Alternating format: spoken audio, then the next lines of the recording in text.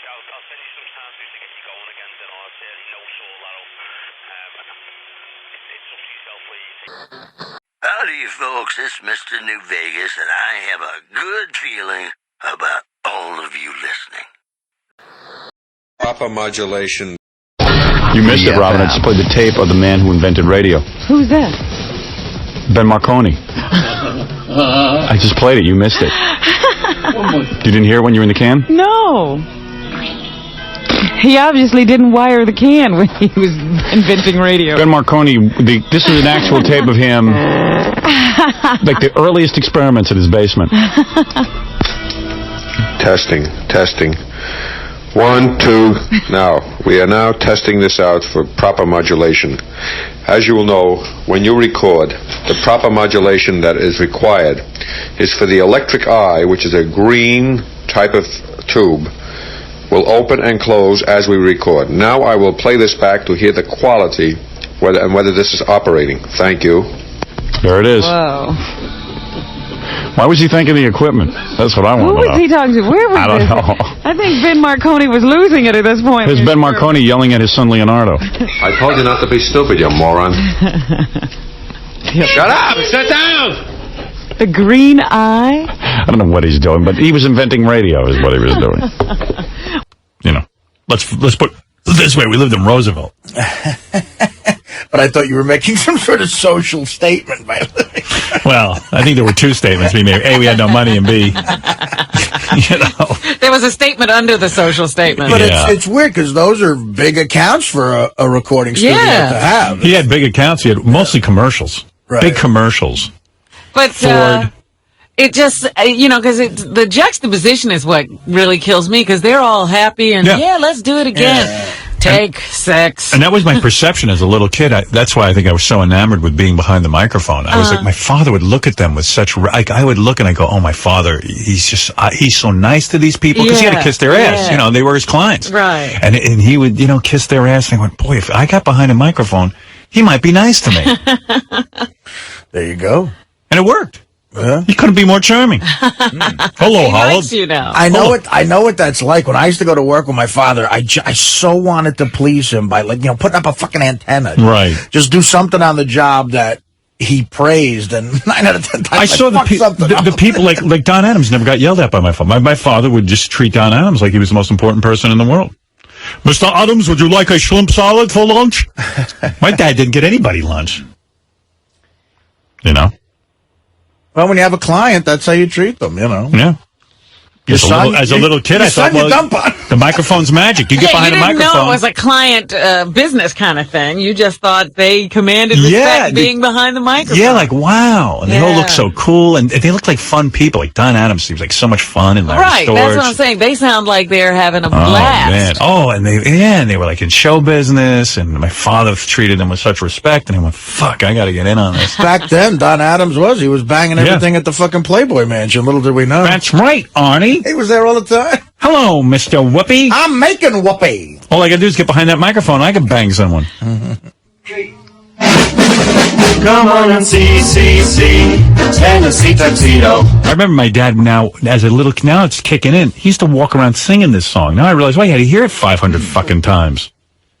He'd be like, see, Tennessee Tuxedo. Now I realize why. He's heard it Probably all went day. insane, yeah. Probably went nuts. See, Tennessee Tuxedo. He will be parachuting for your pleasure, sailing seas in search of treasure, anything so he can measure up to men. As Tennessee Tuxedo, a small penguin who tries but can't succeed, although he may fail. As he fights for fame and glory, still he tries in each new story tale. Join along with me. I'm wondering. Did he put the cloppity-clops in? Or did that... No, the musician. The percussionist did that? Yeah. But you know what I'm realizing? Like, what kind of DVD is this that this is all on there? Who? They make these DVDs now of shows that you don't even care about with so many extras. So this is an extra. It's just an extra. Yeah, but I mean, but like, that's what I'm saying. Are there really that many Tennessee Tuxedo fans? I don't know. And I was thinking the same thing. Like, I'm interested in this because it's your dad, and I'm already losing steam. Yeah, right. Yeah, I mean, what was the good take? I was trying to to get my hand together to point, and I couldn't make it. 60-second opening, take 9. I wonder if my dad had a boner for this chick too. Like who is that? Sounds kind of cute. Yeah, I mean, who knows what the fuck was going on in that room? But what was wrong with that last take? It sounded fine to me. Oh, believe me, my old man used to even tell me the people from the agencies would make them do stuff over and over, and it was like, nobody even knew the difference. Right. Yeah, Ralph. No, see. No wonder he came home all annoyed. Oh, he had a whole day of this shit. Robert just said it. Every take sounded exactly the same. Artie, is your mic working? I just fixed it. Oh, you fixed it? Oh, okay. The whole mic fell, and I just screwed it back up. What? What, Ralph? Go. Okay. Now that would be rolling around in my fucking head. Come on and see. Yeah, they're losing steam. Trying to help me. Take 10. Take 10. Take 10. Take 50. Oh, man. That's what I want to know. Where was the good one? When did they end it? The first one was fine. It's a fucking shitty cartoon. I wonder if he keep going if he snaps somewhere. I don't know. And it's Jay. Could be here all day. Well, I'm sure your father will be happy to hear that. Hey, Dad. Dad. Hello. Hey, what's going on? You can't hear me? I heard you say that there's a DVD on Tennessee Tuxedo. Did you hear us play it? Yeah, hey, tell me, who put this out? I don't know who puts it out, but it's a whole new DVD of Tennessee Tuxedo, and you're all over it. What do you mean I'm all over it? You didn't hear that? You didn't hear it? No, what happened was I just tuned in, I was... All right, I'll explain it to you. On these DVDs, they sometimes now, because fans buy them, they put out outtakes and things, because it's interesting to the fans. Right. So you're the engineer, and they're playing the theme song recording session, and you're all over it. Oh. Yeah, they play all the outtakes. Want to hear yourself? I say, Dad, you want to hear yourself? Pop? Yeah. Dad, you're losing it. What's going on this morning, Ben? Well, something happened with the phone. Okay, now I'm all right. All right. Dad, I'm not losing you, am I? No. This ain't Alzheimer or something. Is this how it started with your dad, Robin? No. No? It wasn't a phone thing. Hey, Pop. Yeah. You want to hear this thing? Yes, I'm listening. All right, I'm going to play it. Okay. All right, hold on. Now stop that. What do you mean stop it? He can't hear anything. All right, Dad, here we go. Go. Want to try one? Why not? Stand by. 30-second opening, take 2.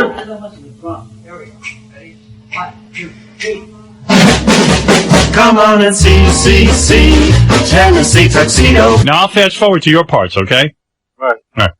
See, pleasure sailing season circle. A small penguin who tries but can't see no story tale. As Tennessee Tuxedo and his tail.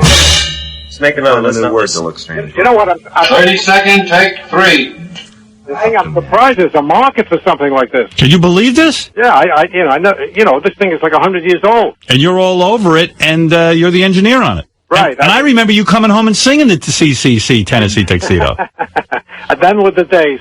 Ralph even called and he said, no wonder your father was always so crabby. Imagine, did you do like 100 takes of that friggin' stuff? I never forget the time I met this guy, Alan Swift. He had a lot of voices. And they came in and did a session. They book an hour. Right. So the guy did a take on a commercial. Well, what are you going to do, wrap up and go home? So right. The producer has to sit there and that's the one, we're up to 16. Right. So Alan Swift finally is it possible, can we listen to take 1? Roll the tape back, play tape 1. That's it. That's what we're talking about. Like, some of these takes sound perfectly fine, yet they go on. In fact, the interesting thing about this session is, as the singers keep doing it over and over again, they lose steam in my mind. Well, let me tell you something. The people that did jingles were the tops. Right. I mean, they came into the studio. You can't sit there and rehearse for an hour. They got to pick up that sheet, music sheet, and start, maybe one go through once, and then they start playing. The same thing with the singers. Otherwise, they couldn't do it economically. You know what blows my mind, too? Now I'm listening to this. I remember being at some of these things. Uh-huh.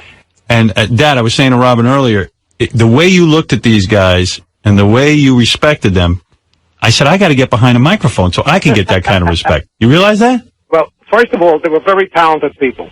Yeah, but you would get them shrimp salad, you would get them sandwiches. You didn't do that for anybody. Well, the biggest advertising agencies used to come up. You know, Benton and Bowles, BBD, and all, you name them, they were there. Yeah, but you hear what I'm saying? Yeah. Well, the way you stared at them and the way you worshipped them, I wanted you to worship me like that. He wanted a shrimp salad. Yeah. Well, listen, Howard. Now I worship you. No, well, now you're nicer to me. But I'm saying, do you see the impact you had on me? Yes. Anyway, he doesn't like emotional conversation. Listen, what you're saying is 100% true. All right. The only reason I called, I couldn't believe that they put out a DVD on it. The DVD is currently number 10,084 on Amazon's DVD charts. Oh, my. And there must be fans that want to own this. They do. They want to own Tennessee. Did you know there were such Tennessee Tuxedo fans? Right. I mean, they all used to do cartoons, you know, what's his name? The guy, Underdog. We did them all, you know. Right. All right. I just wanted to. All right, Pop. You're. Well, congratulations! You made it to DVD. What was that? Robin says she congratulates you because you've made it to DVD. Well, listen. I have a bigger honor. I got a golden record. Remember that? Oh, no. Really? I was awarded when the music came out on your movie. Oh. Right. And they sent me because I was singing on one of the CDs. Right. That's right. That's right. And I'm a star. All right. All right, Pop. Right. I'll talk to you later. Right, take care. Mr. Stern. Howard. Yeah? I love you. I love you. Thank you. Bye. Mr. Stern, great to hear from you, Mr. Stern. I had my sister and, her husband, Pete, my brother-in-law, and my parents over, and it is so draining now because I love my parents and I love spending time with them, but Jesus Christ, you sit there and you go, my parents aren't easy. They think they're easy, but they come, and if you don't talk with them for 5 minutes, like, you come to someone's house, you can hang out, maybe take a nap, whatever. They don't know from that. If we're not all sitting and talking, you're not together. My mother go, what is this? They invite us over, and then you can't find anyone. Like no one knows how to. Where are you? Yeah, like every minute we have to be together talking. In fact, my mother, is very big in transcendental meditation. Mm-hmm. So her and my sister go into a special room and do special. They're special. They do special programs. Oh, we have our own. They have more than 20 minutes. They do like hours of TM. Right. So my father goes, well, what? And I wait for them to do their TM because it gives me a break because it's constant talking, and now my parents don't hear, so it's like I have to like. Yeah, when Dad, he goes, one thing I like about you, when you talk, I can hear everything. I notice people today mumble. I go, no. Oh, so you're yelling. I'm yelling. Yeah. They all say how wonderfully I enunciate and how wonderful it is to speak with me because everyone can hear what I say. And my mother and father are on the same way. Everyone mumbles. But then no one's mumbling. They just can't hear anything. The whole world started mumbling all of a sudden.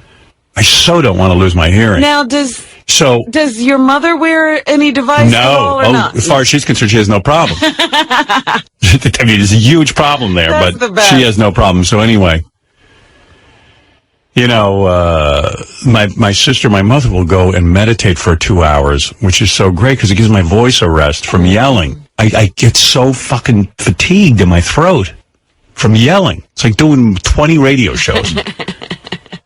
I wish I had a mic and they could put on headphones. You had to come back here for a rest. Yeah, and my parents like to hear stories, and so you got to talk loud a long time. Yeah.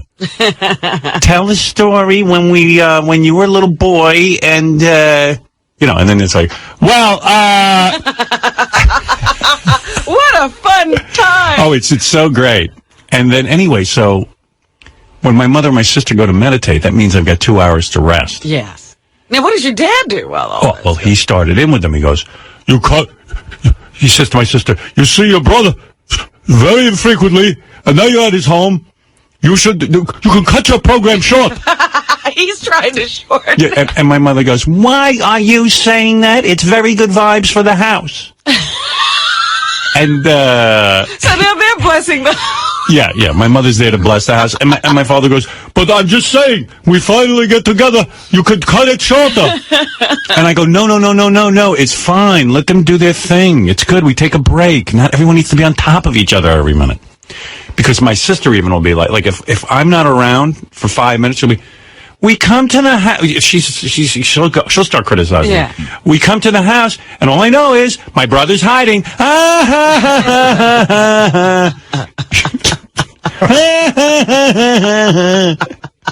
I know that laugh. Yeah, my sister's got a big laugh. I can't do my sister's laugh, but it's like, it's like the Joker. So it's like I'm on my toes. Even Beth says to me afterwards, boy, after your family comes, you're very drained. I go, yeah. Yeah, because I noticed Beth's family, they do have the ability to sort of hang out, and just relax and chill out. I go, yeah, no, I said my parents and, my sister, they like constant dialogue. So, and then if I don't talk, if I just kind of rest for a few minutes, they go, what's wrong? What's wrong with you? Why are you so quiet over there? I'm just listening. Oh, you're listening. All right. You want to listen? All right, then listen. I don't know. Everything I do is wrong. You're never hitting the right mix. No. Quiet and talk. No, there's never the right ratio. I thought I hit the ratio this time. I didn't hear any criticism. Oh, wow. Good for you. Yeah. I get criticized for everything. That's an accomplishment. You hit the right ratio. Yeah, I get my sister out to like the Hansons. We go walking on the beach or something. She'll go, this beach I don't like so much because it's like Jones Beach. It's on a slant when you walk. I go, well, isn't every beach on a slant when you walk? What beach have you been on that isn't a slant? Wow. So, but this time I didn't get criticized too badly, and I really stayed on my game, but I was pretty drained. You were prepared. You had rested up in Mexico, so you were prepared. Well, I was laying around in Mexico feeling guilty, like, oh, gee, I should see my parents and my sister. So I arranged a little soiree, But one thing about my family, if you're not talking, there's something wrong. And it's not real conversation where, like, you go, how you doing? Are you feeling okay? It's not like a real... No. It's my father goes, no. And he can't hear anything. So we're in the middle. Sometimes we're in the middle of, like, talking about family and stuff. And then he'll just go, did you read in the New York Times recently about what is going on in Israel? So, like, it comes out of nowhere. So, the conversation could be going one way, and he just switches topics. How do you feel about Governor Patterson and his appointment, possibly, of Caroline Kennedy? It's just, like, out of nowhere. It's whatever's on his mind. Right. So, like, we might be in the middle of, like, gee, I haven't seen my Aunt Sally. How's she feeling? How do you feel about... It's crazy. Because he didn't hear the conversation about Aunt Sally. And then I go, Dad, we're talking about Aunt Sally, your sister. Oh, yeah, Sally. Wow. But he's not seeing. My dad's totally with it. No, he can't hear what's Just going on. doesn't know what's going on. He's got 2 huge hearing aids now. Really? They're the look size like gramophones in his ear. Still doesn't seem to make a difference. And my mother refuses to get one. She's not doing it. No, she's not getting it. She's like, what? How do they deal with it at home? So, and I sit there and I get upset that they can't, my mother's missing conversations. I go, Ma, Beth just said she really likes the dress you got her for Christmas. Oh, the dress, yes. Right. But meanwhile, my vocal cords hurt. Yeah. From yelling out what just happened. I'm always like, I'm like the color commentator. I recap what people say. Now you got to go on vocal rest. And now my dad, his whole big thing is that my dad, his TV setup, years ago I set him up with 3 VCRs. Okay. He tapes with 3 VCRs constantly. Evidently, like, there are 3 shows on at a time that he needs to tape, and he does it with VCRs. He's really involved in TV. Yeah, he's really involved with TV. So he somehow got convinced to give up his VCR for these new kind of VCRs. He's still using video cassette recorder. I'm trying to tell him there's TiVo and DVR. And But he wouldn't have to have anything. He won't let me do it, and now he misses his old VCR. He wants me to go on eBay and find it for him because the new ones are too complicated and it doesn't work right. And I said, Dad, I'll show you how easy it is. So then I gave him a demonstration of TiVo. Don't ask what that was like. Now, Dad, I'm going to watch, let's say, 60 minutes. All right. Watch what I do. I can set this up for you. Okay. I go, I'm going to hit a button. Guide. Right. Now, find 60 minutes. Easy enough. We know what time it's on. Go to the guide. It's 2 seconds. Boom, guide. Now you see the record button. I'm going to press record, 60 minutes. That's it. Boy, this is state of the art you have. State of the art. I go, now I'm going to put this in your house. No, I don't want this. I'm not ready for this.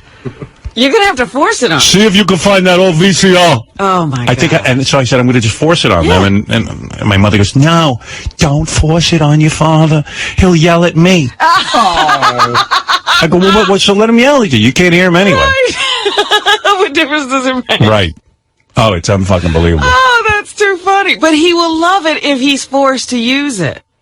Because of course. It's so easy. I know. He doesn't. He's afraid of it. He's afraid. It's like them with the with the answering machine. Yeah, but you gotta force it on him because he can't. He wouldn't even have to deal with tape. I told him. He goes, "What is it recorded on?" I go, "Dad, what do you give a shit what it's recorded on? It's going to be in there." That's right. It's there. But what if I want to watch it upstairs? I go, "It'll come through on every TV." But I don't want that. What do you mean you don't want that? I couldn't even understand what the hell you said. I don't want that because I watch downstairs. I take the tape downstairs. I go, yeah, but if you want to watch it in bed, you can watch it in bed. I don't want that. Oh, my God. He just, I don't know. I don't know what to do. You got to put it in there and just leave. It's hard, I got to break into their house. I got to break into their house. That's right, and give them something. So maybe Robin's going to get her ass smoked. Stephen, to answer your question about my mom's voice in my head, one of the main reasons I went to therapy, people say, hello? why do you... Well, thank you, Mother. I know I'm actually hearing it right now. Hello? She's saying hello to me. I know you can't hear it, but I hear Hello? it. Yes, Mother. Excuse me for a minute. Yes, Mother. Hello? Hello? What do you want, Mother? Hello? Mommy, please. I'm on the air now. Leave me alone. Let me be. Hello? She won't get out of there. I hear you, Mother.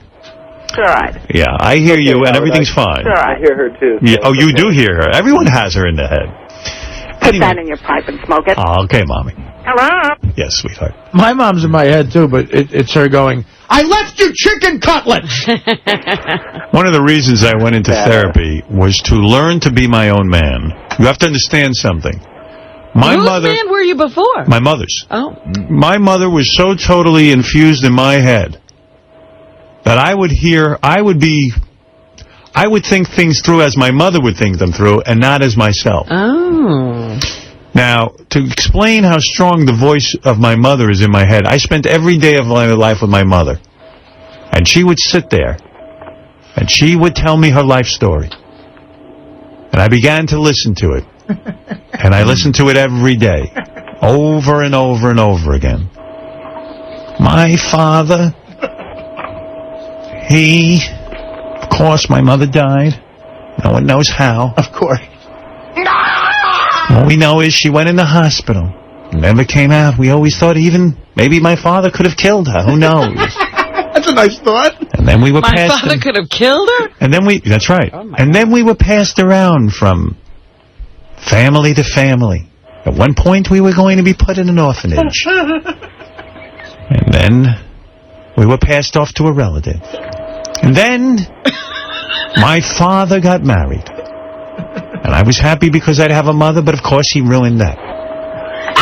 And then they got a divorce. And and we had one pair of underwear growing up. Between who and who? Her and her sister. And the neighbors. My sister and I had one pair of underwear. And then, even when I wanted to marry your father, my father didn't want to because he had me as a cleaning woman and who took care of him.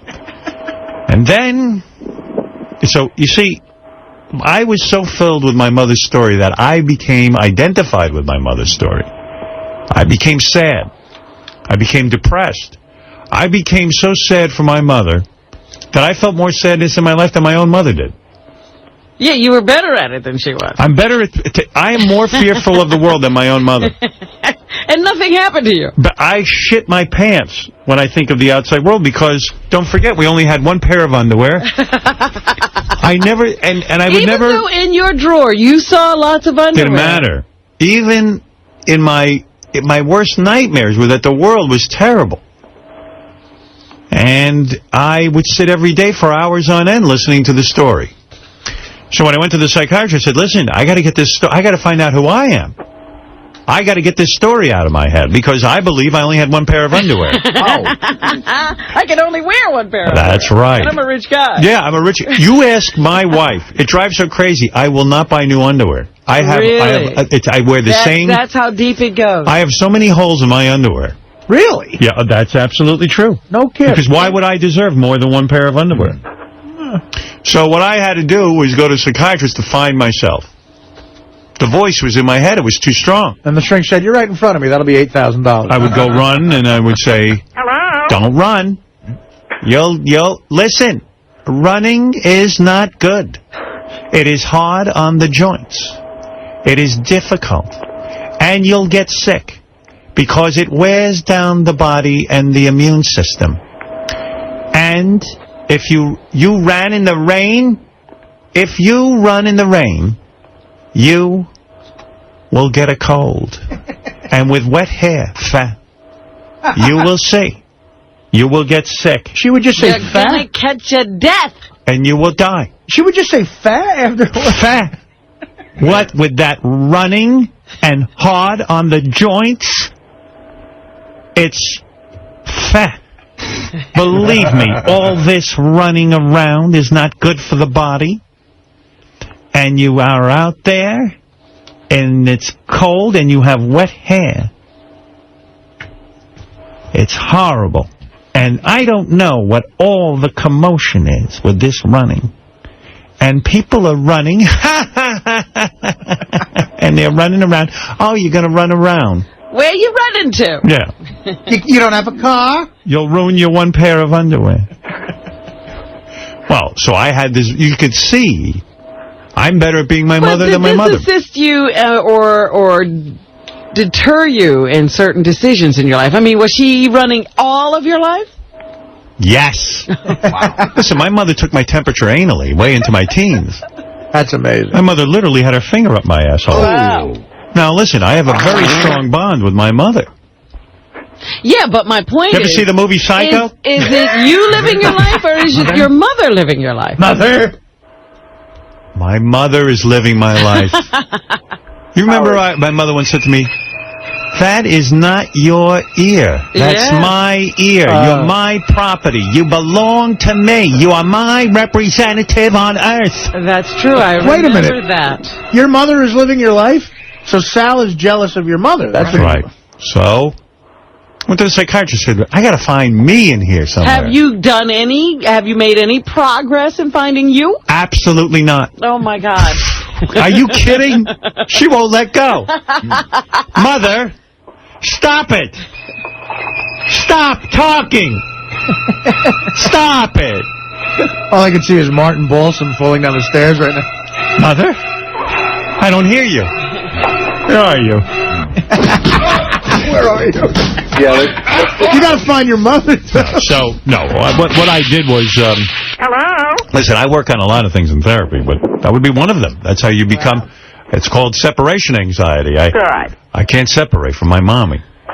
And so, what do you think Howard wants to do? Howard who? Mother? Can Howard speak now? Howard? Who's Howard? I'm Howard. No. No. In all seriousness, my mother had a very tragic life. I understand that, but what do you think? First of all, can Howard discover himself at this point? I mean, if you live your life so much in the reality of someone else, you know why Howard for most of your development, are you really going to be somebody else? I am going without her? Yes. I am emerging. I am a butterfly. I am in a cocoon right now. What you see before you now is a man in transition. I am going to be a butterfly, and you'll see I'm going to have a new pair of underwear when I emerge. Robin, Howard's trying to find himself, so speak like he's here. Don't say, discovering Howard. How's that going to... She's talking to my mother. Well, I'm talking to whoever's running that organism over there, and I'm asking if Howard is ever going to get out. You want to discover yourself. Is that right? I'm in your head? Oh.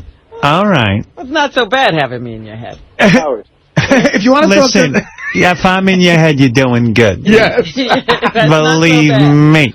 If you want to talk to the guy running this organism, Robin, call Don Buchwald. Howard, can I just bring up a point that I think is pretty good? Sure.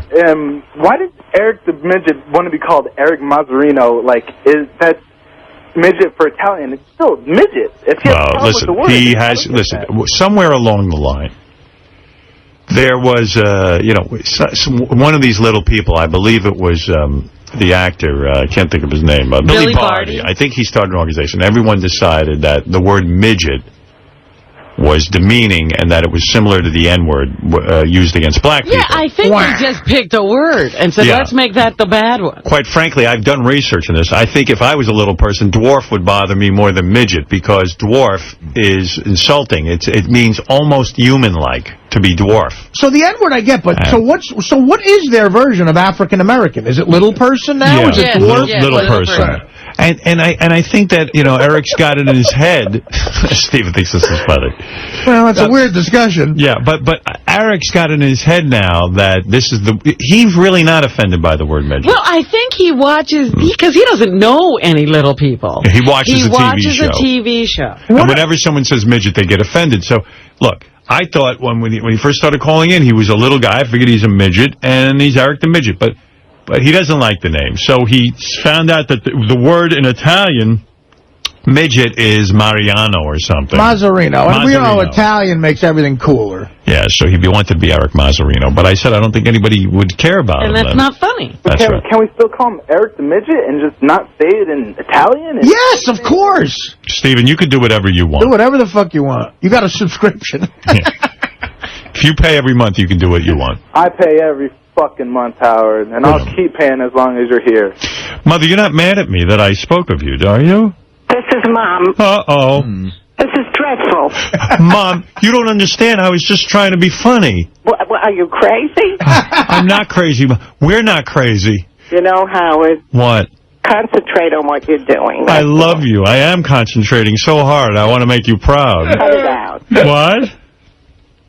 Cut it out. I will cut it out. I'm sorry, Mom. I won't say anything else. I heard it. I know. I should have known that something was wrong. I didn't. You always know when something's wrong with me. It's like you're me. In the future, if anything needs to be done, you will handle it. Right. And I don't really want you out of my head. I enjoy having you in there. I'm never lonely. All right. Thank you, Mommy. I love you. Well, are you crazy? No. Thank you, Mom. You know, just a dreadful, dreadful thing we're going through. I'll never try to get you out of my head again. I mean. Oh, I know you do. I know. No, I'm not going to. I'm going to leave the psychiatrist and make sure that you're always in my head. Well, that's it. All right. Bye, Mom. Bye-bye. But really, I am fascinated by this. Do you think Howard would have a whole different life? Are you talking to me? No. I'm talking to... Ray. Howard. Ray Howard. Well, yeah, it's Ray I'm talking to. Go ahead. Go ahead, Do you Robin. think Howard would have a whole different life if you weren't in his head? Would he be... Yes, he'd be in danger. He'd be in danger. Yeah, that's what they think. I must tell you, though, that... No, I'm actually, listen, I go to psychiatrists about 10 million different reasons. Are you kidding me? Well, I have a different problem. I'm trying to get my mother out of my ass.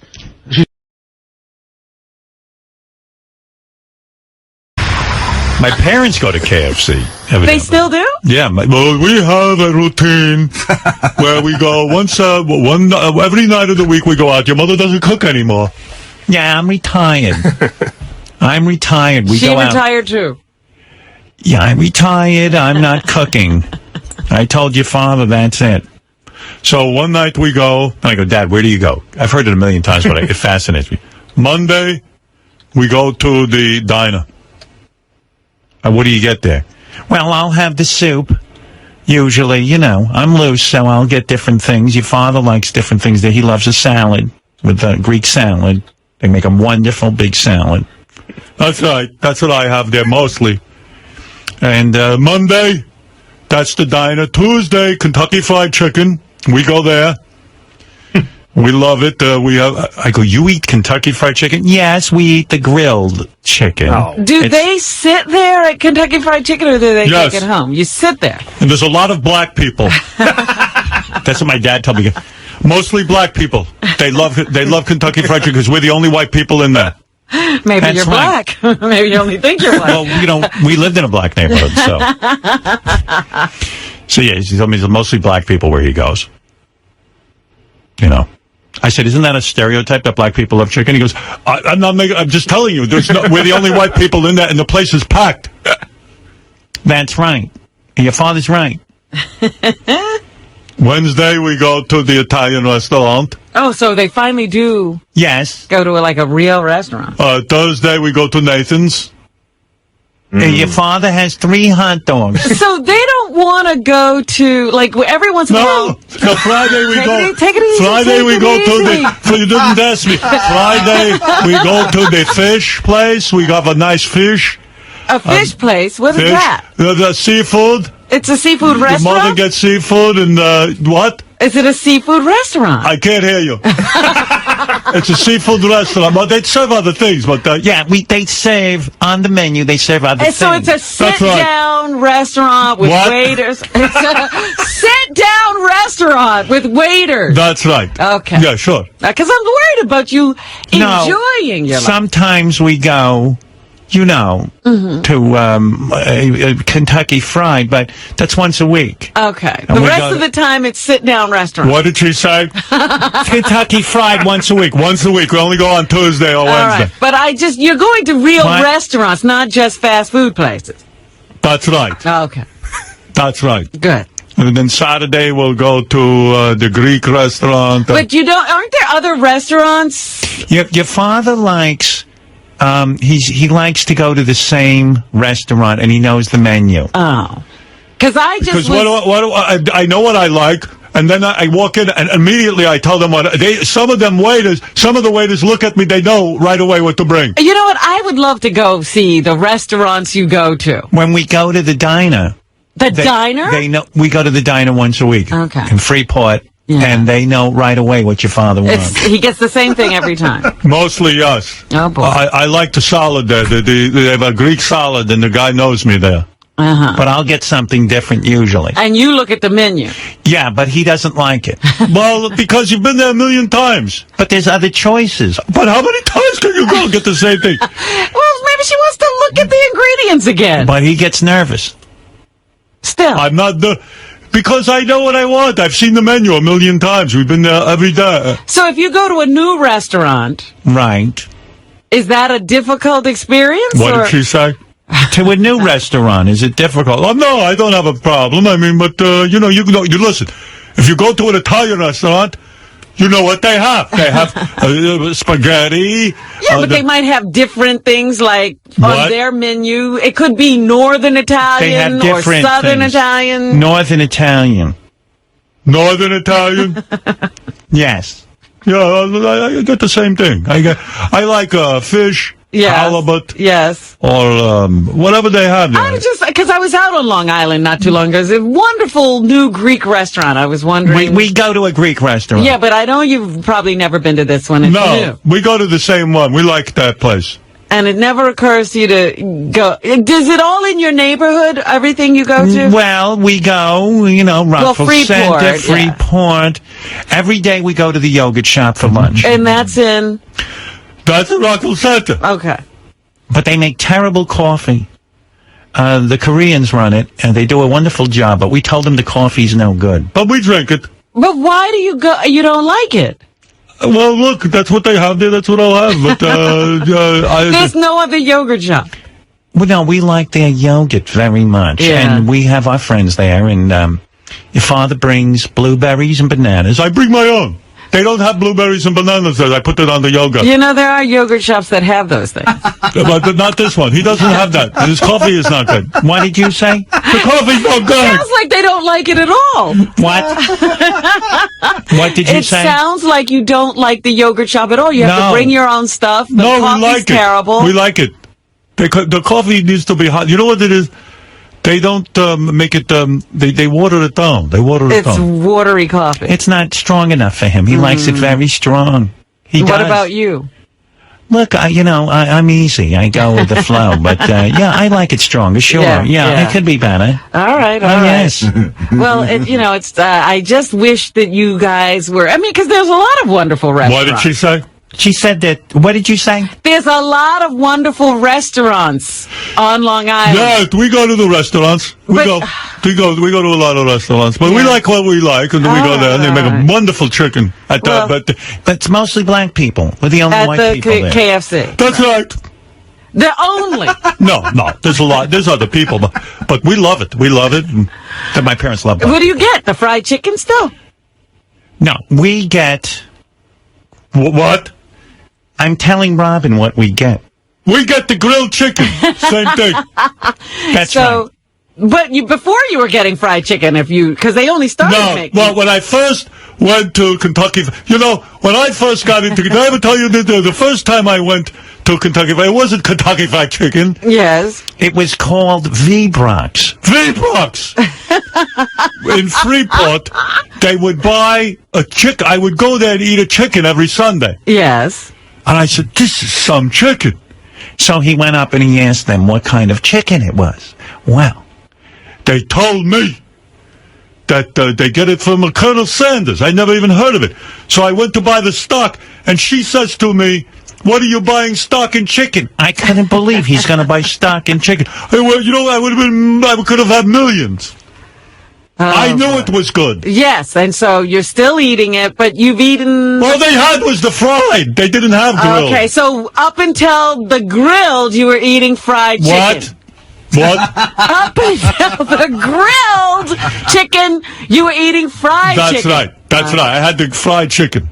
Now and what did you get? 2-piece? What did you get? I get 2 pieces with a biscuit they would give you. They would give you French fries. They were very good. Yes. He likes the French fries. Sometimes mashed potatoes. And what do you have, Ray? Look, I like dark meat. So, and she's one of the few who eat dark meat. I'll eat anything, but I get the white meat. So I'll get a piece, a leg. I get 2 legs maybe and a thigh. Yes. And who knows, There's no vegetables in this stuff. No, not really, no. No. We like it, though. Yeah. So that's the routine for the week. That's what we do. Do you like it when your son takes you to new restaurants in Manhattan? No, we like that. Yeah. Sure. We like that. Well, good. I'm glad. Oh, it's lovely. We love it. We loved Howard. Mm-hmm. He's terrific. He takes us out. And we love Beth. Mm-hmm. She's terrific. A terrific girl, special girl. And we go, and he takes us, but they make too much food. Sometimes I eat whatever they bring, but it's more food than we usually eat. Really? Well, yes. Look, I can't eat like that. I'm a very light eater. And they bring, he gets those desserts, and So they fill you up. That's right. Listen, I can only eat 1 dessert, and I don't normally have dessert, but if he takes us, I'll have that. Right. And my parents would complain the whole time. My mother goes, this is too much food. She eats the whole thing. It's too much for me. After all, it's delicious. So what did you get? They get salads to start, or do they just have their entree? Whatever they bring, I have. But you have to order. I order for my father. Oh, really? He gets all confused. My father can't do anything. But when he's at a new restaurant, he gets completely freaked out. He can tell he has no clue what's going on. Well, that's odd. Yeah. I'll have a salad. A beet salad, maybe. If they have that. Of course. And then you have your entree. You usually have a chicken or a fish, or what do you have? I'll have the fish. I'll have whatever he tells me to do. It's very good. And you find that too filling? Yes, it's very filling. It's too much. I don't eat that much. And then the dessert, just to top it off. You don't have to eat it all. The dessert, they bring too many. Really? It's too much. Sometimes we go, they bring 3-4 desserts. Right, I only eat 1. But can't you just take a taste? What? Can't you just take a taste? No, I don't like that. I like to have just one dessert. Yeah, your father likes to have a dessert. Oh, okay. What is it, Ralph? Can I tell you my favorite part of the impression? Yes. I like when they don't hear each other. What did you say? Yeah, that goes on all day. Repeat it. When my parents came out to the house for the 3 days, This was what it was like? my throat was My burning. throat is now hurting from trying to make myself heard. You gotta yell. Ben?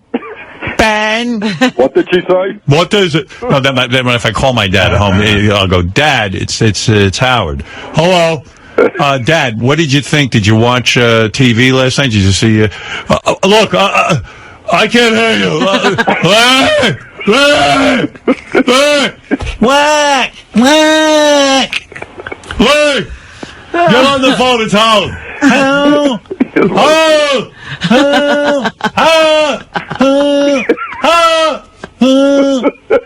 Goes on for an hour. Well, how far away are they from each other? Like 2 inches.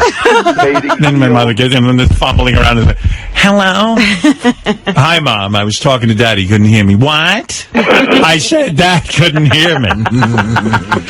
And he couldn't hear you? Mom, I think you're losing your hearing, too. I'm not losing my hearing. I hear just fine, believe me. I don't want to get started. It goes on. Wow.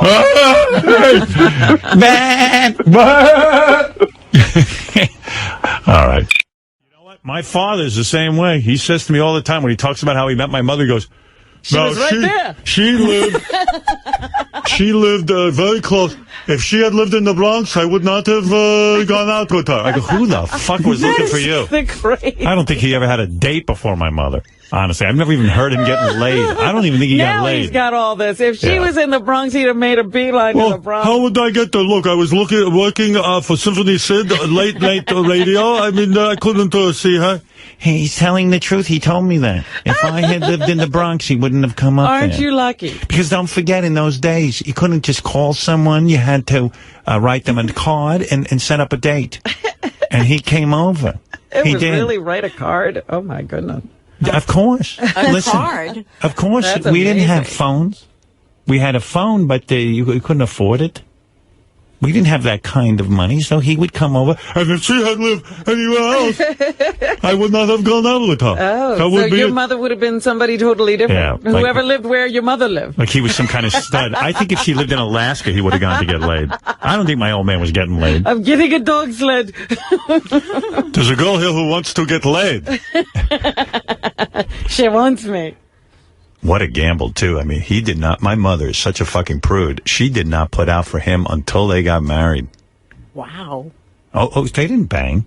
There's no way. You're sure? I'll Positive. bet. I would bet. I would Did hook they my mother. do any heavy petting? You mean touch my breasts? Yes. Absolutely not. Are you And think my that? nipple? She was probably a hot tamale. Oh, please. It's really weird. Like, my parents don't talk much with me, and I don't talk much about anything real, but there was always this one picture of my mother where she looked so beautiful. She was a young woman. It was when my father was dating her. And you think she didn't? She had on a low-cut top, and she looks like he must have taken her out to dinner there at somebody's wedding, and her big titties were sticking out. You don't see any hickeys or anything. No, but I see my mother. I see my mother that she looked sexual that night, and she looked pretty and all that. She wanted it.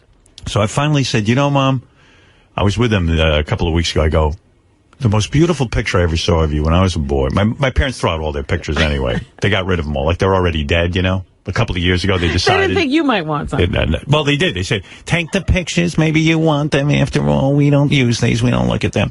So this one picture I always think is very beautiful of my mother. And I turned to her and I said, you know, that's a beautiful picture. Where were you guys?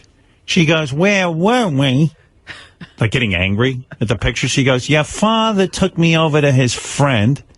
The friend tells her he's into photography. And he wants me to get into a towel. And he's going to take a picture of me. And that was a towel wrapped around my top. You're kidding. So look at what your mother would do. I go, what? Your mother got into a towel. She goes, I got right out of there, and I told him, what is this?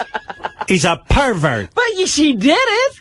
I don't know what. I don't know what she did. I don't want to know. It's just uncomfortable the whole thing. Let me tell you. She didn't. Your mother probably put out something. No way. She put out something. I guarantee you she... Hey, Gary, get my mom on the phone if she's around. I want to know. I know she did something. I guarantee you didn't finger her. We'll see. I guarantee you. We'll see how far they went. Oh, because my mother, even like with my sister, she goes... When I got married, she was like, you should go on an active honeymoon. I go, well, Ellen didn't go. Your sister needed time to get her to know her new husband. You already know. She thinks my sister was a virgin. Virgin, huh? Yeah, no fucking chance. I mean, I don't even... But she still... And my sister won't tell me whether or not she was a virgin. I know she wasn't. Your sister had lots of boyfriends. Yeah, exactly. My sister was out there doing things. But my mother, she's so old-fashioned. I don't believe she got away with nothing. I guarantee you, my mom will be honest. You know, if I'm not crude with her on the phone, she'll be honest. Okay, but I bet you let's see how far they got. I'll tell you exactly how far they got. He kissed her. Yeah. Your mom's meditating, but your dad's available. Okay. All right, then we'll get the real scoop. We'll get the real scoop. He's hard of hearing, though. Oh, dear. I bet you the most he got was maybe he flicked his hand over her shirt. Like you don't think he got even under the shirt? No. Let's find My old man will tell me. The Sterns are no Romeos. Trust me. I come from a long line of losers. Line 19. All right. Wow. Pop. Hey. Dad. Yeah. Can you hear me okay? Yeah. Oh, good. Hey, Dad, this is a delicate subject, but I want to ask you. In fact, I'd rather talk to you about this than Mom, because at least we're man to man, you know? Yeah. Okay. When you were first dating Mom, you know, and Mom is... First of all, tell me the story with the towel. You brought Mom over to your friend's house who was a photographer, and he made her get in a towel? Well, this guy was an engineer. Howard, can you wait 1 second? Sure. Let me get the other phone. All right, yeah. He can't hear so good anymore. All right. 1 minute. The hearing's going. I mean, it's gone. I'm sitting right next to him at the restaurant for Father's Day. I go, Dad, you want some fettuccine? Just staring at the wall. Dad, you want some fettuccine? He didn't hear that you were even saying something. I go, Dad, you want fettuccine?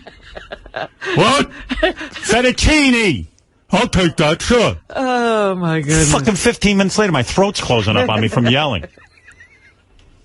I mean, I need one of those, you know, that big horn? Megaphones. Yeah, that thing you stick in your ear. I need to put that in his ear. Okay. All right. Pop. Yeah. Can you hear me okay? Yeah. All right. The engineer guy, what did he do to Mom again? Because she was all insulted about that. Well, he had some kind of studio. He was an amateur. Right. And he used to take pictures. He showed me pictures he took. He said, I think at that time, I don't know whether I was engaged to her or what. So he says, maybe you want a picture of your girlfriend. Right. So I said, that would be nice. So I don't know. I was sitting in one room, and he took her in the other room. Oh, my God. Wow. Yeah. That son of a bitch. Yeah, like, why did you have to be in the other room? Yeah, well, he was setting up to take it. I mean, she could handle herself. Right. I didn't know he's telling her getting into towels. So that picture that I like of Mom, she's in a towel? What's that? So he had her get undressed and get into a towel? I never got that straight in my mind. I never got into what he did. I used to hear it pieces. You know, she never came out and said, this and this happened. Aren't you surprised he was even able to get her into a towel? I didn't know he was putting her in a towel. No, but I'm saying, aren't you surprised Mom would even go along with that, knowing how prudish she is? Well, she took a picture. It was like a sarong. Right. You remember those sarongs they wear? So when I saw the picture, it didn't look bad. It was fine. Oh, it's pretty. Yeah, I mean, so maybe she didn't understand what he said. Who the hell knows? It's like 122 years ago. So she must have gotten in a room, taken off her clothes, and gotten into a towel.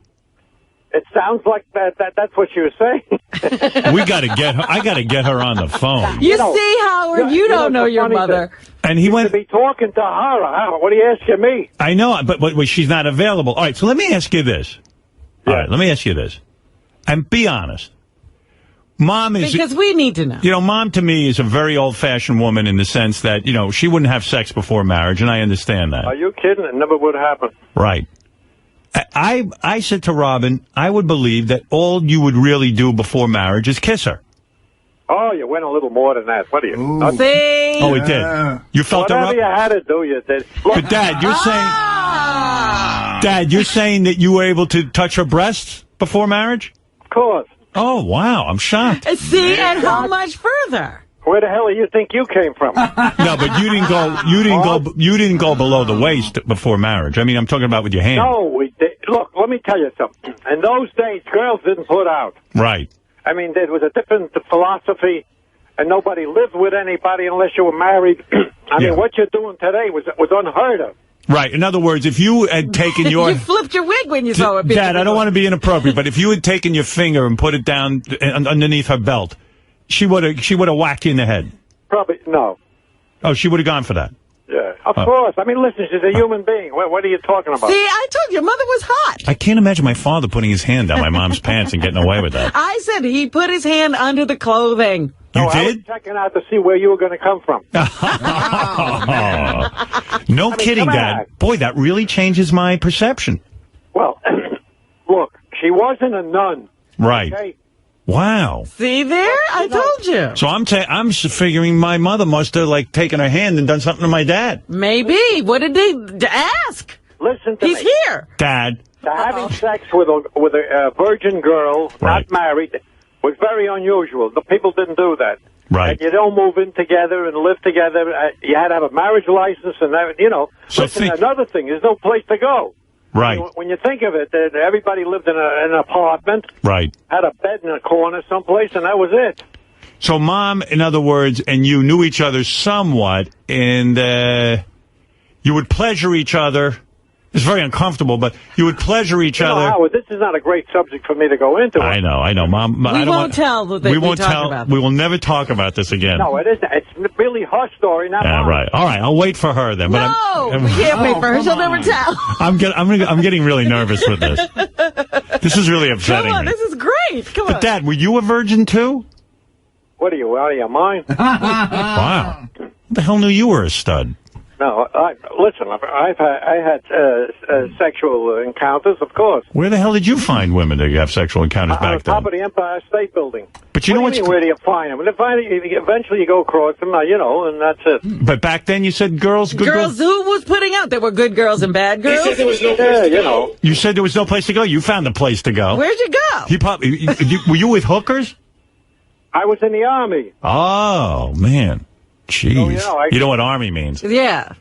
That means... You step off base, Yeah. and there's girls. Wow. Did you see that program where they honored, what the hell was his name, that actor, the black actor? Black actor. Which black actor? What's his name, Freeman? Morgan Freeman? Yeah. Morgan Freeman. Did you see that? No. They had people call in and ask about it. So, what's his name, Kid Rock? Yeah. The comedian? Oh, Chris Rock. Right. Chris Rock, right. Yeah. So he called in on a TV, you know, he pre-recorded it. He says, yes, I knew Mason for, you know, here and there. He says, what happened? My grandfather died, and I had to go down to Alabama, you know, for the funeral. And I come down there, and I'm sitting in the church, and the door opens up, and who walks in? Mason. Morgan Freeman. Morgan Freeman walks in, made a eulogy, and he walked out. I couldn't get over this, that this man did a thing like that. About 3 weeks later, I get a letter from Freeman. And it had a bill in it for $800,000. I said, and I called him up, and I said, you know something? You can kiss my ass. And that was the joke that he told, and I thought it was very good. I don't even understand what you're talking about. I don't know. He got us off the subject is Yeah, what he did. He sure did. I'm trying to find out. Hey, Dad, do I have a brother in Saigon maybe or something? Saigon. It's possible you got someone pregnant before Mom. I'm sorry I told you the story. Yeah, kidding. I thought it was funny, that's all. Wow, I can't believe you got something off of Mom. I guess I'm so shocked. I see her as so, she's so prudish. Even when Ellen got married, she was like... Oh, yeah, no, she was very nice looking, like, No, she looked good, but I thought she was very Yeah, prudish. but she got in a towel for that photographer guy, and he wasn't even a professional. Yeah, like, I never thought my mom would fall for something like that. Here, even when we got married, I worked at night. You know, it was a tough situation, but we were lucky. I was able to buy an apartment for $500. Wow. Yeah, but, You know, in those days, after the war, they sold apartments. But Dad, what does that got to do with you having sex with Mom? I don't know if Talking those are... about how things were in those days. Everything wasn't loose. Right. That's all I'm saying. Well, But you got further than Howard ever thought. you know what I told Robin? I swear to God, I said the furthest my dad got with my mom was kissing her before they got married. Oh, get out of here. I mean, Wow. I don't even... What are you? I can't figure you figuring a thing like that out. I can't imagine you putting your hand down Mom's pants before you got married. I just can't. And I can't picture. Put it down my pants. What the hell are you talking about? She put her hand down your pants? Howard, I'm not going into this anymore. See? That's a yes. Of course I'm nuts. Look, what do you think? We were normal human beings, and we went to a certain point, and we didn't go any further. Were you understand English? I understand. Were you pushing her all the way, and she was just resisting? Like, did you keep saying, "Oh, come on, Ray, let's go all the way"? You know we're getting married. When we were going together, there was nowhere to go. Right. So you just had no place. Well, you found somewhere to shove your hand down her pants. I would take her home. We'd sit in the kitchen. We'd talk. You know, Right. her father was sleeping in the other room. Oh, what pressure. And he used to talk in his sleep. I thought he's yelling at me. Believe me, he was. And I'm getting mad. I'm going to go in and punch him out. So your mother says, he's not talking to you. He's talking in his sleep. Wow. I mean, that's the conditions you had. Boy, oh All right, boy. Howard, is there anything else you want to know? No, I'm in shock. I know, he can't even speak now. I'm Boy. right in the middle of my breakfast. What are you eating, Dad? Hello? What are you eating? Today it's Irish oatmeal. Right. Even though you weren't in the mood for it. I eat Irish oatmeal, and I eat, different things, cold cereal. No, you have three things you eat. Cold cereal, Irish oatmeal, and rice and shine oatmeal. Right. And even if you don't, and you put Today was Irish oatmeal, and not he the puts rice and shine. He puts a tag on the boxes for Right. each day he eats. You have to. And then, yeah, and if he wakes up, right. now this is the best. Dad, what if you felt like having rice and shine today instead of Irish oatmeal? Would you do it? No, Why? because I have a routine. Right. I mean, you see, I have tags, Right. hot and cold. Yes. And when it says hot, I have another tag that tells me which of the hot cereals today I'm going to eat. Right. Now, if it says cold, I know what the cold is. You only eat one cold cereal? Yeah, I make up a mixture of 3 different cereals. I keep it in a container, and I take that and put it in, and I eat that, and that's the cold cereal. That's it. What if you had woken up today and said, screw everything, I want cold cereal more than anything? No, I don't do it. Listen, you can't be a child. If you got a system, you do it. That's all. But if He's committed. But Dad, what if there was a day like tomorrow, you woke up and said that cold cereal is the best? I love it so much. I enjoyed it so much yesterday. I want to have it again today. Would you have you ever broken the system? I got to be honest with you. I never did that, and I don't know how many years I've been doing it. Wow. I never think in those terms. Whatever it is. What if every How day? many years have you been doing it? How long is this? I don't concentrate on food. Yes, you do. Oh, I mean, I'm not going to get up and I got to have this or I have that. I got to tell you something. I think you're the only man in the world that's ever done this. Because, I'll tell you how strange I think it is. I wake up in the morning and go, what do I feel like eating? And then I feel, okay, I'll have hot cereal. That's what I do. And if I feel like having an egg white sandwich, I'll do that. If I feel like having spaghetti, I'll do it. Listen, it never happened in my life. I'm telling you that. Wow. Do you think it's a control never thing? crossed my mind. Do you think he's got an OCD kind of thing? I don't think it's OCD. I think he needs to have control. But that's OCD, taken to a greater degree. Dad, do you think that this is a system that keeps you... Are you afraid of losing control, like having too much emotion or too much feeling? No. So it makes an easy life. I don't have to sit and concentrate on food. I just make my breakfast. If I go to the Dad, do this. I even have 3 choices. That would be easy. Dad, do this. Wait, 1 minute. Let me clear my go throat. ahead. Listen, Right. I'm up early in the morning. All right, go ahead. Oh, boy. Nice. You know what that is? Phlegm. Yeah, I know what that is. You don't have to tell me. You don't have to spell it out for me. I mean, I'm not... Right. But, Ben, why wouldn't you just have one cereal? That would be the easiest of all. Listen, if I'm happy doing something, why should I change?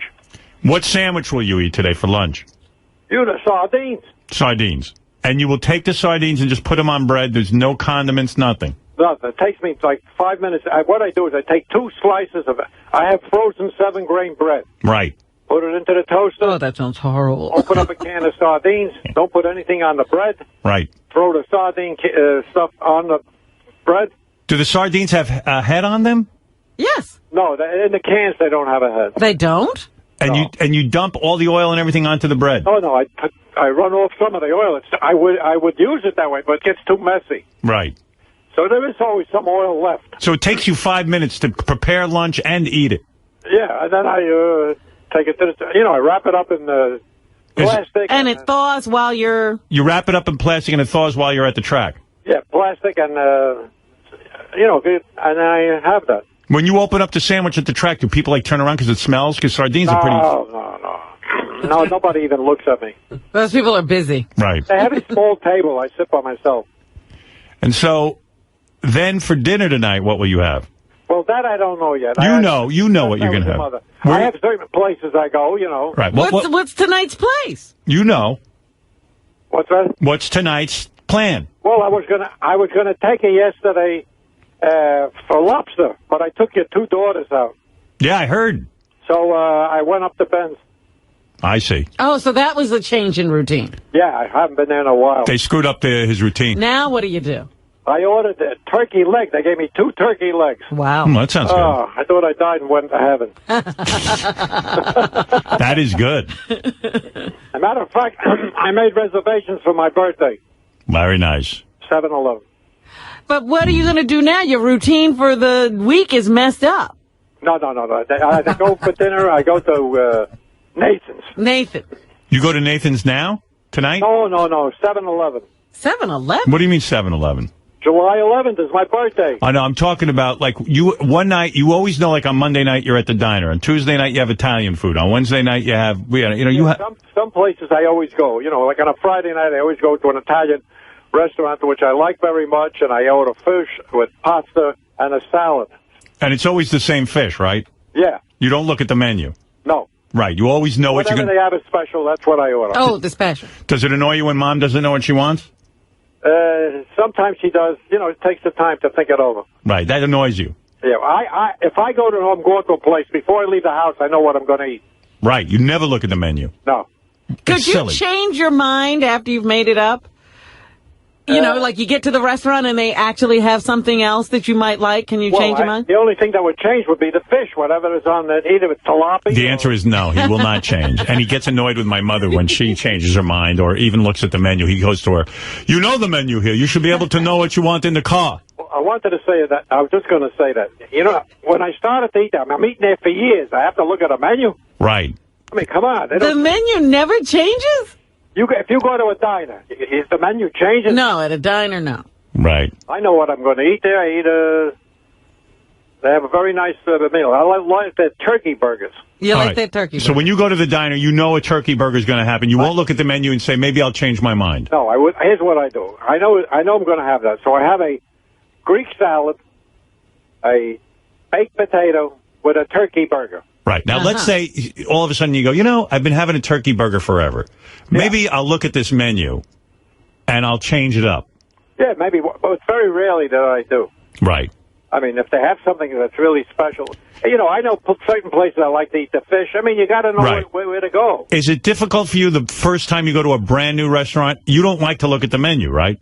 Oh, well, then I have to, yes. Right, you're forced into that. And then what do you do? Because you got to consider I've been everything. there. I've been there because I've taken the new restaurants, and he gets completely confused, and I just go, Dad, you want me to order for you? He goes, go ahead. You know what I like. Because he gets crazy looking at the menu. Well, I always tell you, if they got a good piece of fish, that's what I'll take. Right. You don't have to look at the menu. If the man has fish, he'll serve me a piece of fish. So you know what you're having for dinner tonight. You basically, what type of food are you going to have tonight? Well, it's a question. I got to discuss it with your mother. Because if she wants a lobster, I'll take it to a place where they have a lobster. Right. If she wants the diner, I'll take it to the diner, Right. There's a little variance here. Well, that's because my kids went out to dinner with him last night, And my daughter Emily is kosher, so they had to go to Ben's, and that screws up my father's routine. I see. Yeah, so now everything's in confusion. Normally, they know exactly what they're going to. No, but I enjoyed it. I mean, you see, years ago, I ate at Ben's. They moved, so they're not near me anymore. Right. But you might now go to Ben's sometimes, right? I didn't even look at the menu at Ben's. I walked in, I know exactly what they have. No, he won't go to Ben's again. He really won't? He won't. If you got any turkey legs, hold them for me. He won't go to Ben's again. It's too far from his house. Yeah, it's a long trip, you know. It's a schlep. Yeah, it's a schlep. A schlep, yeah. Well, hey, you blew my mind today. I got to tell you, Dad. I had a feeling. You blew my mind today. Why? Why? That you got your hand down Mom's pants before. Back to that again. Listen, have a nice day. Right. He probably got a lot further than you think. Dad, do you understand Wiener and why he did this? I mean, he self-destructed, right? I tell you, that guy, I just can't believe it. I felt that if he already got married, right, so cut it out. Right. Otherwise, don't get married. I mean, so he wanted to establish a life. How can you establish a life with a woman, get her pregnant, and still continue on with that nutty thing? Well, yeah, but look, he must have been out of his mind. These people are not serious people. Did he do the right thing resigning? Should he try to stay in office? I mean, after all, Clinton did. It was impossible. Impossible. They were driving him crazy. He had to go. Even the president says, we got to put it behind us. You know what did him in? He made a mistake. He pressed the wrong button. Yeah. Right. Yeah, what happened was he used to press, I don't know anything about it. I don't have that kind of equipment. But you can... You don't even have an answering machine. Right, it's not even a button, really. Forget about Twitter. But go ahead. You know what it is? He would send it to individuals. So he hit a button that released it to the public. Right. Yeah, and once he realized that it was too late. That was it. Thank God you don't have that equipment. God knows what you'd be releasing. Oh, everybody would know everything about it. That's right. Well, Pop, listen, have a beautiful day. Enjoy your sardines. Enjoy your hot cereal or cold cereal, whatever day it is. And it was nice hearing from you. Good hearing from you. Lots of love. And all those questions, none of your beeswax. Right. And I'll check in with Mom about this. I want to find out. Oh, she's not going to tell us anything. No, I want to find out her story with the towel. Howard, I wish you a lot of luck. No, I mean with the towel. I want to ask her. With the towel. All right. Bye-bye. Bye-bye. You don't hear me. He was out. Look at that. Your mom was a sexy little minx. I just can't believe some guy duped her into getting into a towel. It was easy, apparently. Because my mother's like, listen, what's with this? She makes it seem like she knows so much. She's like, what is with this towel? I'm getting it. And first of all, what's with my father? He leaves her alone in a room with a guy. Yeah, this guy, he had the two of them. You sit here, I'm taking her in the back room. I'll sit out here, and you take her alone and shut the door. I mean, what the fuck? What was going on? Oh, my God. Who knows? Probably that photographer's my father. If you had been the first, I might agree with you. Right. There. All right, Elisa, is that what's happening? That's it. I didn't get to any headlines, but... you're what's happening. That's all right. All right, well, you were the headline. Elisa, thank you. We'll be back right after these words. Robin, we're going to hear from John High. Now, Johnny boy, what the hell are you going to talk about on the wrap-up show? Give us the rundown, Johnny. There he is, Johnny. Howard, you continue to feel guilty over Richard Christie's wedding as he wants, as you want to honor Richard with your presence, right? But honestly, don't want to show up on a summer Saturday night. Right, I don't. Well, we'll discuss why Howard is so torn up over this and whether he'll end up going. If Richard getting his rejected prank calls played is really all that he wants if Howard isn't going to come, and is Robin right saying Howard wants to have all these feelings about being with Richard on a special day, but deep down, he really doesn't want to act on. Robin is right.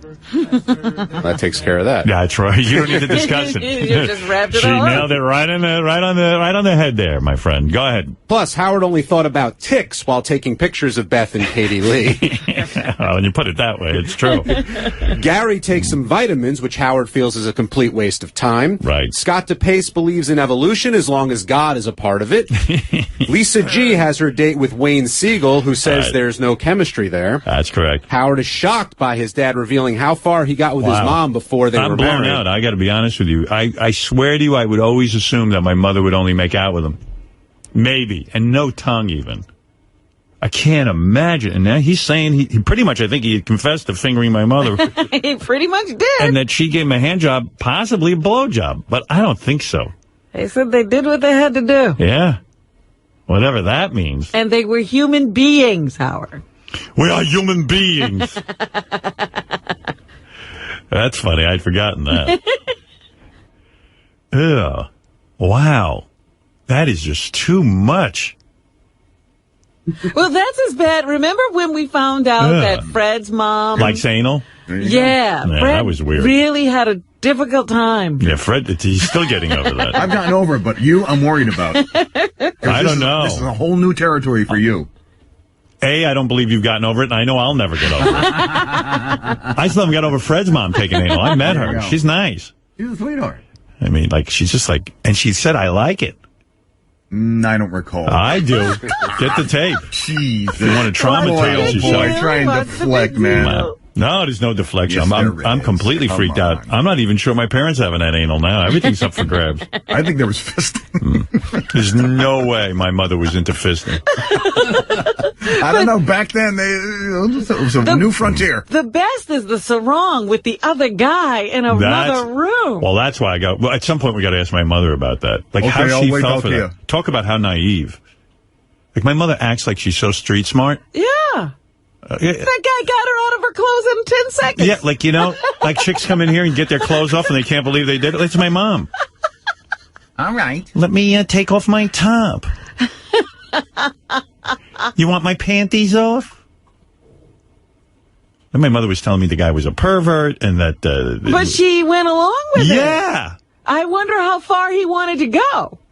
Who even knows if you had a little camera set up in the bathroom when she was changing? Who knows if she changed in the bathroom? Who knows what was going on? But how long ago? And how? What about the cameras were pretty big back then. You couldn't hide them. And what about my dad sending her into the room like by herself? Well, they were both nice. I mean, honest to God. Well, you should see what they did with me.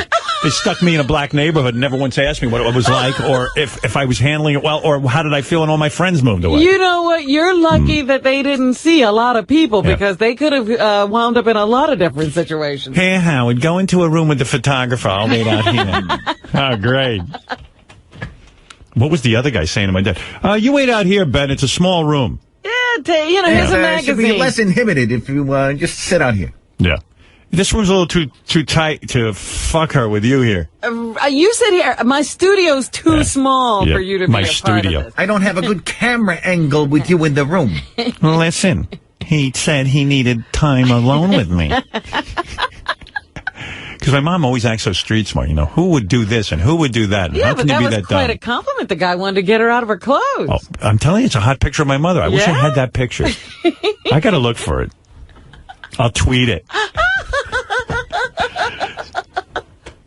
Oh, my poor mother. My father just lets her go in with some pervy dude. Oh, my God. And then my father shoving his hand down my mom's pants. It was open season. What are you, a gynecologist? It's open season on my mother. She's like little Annie Fanning. Oh, I'm telling you. Everybody's trying to get in there. Wow. Creepy. What did my dad say? I was just trying to check out where you were going to come out of. That's right. He was checking out the chassis. Yeah. Come here. Checking the oil. That's it. I want you to sit right here, and we're going to do a lovely close-up of that très jolie, beautiful face.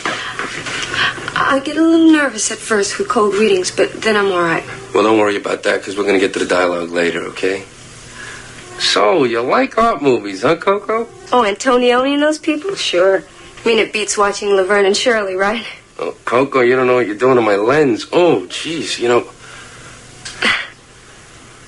You have a natural rapport with the camera, you know that?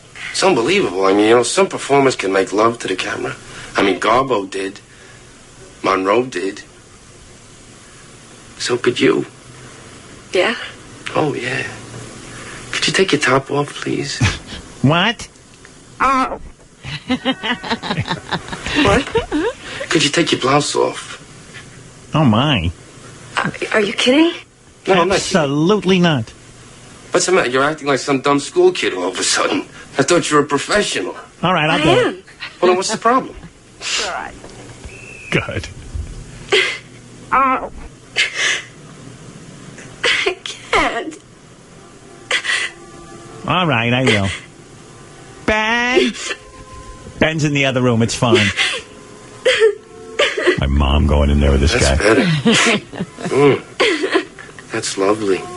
That's lovely. Chick's crying. Oh, yeah. Oh. What's happening in there? Could you arch your back? What is that? Arch what? Hello? It's Who's Trey arch? Jolie, Coco. It's Trey Jolie. Oh, where's my smile. sardine sandwich? Come on, Coco. Smile. Smile for me, yeah. Now take your thumb and put it in your mouth like a little schoolgirl. That son of a bitch.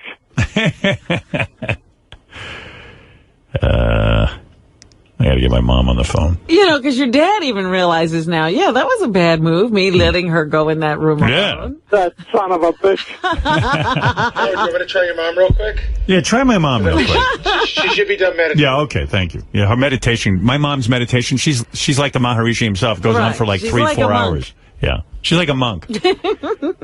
And sexually naive. Anything else, Johnny? I'm good, actually. You're actually good. All right, you're good. John Klein never masturbate. Robin, it's time for news. Robin's got tits like Goodyear blimps. Wow. When she's around, my wiener's never limp. I lay her down and spread her legs, tease her with the tip until she begs. I say, hey, Robin, take my cock so deep inside. There you go. I said, hey, Miss Quivers, take my cock so deep inside. And the color girls go, boobs, ba-boobs, ba-boobs, boobs, ba-boobs, boobs, ba-boobs, ba-boobs, boobs. All right, nice song. Who's doing that? That's the way it stops. I don't want to interrupt. Doesn't want to interrupt.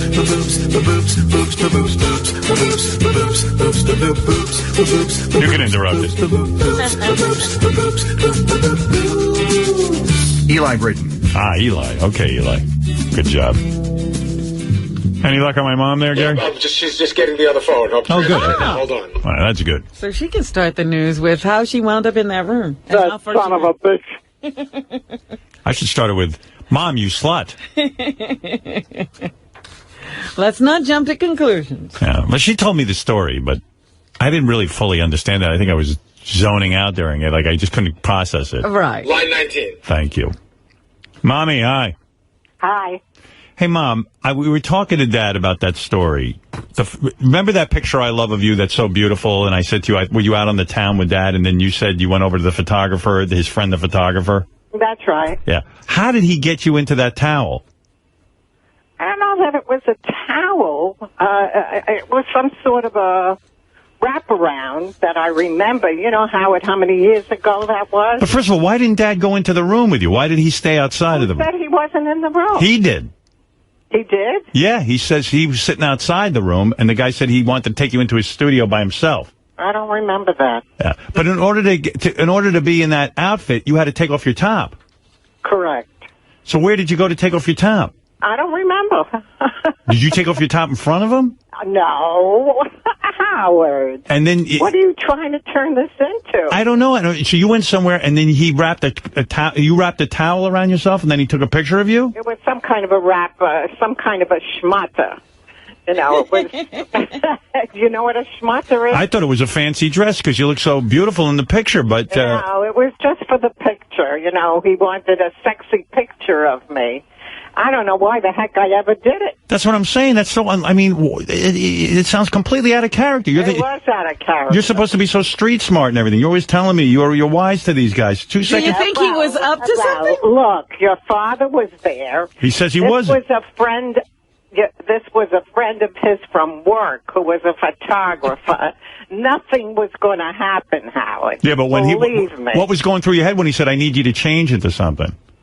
I don't remember. I don't remember what was going. But you felt you had the feeling. Did you just jump out of your clothes, or did you think twice about this? Did I what? Did you think he was a pervert?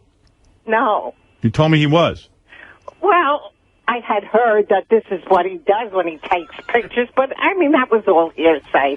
But he certainly wasn't going to do anything to me. So, I mean, I was your father's girlfriend at the time. Yeah, but meanwhile, so your father knew he was like into these sexy pictures. Yeah. Oh. He liked it.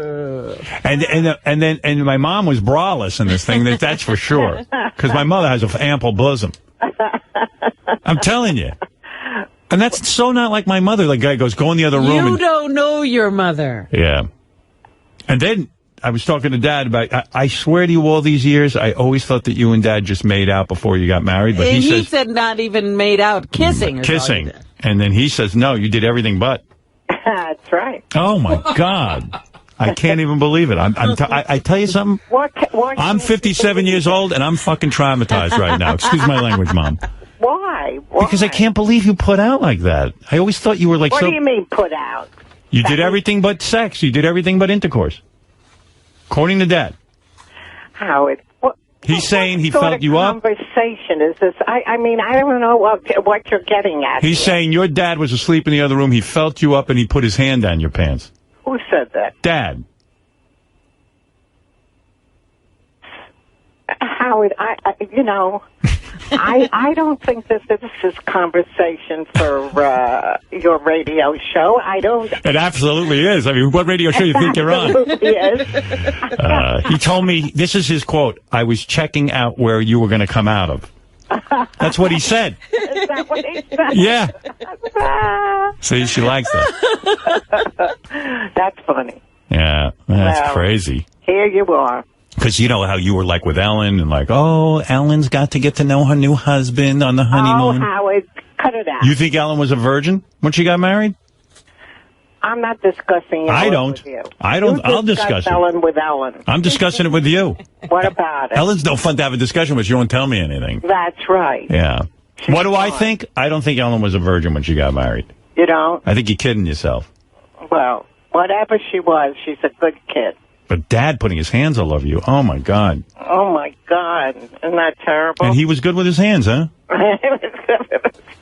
She married him. She was I like, have no complaints. She had a burning desire to go to bed with him. And you could get off on that with Dad's hands? Howard, what is this? I don't know. I can't believe it. it. You get off on Beth's hands? Yes. Yes, that's good. All right. So you're saying you discuss yourself. Don't discuss me. Oh, who am I going to discuss? I've discussed everything about me. People have heard it all. People want to hear about you. No. Listen, they know my whole life history. Listen, Fred's mother said she liked anal. I said to Fred, no, my mother doesn't like that. I'm not so sure. She's giggling. Hey, if I find that hot picture of you, Mom, I'm going to tweet it. Okay. Remember? It was a hot picture of you. I thought you looked beautiful, but I didn't know it was. I didn't know it was at some pervy studio. You're entitled to your opinion. Yeah, no, you look beautiful in it. You're a good-looking woman. I just wish everyone wasn't putting their hands all over you. Thank God your father didn't know any other photographer. Right. Yeah. But my dad was schlepping her around for sexy pictures. Hey, if you thought it was good, this one's better. Take a look at my wife. Well, we enjoyed each other, and we still enjoy each other. Oh. Yeah. Sounds like a party. And we have no complaints, Howard. How's that? You know what I'm going to do? I'm going to tweet out that picture of you. Millions of my listeners are going to fantasize about you. Really? Yep. Boy, I can't believe you were that loose as a young woman. That's so shocking to me. I thought my mother was like... What do you mean loose? I took a picture. No, I don't mean the picture. I'm talking about putting out for Dad. Putting out for Dad. He touched you down there. I mean, oh, my God. I would never... I can't even imagine you doing that before. Before marriage? Never. And what Shame happened after marriage? Well, they went wild. My mom put on a trousseau. She told me that. Yeah. What is a trousseau? A trousseau is a gathering of things for your married life. You know, you gather linens and lingerie and all kinds of things. But I just didn't picture you being this wild, like going to photos. Dad is my dad, right? That is your dad. There weren't any other men. No. It's like, I'm not the son of that photographer, am I?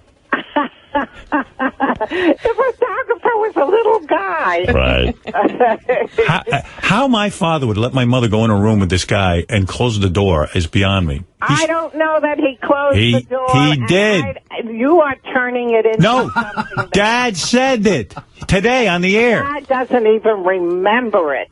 No, he remembers. Oh, no, he doesn't. He was sitting outside eating a sardine sandwich. What's going on in there? Yeah. Open up that door. Yeah. Ray, what are you doing in a sheet? All right, I'll let you go, Howard, Mommy. you're 1 in a million, I'll tell you that. Yeah, that's for sure. That's for sure. Yeah, how you doing, I all saw right? your 2 lovely daughters last night. No kidding. Yeah, we had dinner. I heard Ben's. Yep, How'd that go? that went beautiful. Nice. Beautiful, beautiful. I'm so proud of my granddaughters. Well, you should be. I am. He did a pretty good job. Oh, yeah. That's I right. have a very nice family. I'm very proud, Howard. Well, it all started in that photographer's studio many years ago. I mean, little did we know, I always thought you were a good influence on my granddaughters. Now I'm thinking, you know what? You're a little too loose to hang around with them. Putting out like that. Good Lord. They are gorgeous, gorgeous girls. They are. Yes. All right, Mommy. All right, Howard. I love my Mommy. All right. Mommy. And I love you too, Howard. All right, have a good day. You too. That's Bye-bye. my Mommy. Bye-bye. Mommy. Oh, Mommy. Hi, Mommy. Mommy. Hi, Mommy. She was a sexy young woman. He put his hand in my vagina. And believe you me, it was terrific. Wow. See, you had no idea what those two were up to. We did what we had to do. That son of a bitch. Robin, let me take a break here. You need to recoup. I need to recoup. I came so hard. We'll be back right after this. Hey, Aaron, you're on the air. Royal Oak, Michigan, my old stomping grounds. Howard. Love you guys. Love you. I absolutely love it when you have your parents on the show. It's the best. Yeah, no, there's no more fun in this world than to listen to my parents. And you know what? I'm a lucky guy. I got to hear that 24 hours a day when I was growing up for 18 years. It's good in little bites. I like my cereal this way, and then I'll take my sardines and... you know, I actually got to see that in action. You're not even getting the visual. They're the most common details that they give, but they're just so interesting. I love it. Yes, I'm telling you, my father could fill you up for hours with that details. stuff. Yeah. Have you ever done like a whole day show on the weekend with just your parents' content? I don't know. I told you. You remember when we first started the channels, I gave my parents a channel, a show. Yes. But I never, I would have continued it, but I could never get a clear answer whether they liked it or not. I told you that. My father was, I go, Dad, Mom, I'm just trying to find out. Would you like to continue doing the show? Look, if you need us to do it, we'll do it. That's right. I mean, look, but do you enjoy it? If it's something that you would enjoy doing, I'll continue it. Well, look, we do it because you asked. That's right. I mean, look, your father and I aren't looking to be on the radio. But do you like doing it? Well, you know, look, when we're there, we'll do it. They give us a sandwich. That's right. I mean, if you want us to do it, we'll do it. So then I took it to mean they don't like doing it, but they're doing it for me. And I don't know. It's like a complete disconnect. I can't get the answer. Like maybe they do like doing it. I don't know. I don't know whether they wanted to do it on a regular basis. I don't know. I even said to them, I can put a microphone right in your house. We don't want microphones in our house. Right. No, Ma. It's not going to be on all the time. Whenever you look, we're not looking for microphones in the house. If you want us to come in, we'll come in. What do you mean the microphone? Where would you put it? I mean, what's the difference where he'll put it? After all, we don't want that in here. Your mother's right, really, we don't. But if you want us to do it, we'll do the show. But who wants to hear from us? What? Who wants to hear from us? Who wants to hear from us? I mean, to put in a microphone in a house, they would have to knock down a wall or something. No, nowadays they can just, we don't want that. So I just gave up. Well, I love them. All right. Thank you. Thank you. Megan, go ahead. Hi, Howard. Love your show. Thank you. You said your father was the only one that does this, and I know you're not going to believe me, but it's God's honest truth. A couple months before you started talking about your dad doing it, we discovered my dad has the same kind of 3-day rotation. He does cold cereal, oatmeal, and an egg. because, you can only have an egg every third day, or otherwise that's too many eggs. So it's all very controlled. And does he keep a tag on the boxes and things? No, it's even worse. He actually makes a calendar of it. It's on, he prints it out with what he's going to eat every single morning. Wow. It's crazy. Well, we should introduce those two. Yeah, they might get along. But then again, I don't think my father's talked to another man in 50 years. I know. It was so sad to me when he said he sits at a table alone, even at the racetrack. And he does not. He does not. Sardine sandwich. He does not want anyone bothering him.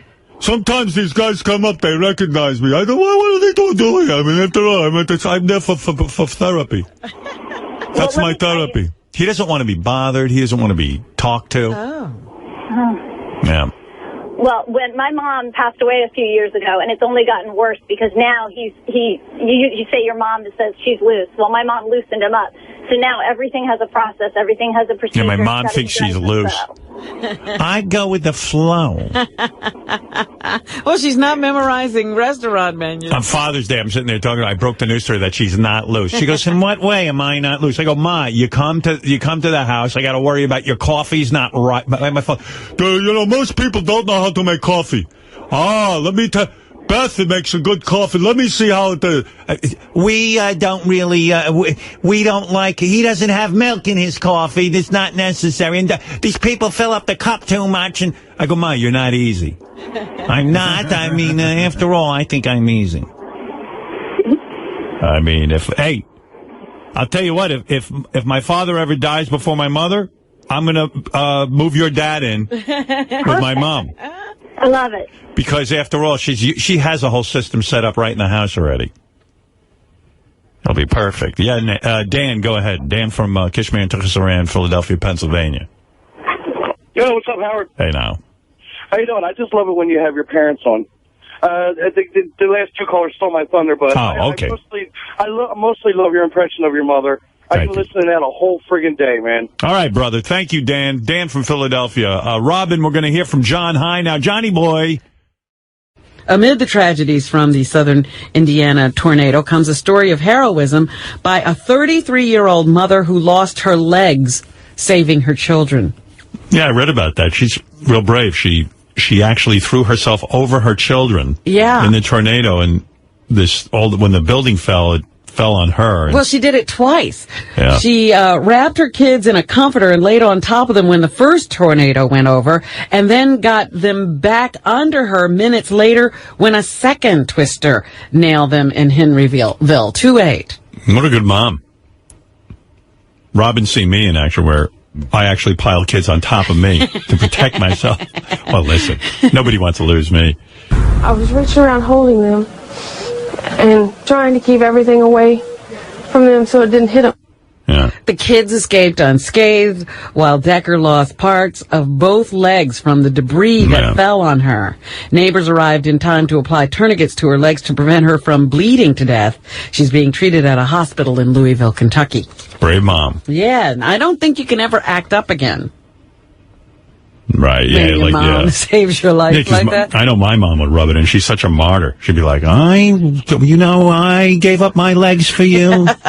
Oh, it would be just awful. I mean, I would just rather die in a tornado. No. Yeah, because my mother would never let go of it. It'd be like, you say these things, I'm in a wheelchair now, and I don't have my legs. Believe you me, when I gave up for you, and I loved you and took care of you, and you stand there and you say, and you don't clean the T-shirt off your bed, and I don't have any legs?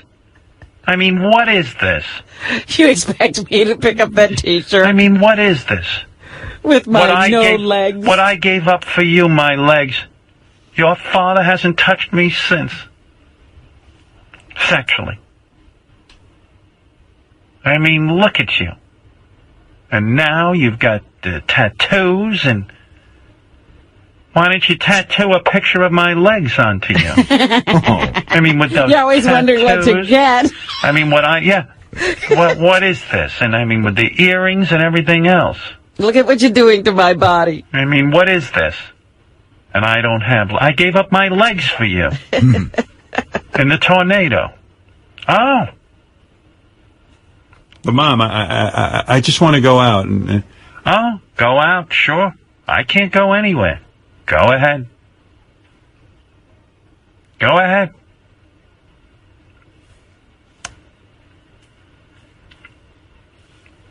You leave now. I don't care. Just prop me up here on the counter, and I'll yell at you from the counter. I'm tired of yelling at you from my wheelchair.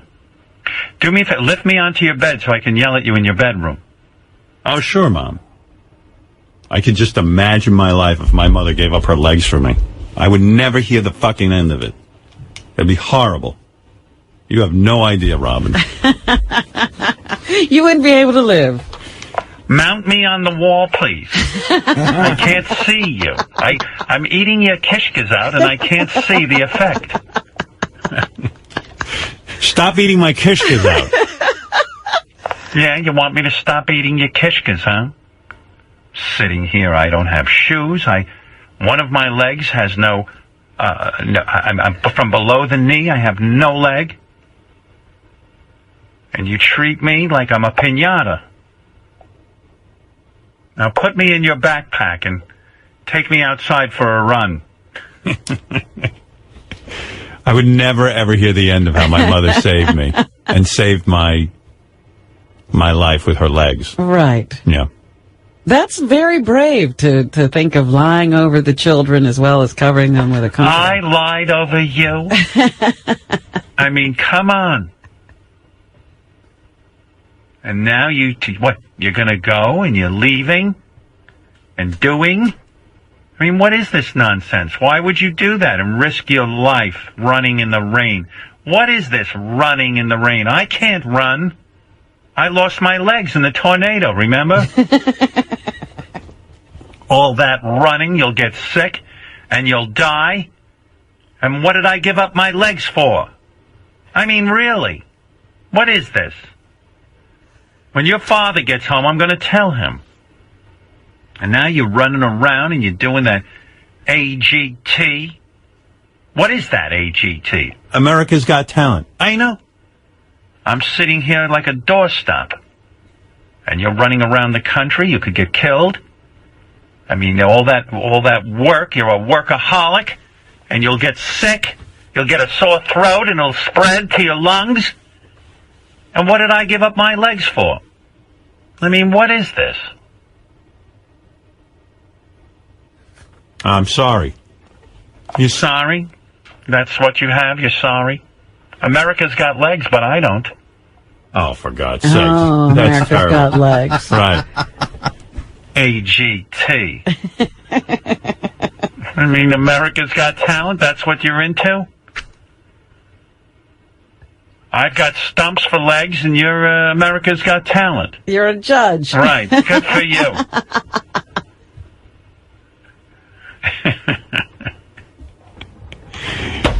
Wow.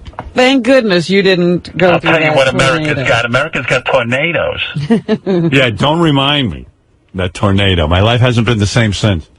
But what a brave mom to... Yeah, and amazing. I mean, just to even think of it. Yikes. I'm just glad my mom didn't have to save me. Do you think she would have thought of it? Of course.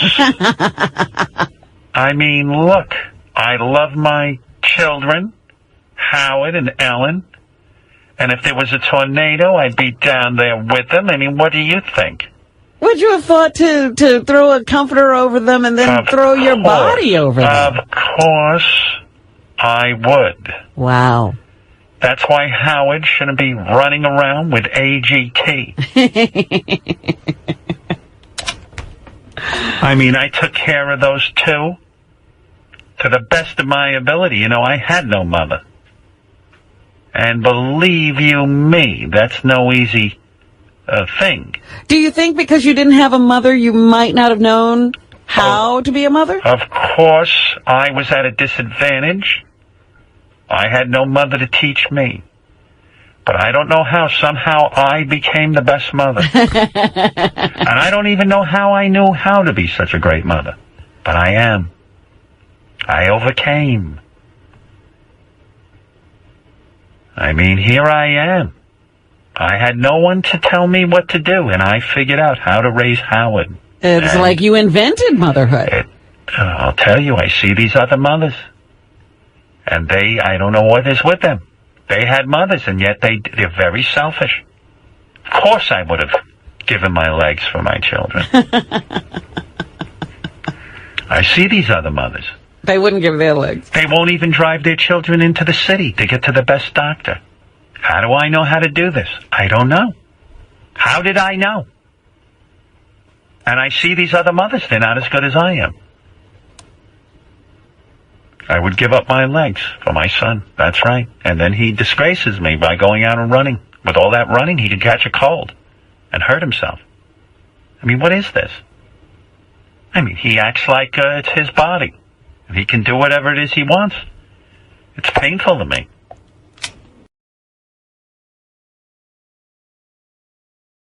My parents came to a taping of America's Got Talent on Wednesday afternoon. No, Thursday afternoon. Was it Wednesday or Thursday? It was Thursday because I was there with them. Oh, okay.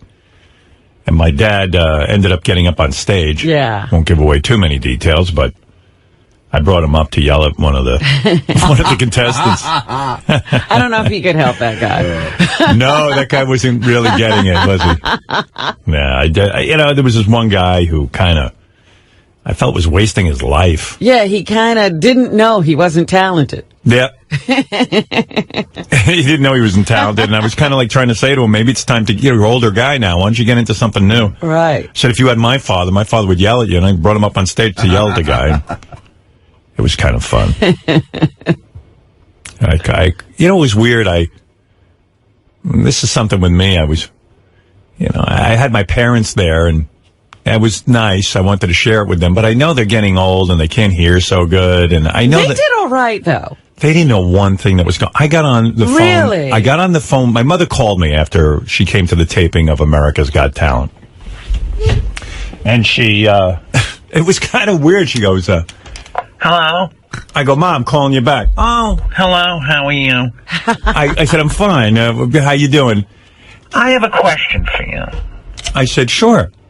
At the show,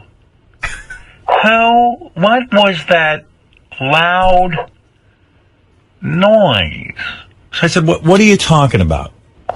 What was, every once in a while, you'd hear a loud, like a loud buzzing,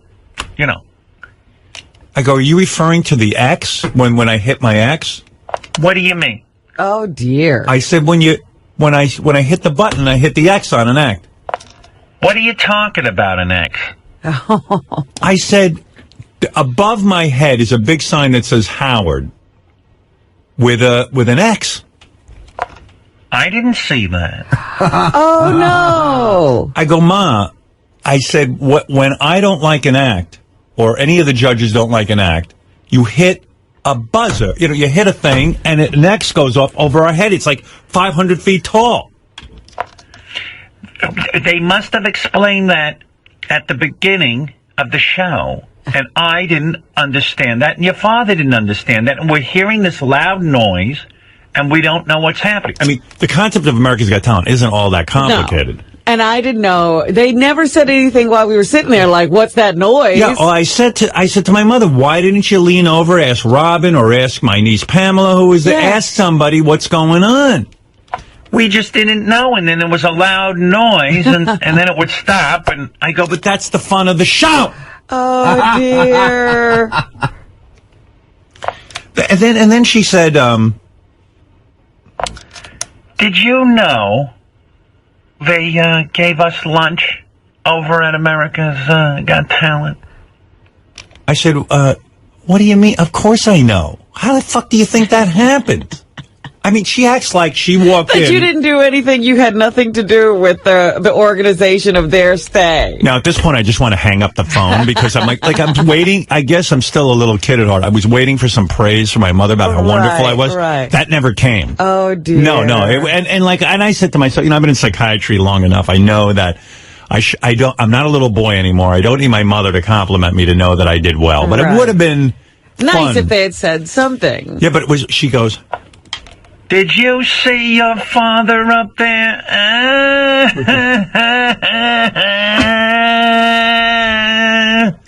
I go, did I see my father up there? I brought him up there. I was next to him. It's like you don't exist. Yeah, it's like what? It was like my father did the show, and was I in the audience or something? Oh my goodness! No, I facilitated that happening. So then I got annoyed, so I started to change the subject, and I said, Mom, what did you have for lunch? Oh, my goodness. Not what did you think of the show? You didn't even ask. I wasn't going to ask. Because if she didn't understand the X, and she didn't get any of that, she didn't like the show. I mean, first of all, I know they couldn't hear me. I know what she was dying to say. Your father, I didn't think they could, and then your father said he could hear you. I don't think he did. He might have said he heard me, and maybe he heard portions of it. Because my mother was like, I'm sure she wanted to say, your back was to us the whole time. And it was driving me crazy that my back is to her. Like, the whole time I kept trying to turn around so she could see what I'm saying. Because I know how critical they are of everything. Well, you know, I don't think they knew one fucking thing that was going on. You know how they get the audience all revved up? Right. Before. Yeah, they can't hear that. Well, no, they get people up and they teach them how to do the X, and they show them where to clap, and they have them do. She goes, they get this audience so hyped up. That's the idea. She misses the whole thing. So then I just was getting annoyed, so I just said, well, when you had lunch, which I made sure you got, because I know they were freaking out. They had the taping starts at 1:00. Yeah. So somebody told them to get there at like noon. Mm-hmm. And I said to Ronnie, why did they do that? Because they're just going to be hanging around, and they're going to be miserable, and then they're going to get critical because, I can't believe they told us to be here so early. But meanwhile, I called them telling them not to be so early. They were leaving their house like 10 o'clock. I go, you're going to get in by 11. You're going to be sitting around for 2 hours. Well, we like to be on time. And I'm like, who? This is making me insane. Because I know they're going to be super critical. And they're going to be like, we're here, we're standing around, why don't they start the show already? Like, it's there for them, So, anyway, so I'm on the phone, and I'm not getting the feedback I want. So I go, so what'd you have for lunch? Oh, well, they had fish. They had salad. They had... Everything was preceded by they had. They had. They had vegetables. They had chicken. They had... And this, she was very... She did the whole rundown. She goes... I tell you, at that show, they put out an expensive buffet. And that buffet must have cost a fortune. I mean, they treat their people very, very well. What did you have for lunch? Did you have that? I said, no, I ordered from a restaurant. Oh, from a restaurant? Yeah. And did you know they have a whole separate room for desserts? Your father and I were in there with everyone, and everyone's sitting and eating, all of them. Everyone gets a meal. I said, yeah, it's a big production. You've been there a few weeks. Yeah. Of course I know there's a separate room for desserts. I walk by it every fucking day of my life. Oh my goodness. Did you know? The funny exchange I saw, Sharon Osbourne came to say goodbye to them. Right. After the first session. Right. Because they were going to leave. And she walks over to your mother and father and she says, are you going to come to one of the live shows? And your mother says, what? Oh, are you kidding? Are you coming to the live show? Your mother says, I'm here now. Well, you know what? She let me already know. My niece Sharon, who was there and had a great time, she says, Grandma, you're going to have to come to one of the live shows because, we're doing the show here in New York, in Newark of all places. But all right. And my mother said to me, it's a lot for us. We're not looking for... So she already let me know they're not coming to any live show. The funny exchange I saw But with Sharon, she was, because Sharon's like, isn't this great? Aren't you going to come to one of the live shows? It's not so great for And them. your mother says, I'm here now. And then Sharon thinks she doesn't understand. So now she's standing there explaining, no, at a certain point, the shows go live and we do them at night and we'll be in a theater. Yeah, no. And your mother goes, ah! Yeah, right. Instead of just saying, yeah, I'll be there. Right. Or, wow, how exciting. Yeah. Well, it's all about her. Trust me. And I went and said, you've got to come to one of the live shows. No. She goes, hey, I'm 84. What are you schlepping me around for? No. Please do not suggest that. Once was enough. I invited them, and I was dreading it and also excited about it. Right. Because when I heard they were coming early, Ronnie lined up the lunch for them because I said, you got to keep them fucking busy. I mean, and if they're in my dressing room, I'll have to sit there and talk for an hour. You know what I mean? Oh, my God. Oh. But they looked like they were having a great time. Well, whatever. I don't think they were because I don't know if they heard everything.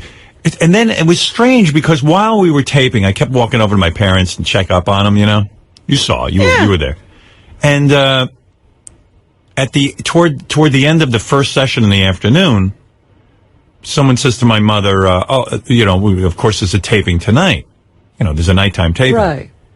So my mother turns to me, she goes, are you staying for another show? Right, I saw that. And Howie was standing there next to me, and I go, Ma, you understand this is my job. It's not like I'm hanging out because I'm having fun. Or I said, this is my job. Of course, I'm on the show. Of course I'm going to be here at the next taping. What the fuck is she talking about? Well, she then started with her, you do one thing a day. Yeah, and then she goes, I do one thing a day. I go, yeah, but I'm hired to be here. This is why they're paying me. I don't even know if she understands it's a job. I don't know what's going on. Yeah, maybe she thinks you're just hanging out. I didn't know, but I hung up the phone very frustrated because I thought I was going to get like, wow, you were so great. And what a great production. And it was fun to let's meet this one and that one. Yeah, and you handled yourself well as a judge. Yeah. And what an impressive organization. Nothing. It was, Oh, dear. Robin was on there a lot last night. My parents, you could see my sister, my niece was on there. Yeah. I mean, there was a lot going on because it was New York. The thing with last night was I think they did that at 8 o'clock because American Idol, the final competition, was from 8 to 9. I see. And Dancing with the Stars did a recap show. Almost everyone said, okay, we know how well Idol's going to do. Right. But at 9 o'clock, it was the Dancing with the Stars finale. It was the Glee finale. It was your new episode. Yeah. Everything really went head to head last night at 9. Yeah, it's crazy. Was a big hour. Yeah, I mean, that's nuts to me. Hey, here's my dad. Hi, Dad. Hello. How are you? Hello, Howard. Yes. Say that again? I said yes. Hello? Hello, Dad. How are you? Yes, I'm listening. Yeah. How did you like being on TV last night? What was that? Okay. How did you like being on TV last night? Say that again? Okay. I said, how did you like being on TV last night? Well, something happened with the phone. Okay, now I'm all right. Okay, you're right now? Okay, here we go. George, you try. Say, how did you like being on TV last night? Mr. Stern? Yes, I'm listening. We enjoyed watching you on TV last night. How did you enjoy that? What was that? We enjoyed watching you on TV last night. Okay. Did you enjoy that? Say that again? What? How did you enjoy? Did you have fun last night? Hello? Hello. Yeah, just talk up. He'll get it. Give him Yes, I'm listening. Yeah, go ahead. Go ahead, George. You're listening. We want to know how you enjoyed the show last night. What was that? You were there at the show last night, weren't you? Say that again? You were at America's Got Talent. Okay. And how did you enjoy that? Hello? You're not communicating well. It doesn't sound like your father the way Dad, you do. Dad. Hello? Yeah, hi. Hello? Hello. Yeah, that was George Takei. Yeah. Yeah. George, one last time, if you don't mind. If you don't mind. Would you like me to sing to you? Okay. George, do you realize that's a tape or not? You think that's my dad? You've been yelling at a tape, you know that. No, I'm quite aware of that. You are? Yes. I don't believe you. I think. Say that again? All right. Thank you, Dad. Bye-bye. Dad. I could tell from the way you were carrying on from the beginning. Do you want to speak to Greg Tamaki? Okay. All right. Go ahead, Greg. Yes, I'm listening. All right. Thank you. Hi. All right. Let's go to Chris. Chris, you're on the air in Cleveland, Ohio. What was the name of the album with pigs and sheep? That's Animals. Animals. That What was did you think of that? That was an okay album, right? It was inconsistent, but it was super great on some songs, right? Yeah, Howard? absolutely. Your dad's on line 19. Thanks. I want to talk about the wall. Pop. Dad. Yeah. Hey. How are you? Wait, let me get. Oh. I'm laying here on the floor. What are you doing on the floor? Exercises. Yeah, my dad's, he does exercises. He's in good shape. Sit-ups, huh? Yeah, well, they gave me some exercises to do, with the legs and things like that, so I'm trying it out. Yeah. What's doing? You on the air now? Yeah, I'm on the air. Okay. Pop, what'd you think of your appearance on you're not on Twitter, you don't have a computer. No. People were saying all last night you should be a judge on America's Got Talent. They felt you were they felt you were spectacular. Did you feel good about your performance? Well, it's very hard to judge yourself. You know that. Right. And, your mother thought I was terrific. And so, I thought I did something that came across, but I didn't think I was that good. Well, I thought you were great. I couldn't remember what you did. When I was up on stage with you, I kind of blanked out in a sense because I was nervous for you. I don't get nervous for myself, but I was nervous for you. But you did lecture him. I mean, I thought you were going to call him a moron, but you wouldn't be comfortable with that. Right. Well, listen, it's showbiz. And I feel, if I'm going to do something, I might as well do it, and because that's what I was up there for. You know what actually shocked me the most about your performance? There was one moment where they actually flashed the camera on you in the audience, and you were giving the X sign you were giving the cut their throat sign for one of the acts. I mean, you were really into it. You liked it.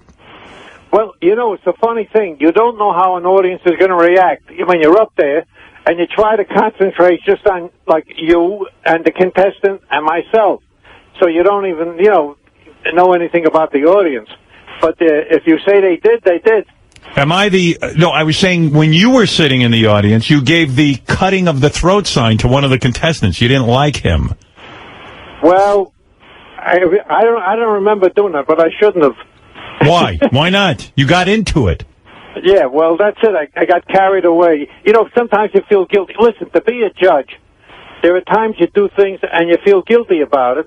Everybody is pathetic there, and they want to, start crying. I mean, it's a big strain. Did you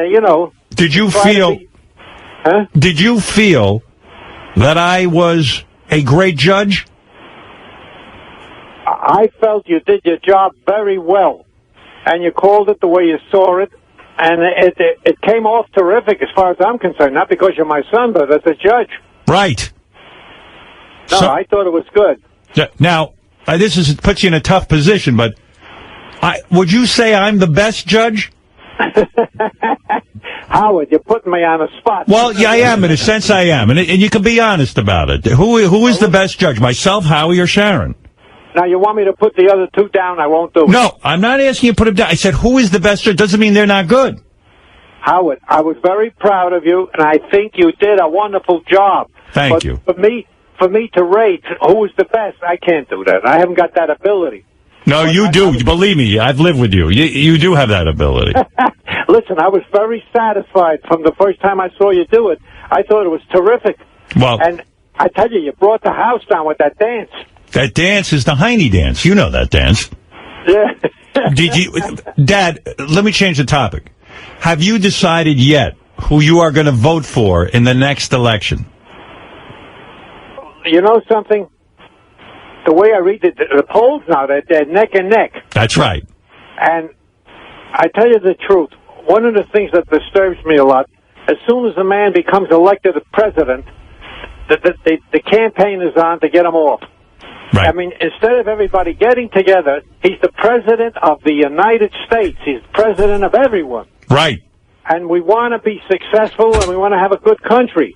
And if they spend their time destroying the guy, you got time 6 months before the election, then you can do your job. But that's from the day the guy, whoever he is, I don't say it's because it's Obama, whoever the president is, right away they're getting together to the next party and they're tearing the guy down. Well, you're right in a sense, because there should be a period of time where everyone says, forget politics, Republican versus Democrat.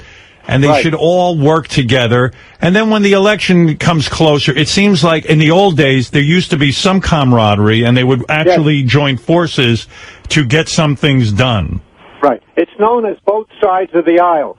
Now, what happens here, the man becomes president, and then he's got an adversary, the Congress. Right.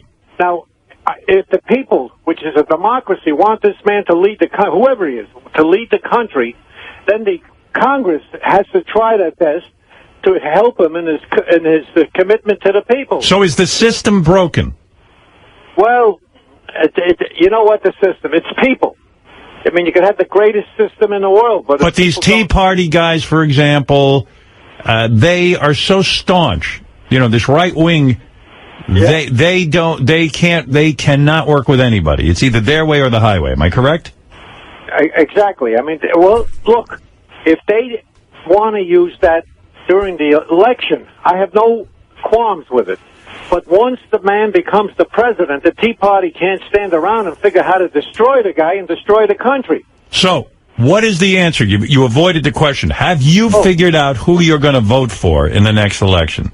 Let me tell you this. I'm not unhappy with Obama. Right. I would like to see him there for 4 more years. But it's going to be a tough fight. And, a lot of times we're getting into these one-term presidents. And sometimes you need 2 terms to do a program. Now, listen, the economics in this country has gotten somewhat better. All right, it's not a panacea. Right. But if you cut them off at the pass, and it seems to be working, you got to give them another shot.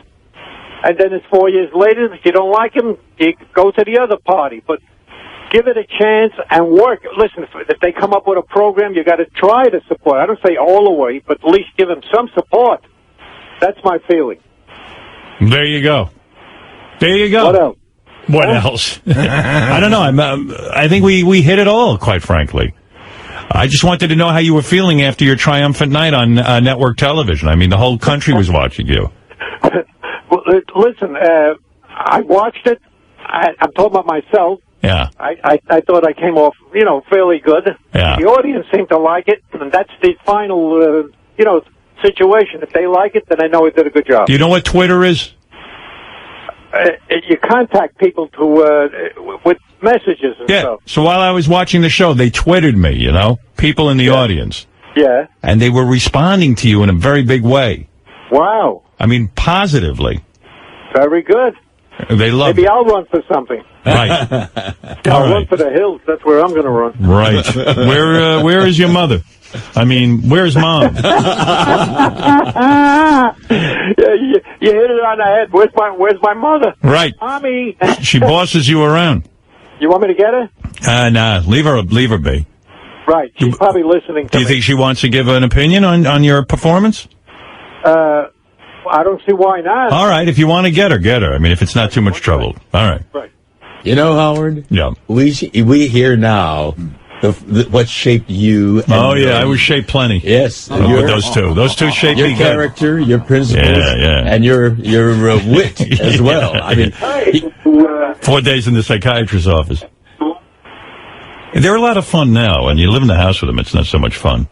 Well, hello? Mother? Yes. How are you? Oh, I'm okay today. I was just calling to congratulate Dad on his performance last night. Oh, let me congratulate you. It was a wonderful show. It was good. And your father always had the ability to make me laugh, and I think he's the greatest. You know that. Right. You're his biggest fan. Listen, 65 years of marriage, Howard. Yeah, by the way, my parents celebrated their anniversary like last week, and I forgot to call you and tell you a happy anniversary. But All right, you're telling me now. Yeah, was it 65 years? 65 years of marriage, and I always laugh, with your father, and I enjoy him. 65 years.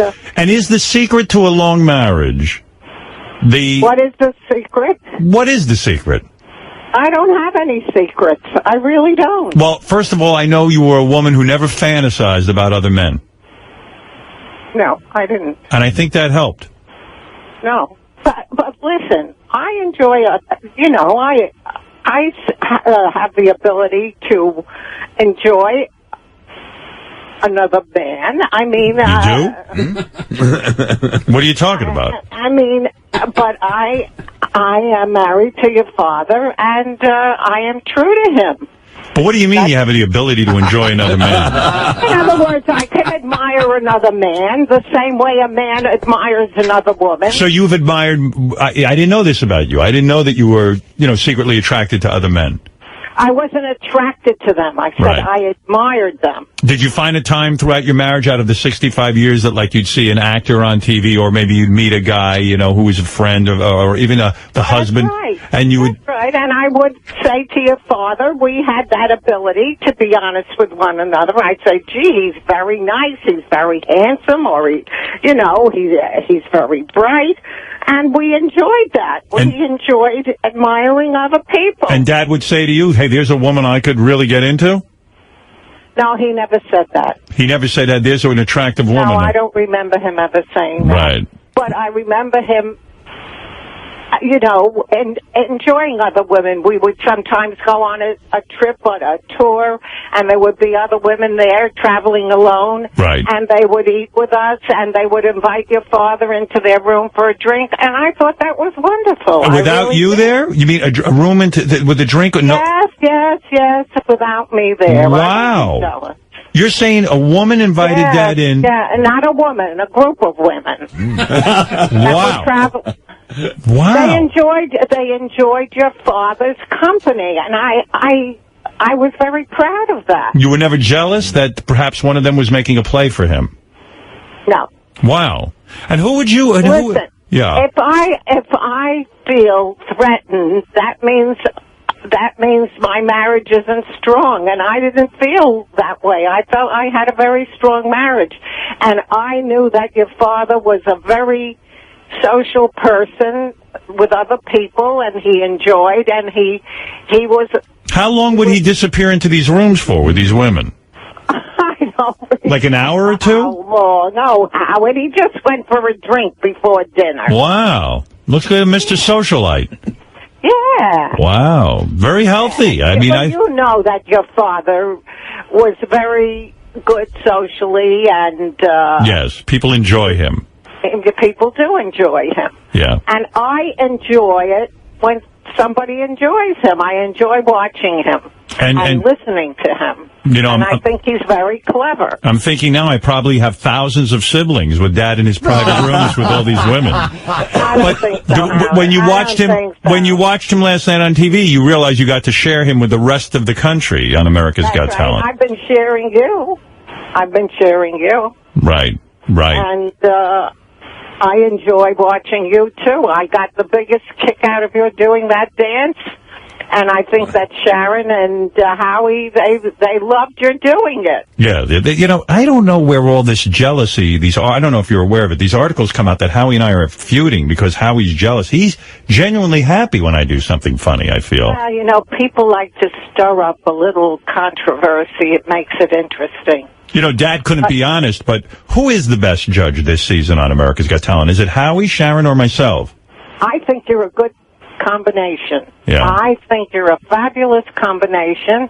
I love Sharon's accent, and I love her manner. Right. And Howie, I think, enjoys you so much because the first thing he said to me is your son is fabulous. He's bringing a new level to the show. He far from being jealous. Is Howie one of those guys you could be attracted to? Do you look at him and say, there's an attractive guy, he's someone I could see myself with if I wasn't with Dad? I didn't think of that. No, Not with Howie? That didn't happen. I nearly gave him apoplexy because I put up my hand to shake his hand. I forgot about his... You know something, Mom? For you, he should have shook hands. You know, certain people, you do it. But I took it back. I said, "Oh, I'm so sorry." I forgot. Howie even pulled out with my mother-in-law. He gave her the fist bump. I thought he could, and he could have Purelled. He could have given the handshake. To certain people, he could break it down. I know he could do it. Well, I feel he should have shook your hand. If it upsets him, I don't like to upset anybody. Right, yeah. So like where the hell have you been with your germs? I mean, for God's sakes. My germs. I don't have germs. Right. I'm thinking about this. You know what's fascinating right now? That you had fantasies about other men. I don't know that about my mother. I didn't say I had fantasies. Well, you recognized the attractive. Was George Clooney... Don't turn it into something. I said I admired other men. I admire other people. Was George Clooney one of those people? George Clooney, he's not my style. Who is your style? Name a man that you felt was attractive over the... I don't even remember offhand, but I Liberace? admire your father. I really admire your father. No, I know you admire him. Obviously, you're with the guy 65 years and you have a nice relationship. But when you say some men could be attractive to you, is there a movie star like Clark Gable? Was he your type? Oh, I used to love Jimmy Stewart. I love Jimmy Stewart, and I like... Clark Gable was not my style. Johnny Carson? Oh, no. No. My mother hates Johnny Carson. I didn't hate him. You hated Johnny Carson. Don't put words in my You mouth. sat me down one time when I was a little boy, and you said, I said, I do not like Johnny Carson. I never sat you down did. and told you Mom, now you're not telling the truth. Howard, you're a big fabricator. Did you like... All right, then answer the question. Did you like Johnny Carson? I didn't admire him. Right. Why? I felt he was full of himself. Right. I don't like people that are full of themselves. That's what I felt about him. I didn't feel that he was a kind-hearted guy. And that's just the feeling I had. So that's what you used to tell me when I was little. Howard. You told me that, and for years I've been on the radio saying I don't like Johnny Carson. You did. Well, you didn't have to copy me. Well, what you taught me that. That's what you taught me. In my family, we didn't like Johnny Carson. We didn't like Johnny Carson. Well, I think you're right, actually. I don't know if your father liked Johnny Carson or not. I mean, he never said. Listen, I felt it was wrong what Johnny did to these comedians. Only some of them could sit next to him. The other ones were... That's what I mean. I don't like that shtick. I don't like that nonsense. Well, I don't either. I mean, people are people, and they all deserve to be treated equally and with respect. All right, I'll give you a hard one. And come to think of it, I'm really upset about that act with the hitting in the groin. That upset me terribly. You're not the only woman who has said that to me. I think it's a guy thing. And George doesn't like it either. And that's sadistic, that guys should like the thing like that. I was really surprised that you were laughing. I love it. I love it. Oh, Howard, it's I don't so believe funny, Mom. I mean, Howard, how could that be funny? Well, did you think the Three Stooges were funny? No. No. That's what I'm saying. It's a guy thing. I don't think people hitting one another is funny. But the guy obviously has some way of doing it where he's not getting hurt. So you realize... So what are you saying to me? It's a trick? It's not a trick. I know that for a fact. I know that he gets hit in the nuts for real. But somehow he's able to withstand the pain, and it's it's just funny. Some things are cruel and sad. So what's funny about it? How do you explain funny? The guy's standing there, and his whole act is getting hit in the nuts. When they play on words. Well, that's good too. But that's what I like. But this is... It's fabulous. Sadistic. That's sadistic. No one will convince me that it's not fabulous. It is fabulous. Well, it's fabulous. It's not good. It's fabulous. I can't believe you're saying that. Fred, do you think it was fabulous? I totally find it funny. I'm a Three Stooges fan. I think it's not even so much about funny. It's like thank God absurd. it's not me. Yeah, and it's crazy. Yeah, it's crazy. It's just like I can't believe he just did that. It just kind of catches you by surprise. My hardest laugh doing the show was Who is that that guy. talking? Fred, you know Fred, the one who never Oh, talks. hi, Fred. Yeah. Good morning. Fred thinks it's funny too. Fred likes I do. it. Yeah. I do. I used to think I was smart, and then I saw that and I laughed. Well, I thought it was painful to watch. George didn't like it. Excruciating. It seems that George doesn't like it, so he's with you. But most guys I speak to like it, and most women don't. You thought I should have given him the X. See who is more evolved. Well, I didn't say it was evolved. All right, here, this is the last question. Okay. Just so I understand the extent of your fantasies, because I really want to know this. Yeah. You have to have sex with one of these people, you have to marry one of them, and you have to kill the other one. You ready? Here we go. Johnny Carson, Merv Griffin, David Letterman. I don't kill anybody. You have to kill. You have to kill one. You have to marry I don't one. kill anybody. No, but Mom, I would never kill anybody. I would never electrocute anybody. I wouldn't do that. That's why I'm All right, you have to sleep with one of them. Who would you sleep with?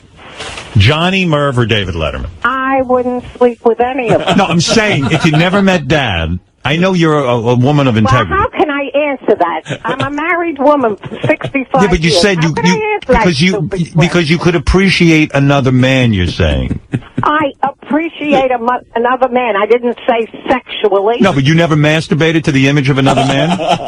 No, I never did. That's a lie. Tyrone Power. That is not a lie. I don't lie. Ma, you swear you never touched yourself thinking of another man. Never. Holy smokes, you're like a saint. Of course. Of course. But you touched yourself. So when I'm not a saint. Are you saying when you those things never enter my mind? When you touched yourself, I have no need for that. Mom, when you touched yourself when you were a young woman, Howard, you my thought of life Dad? is not composed of just sex. No, I know that, but you are a human being, and there is a sexual component Yes, to you. and I'm a married woman. I had sex with your father. We enjoyed it very much. Right? Did you enjoy it? Of course. But you've said you would rather be celibate. Who said that? You. Howard. You enjoyed your sex You life? have a very vivid imagination. But when you were a young girl, And you make up bubberminces. Do you know what? And the I know Italian. Yeah.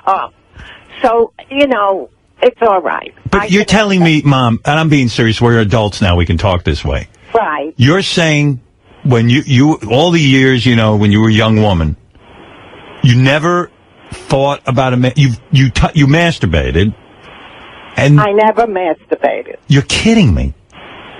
That's crazy. That's crazy. Why is it crazy? You never masturbated. Well, it's written in the Wow. Bible that you have to masturbate. No, but I think that shows a hang up. I chose a hang up. Like you didn't want to touch yourself. I'll visit the psychiatrist today. No, but I'm saying that means you're hung up, right? I mean, never to have Hung up masturbated. on what? What am I hung up on? Sex. No, you're hung up on it. How does a woman never touch herself, even when she's a young girl? I didn't say I didn't touch myself. No, you know what I mean. Touch yourself in a sexual way. No, I did not. Wow. You blow my mind. You blow my mind. You do. Well, I don't know if that's good that I blow your mind. I don't know. Well, Beth says she doesn't masturbate. That I'm enough for her. Beth. Beth. Oh, so there you go. Yeah. But I mean, she did when she was younger.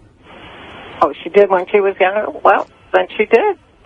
She touched it. You mean you never in your entire life touched yourself that way sexually? No. Wow. How many times I have to say Even before no? Dad? Howard. Wow. Never means never. Oh, wow.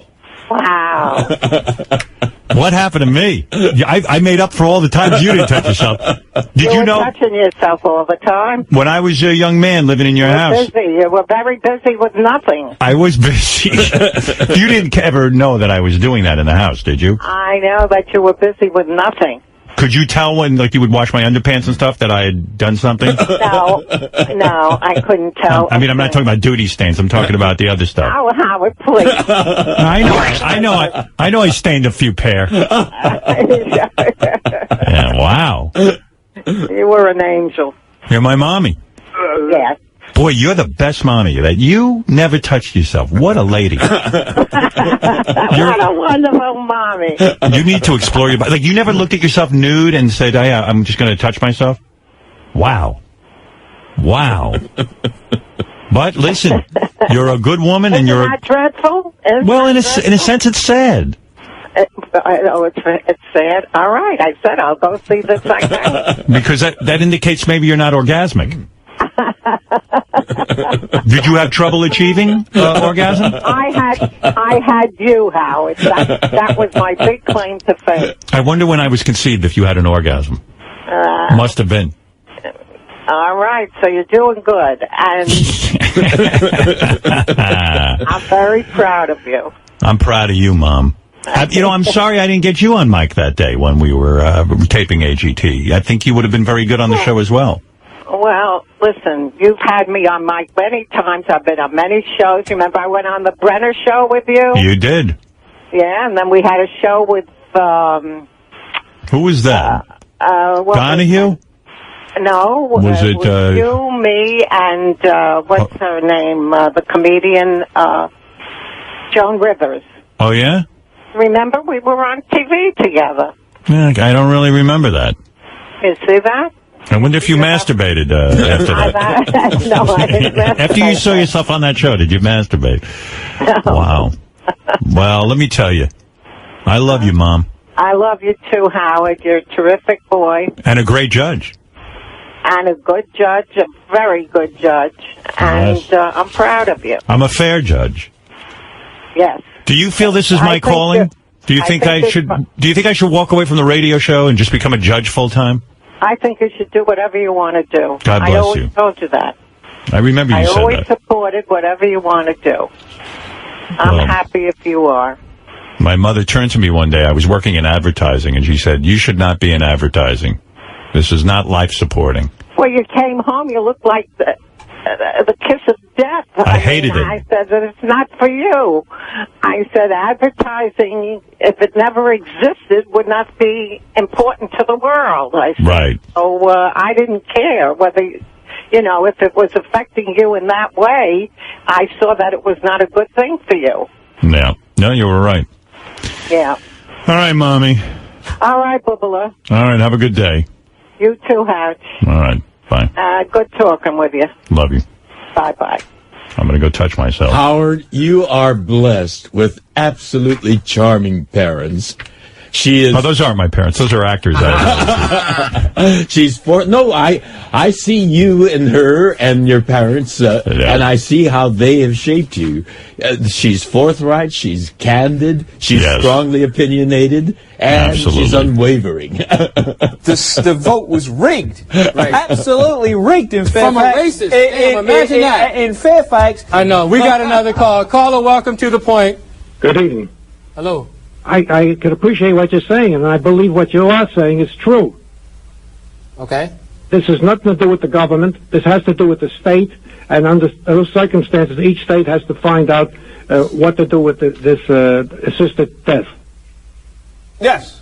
Well, the electoral process is governed at the state level. Although there's there are regulations now from a federal level governing the way that the federal elections are conducted. We did it. You can't run a government with your friends. I'm sorry? You can't run a government with your friends. I agree with you. If you do run a government with your friends, make sure they're competent. Right. Thanks for calling. Thank you. I feel these people who are against abortion, it's their right, but at the same time, take care of life. Yes. Thank you. Thanks for calling. All right. I take it we got another call. Caller, welcome to the point. I have to be honest here. Okay. I am not a political person, and I do not enjoy listening to political programs. Okay. Go on. Gee, what happened with Howard? I haven't seen him in the papers today. Who? I'm Ray Stern, Howard's mommy. Howard Stern's mom?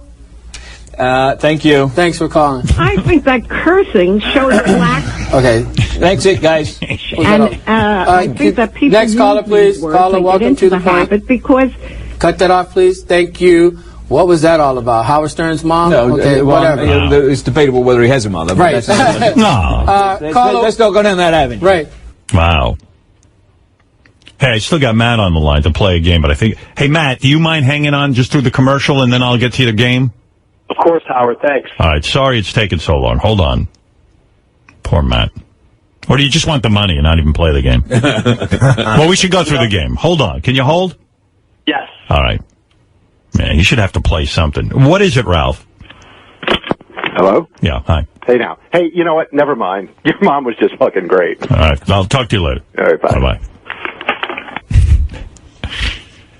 I got to get to Matt next. I was just thinking my mom is like John Hine. John Hine doesn't masturbate either.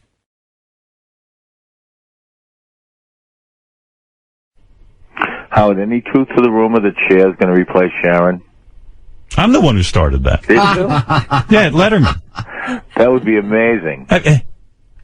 This was I was on David Letterman. A lot of people didn't know this. I didn't see that. Yeah, and most people didn't know because I wasn't here.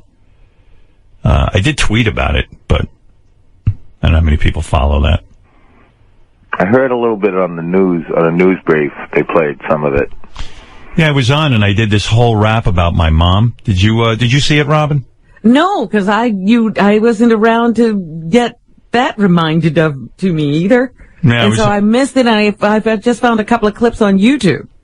Yeah, I was doing a whole rap about my mom. My mom and dad watch America's Got Talent. And they're so into it now. Like, my mother called me, and she goes, the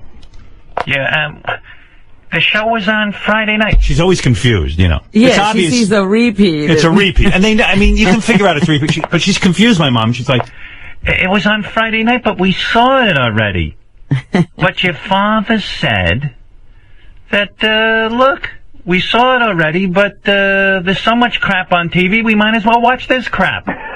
So they watched it again. Yeah. Oh, by the way, there's a link to my full Letterman appearance on howardstern.com if you do want to see it. If you feel like seeing it. So anyway, my mom calls me the other day, and I was like in the middle of 20 different things. I tell this story on Letterman, if you heard it already, tune out. But, she called me up, and I was just like, my head was somewhere else, and she goes, hi. And she was excited like I haven't heard her excited before. I have a name for you. I said, what? A name of what? I really didn't know what she was talking about. A name for you for the show. Ouchie. So I said, yeah, right. I was like, what is she talking about? What show? I honestly didn't know. And then all of a sudden it dawned on me. She's talking about America's Got Talent and Sharon because it's been in the paper that Sharon might be leaving or is leaving. She has a suggestion. Yeah, right. I didn't know what she was talking about. But now I was annoyed, so I go, I don't know what you're talking about, even though I kind of did. For the show, America's Got Talent, the show. I have a name for Sharon is leaving. I made her spell it all out for me. Right. Because I was annoyed. And I don't even know why I'm annoyed. I was just annoyed. So I go, Ma, what is the name? All right. Your father said I shouldn't tell you. And then I hear like my dad in the back, she goes, who are you talking to? It's Howard. Who? Howard. I told you not to tell him that. Oh, please. I'm telling him. He bosses her around and tells her, but she does whatever she wants. Yeah, he's not in control. Yeah, my dad's always trying to control my mom. Even when people are talking, he shushes it. He goes, shh, shh. Oh, please, I want to say something. I can't hear Howard. Shh. So, and then my mom gets angry that he's shushing, and although she can't even hear him shushing, I point out that he's shushing. It's a whole fucking thing. She goes, I have a name for you. The name is Queen Latifah. I go, Queen Latifah? Queen Latifah. Oh, that's where that came from. Yeah, I go, Queen Latifah? What are you talking about? Listen, Queen Latifah is terrific. She's funny, and she says it like it is. Now, where did she see her doing this? I even said to her, where did you see Queen Latifah? What do you mean? Everyone knows Queen Latifah. I go, no, but where did you become a fan of Queen Latifah? She's on talk shows. She's on movies. We see her, and she's terrific. So I said, So now I should have just stopped the conversation and just said, oh, okay, that's a cool idea. I said, Mom, I don't really, the producers don't really ask my opinion. Oh, they don't? I go, no, and I go, Sharon said she's leaving, but I'm hoping she comes back. Sharon's terrific, but if she leaves, they should get Queen Latifah. So now I get sucked into the whole conversation. I go completely into it, Right. I go, so I said, Mom, they might go for a younger demographic. Who? Like a young person. Queen Latifah is young.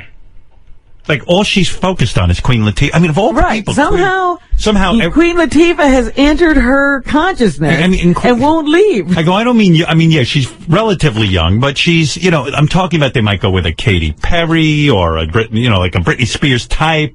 Oh, who? And now I'm explaining it. I go, well, and if they decide to go the older route, maybe they'll go with someone like a Cher. Cher, listen, Cher is terrific. She's a great performer.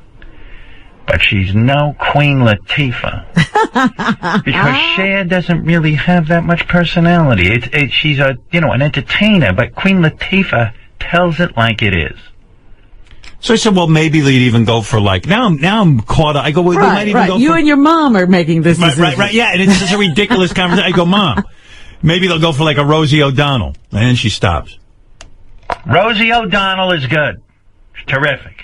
That would be good, too, but Queen Latifah, I think they should get. So I said, look, Mom... She's not offered to Queen Latifah. No, you can't offer her anyone else. No, she's convinced Queen Latifah, if Sharon leaves, Queen Latifah should be the judge.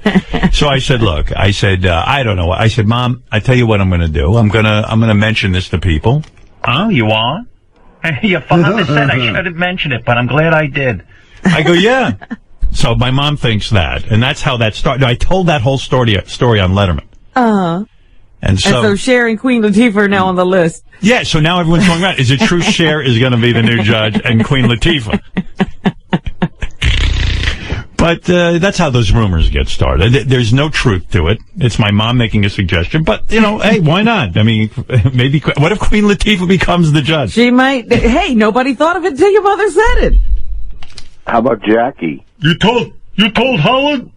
I told him Queen Latifah. I said no. Why my father doesn't want her telling me? I don't even know. What would be the harm? Yeah. I told her not to say anything. And she told you anyway. It's okay, Dad. He's like, don't get involved. He says it's fine. What? He says it's fine that I said Queen Latifah. Yeah, Queen Latifah.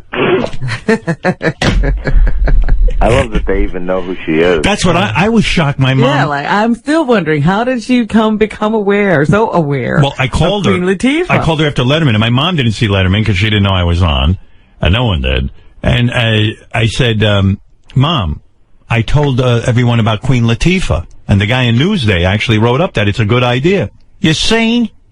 It's a good idea. What about Snoop Lion? Snoop. Dad, I even said to my mother. He's even up on the new name. I said to my mother, yesterday I spoke to her, 2 days ago, I said, how did you, Queen Latifah, I'm still shocked, how do you know Queen Latifah? Everyone knows her.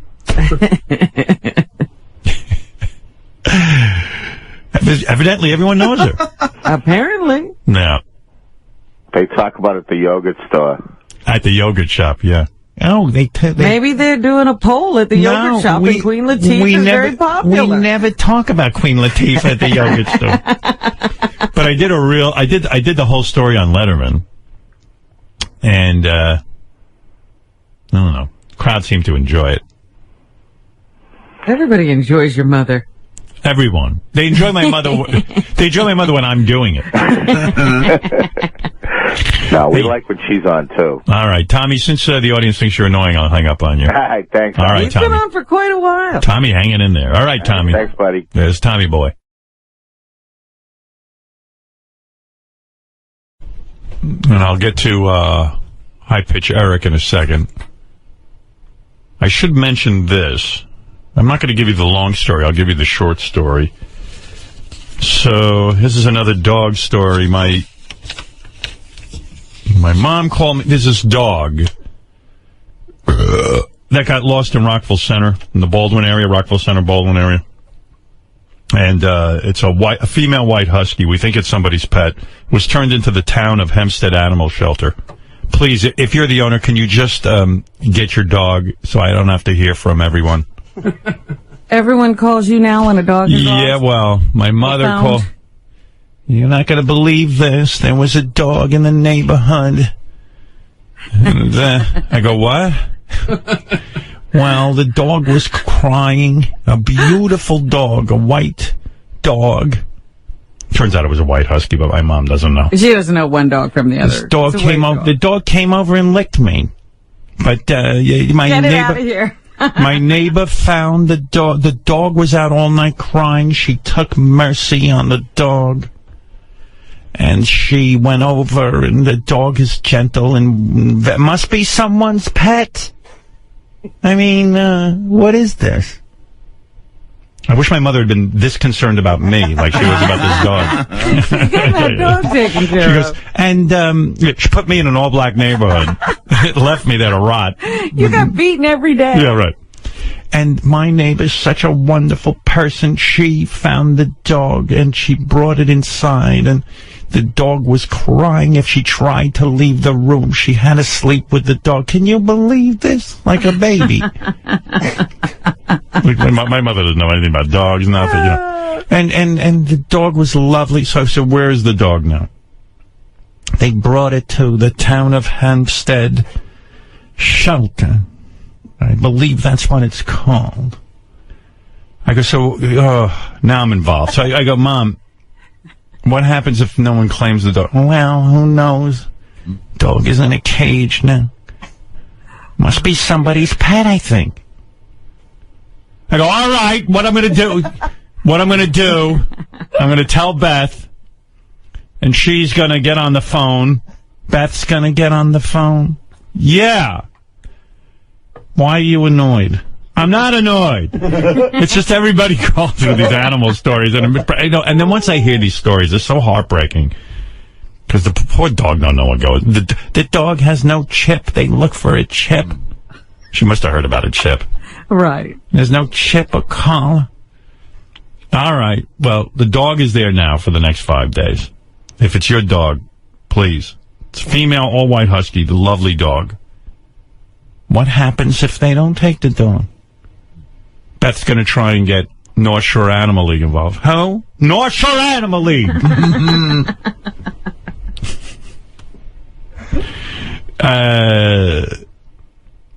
Beth is?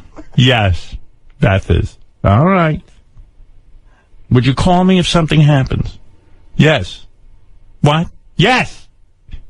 So this was going on all day. But my mom is involved with the dog now, and everyone's involved. And now your mom's saving animals. Oh, my goodness. Oh, she did nothing. Her neighbor did everything. She just picked up the phone and called me to tell me this tale of woe. If she never told me, I wouldn't know anything. I'd be fine. You know. I wish someone would have called someone about me. Would have called the town of Hempstead. Turn you in. There's a white kid in Roosevelt. We think it belongs to someone. We think it belongs to... It goes to school every day and gets the shit beaten out of it. And the life sucked out of it. To the point that he's on drugs. What's that? There's a white boy in Roosevelt? And what happened to him? His mother sends him to school every day in an all-black neighborhood. Every other fucking white person left but me. And you think that's bad? Yeah, there's no chip in him. But there's a garbage can lid melded into his head from somebody hitting him over the head with it. He has no pants. And he has no pants or lunch money. And women beat him up. You think maybe someone should take him in? I said that to Beth. I said, I wish somebody would have taken me in. Anybody. Yeah, there's no shelter for you. There was no shelter. But anyway, in the town of Hempstead, it's the town of Hempstead Animal Shelter. That's where the dog is. If it happens to be your dog, please look into it.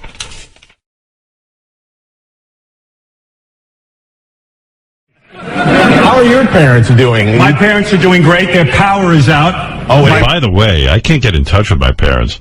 Well, you're calling them in the car, aren't you? They're in the house. No, I call them in the house. The line is now busy, which means, their phone line is out.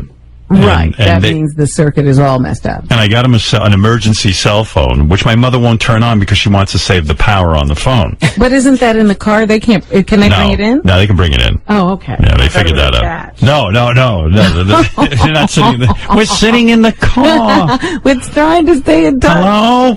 So she has an emergency cell phone that she's only turning on in a different emergency? And it's a cell phone. I think the car I bought him now is like over 5 or 6 years old. I don't even know how old it is. And so the cell phone is like one of those flip phones, Oh, it's an old. Yeah. You can't even text on that or something. No, I couldn't even text them on it.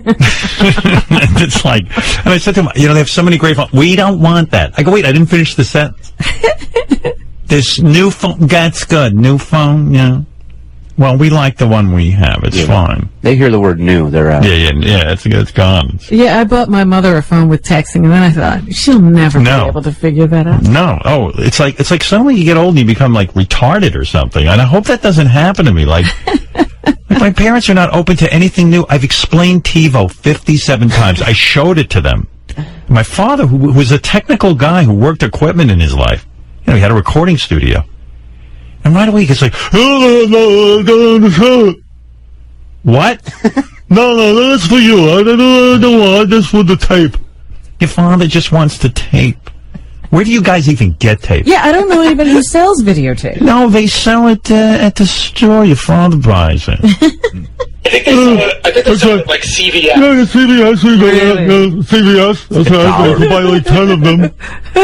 They still sell it. And you use them over and over until they wear out. I know that they, that they have these other things, but look, I'm happy with what I have. He's happy with what he has. Wouldn't they like to be able to just look up a show without having to know the time? Oh, I showed them the menu, and you just click it, and then you have a season's pass. And then they zone out by the time I get to, like, the menu. I go, all you do is hit the menu button, and then my father's, like, eyes are glazing over. Wait, no, we don't want to do that. Your father likes it. And my father, when they tape me, they tape their regular shows downstairs, and then upstairs they have a bedroom TV. Right. And they have to set the tape for that one. So they run upstairs for the special shows. Yeah, and the Jimmy Kimmel thing threw them. And I said 5 past midnight. It was like, what? Like circuits were blowing out on their head. We won't be able to tape it because there's going to be power outage, probably. Yeah, I got a tape set, but who even knows if it'll work? So you haven't talked to them in a couple of days now? No, we're not going to turn on a phone. So last night I'm trying to call. I go, if they turn on that fucking cell phone, I could at least check up on them. But I can't. Do they mess around with computers at all? No. No answering machine. No so computer. You would literally have to have somebody drive over there and say, turn on your phone because your son is going to call. Yeah, well, Doug Goodstein said, but Doug lives near my parents, and he was like, hey, Howard, do you want me to drive over and check on your parents? I said, I think they're okay, and thank you for asking, but literally, I have to get the Pony Express in there. Right. They've reduced you to mail. Well, my sister's close by. I'm assuming my brother-in-law can get in his car and go see But they wouldn't just call you every day since they're not keeping the phone on? No, why would they do that? Because my mother's a martyr. We're all right. I figured maybe I should call, but I didn't. I told you to call. Howard was worried about us.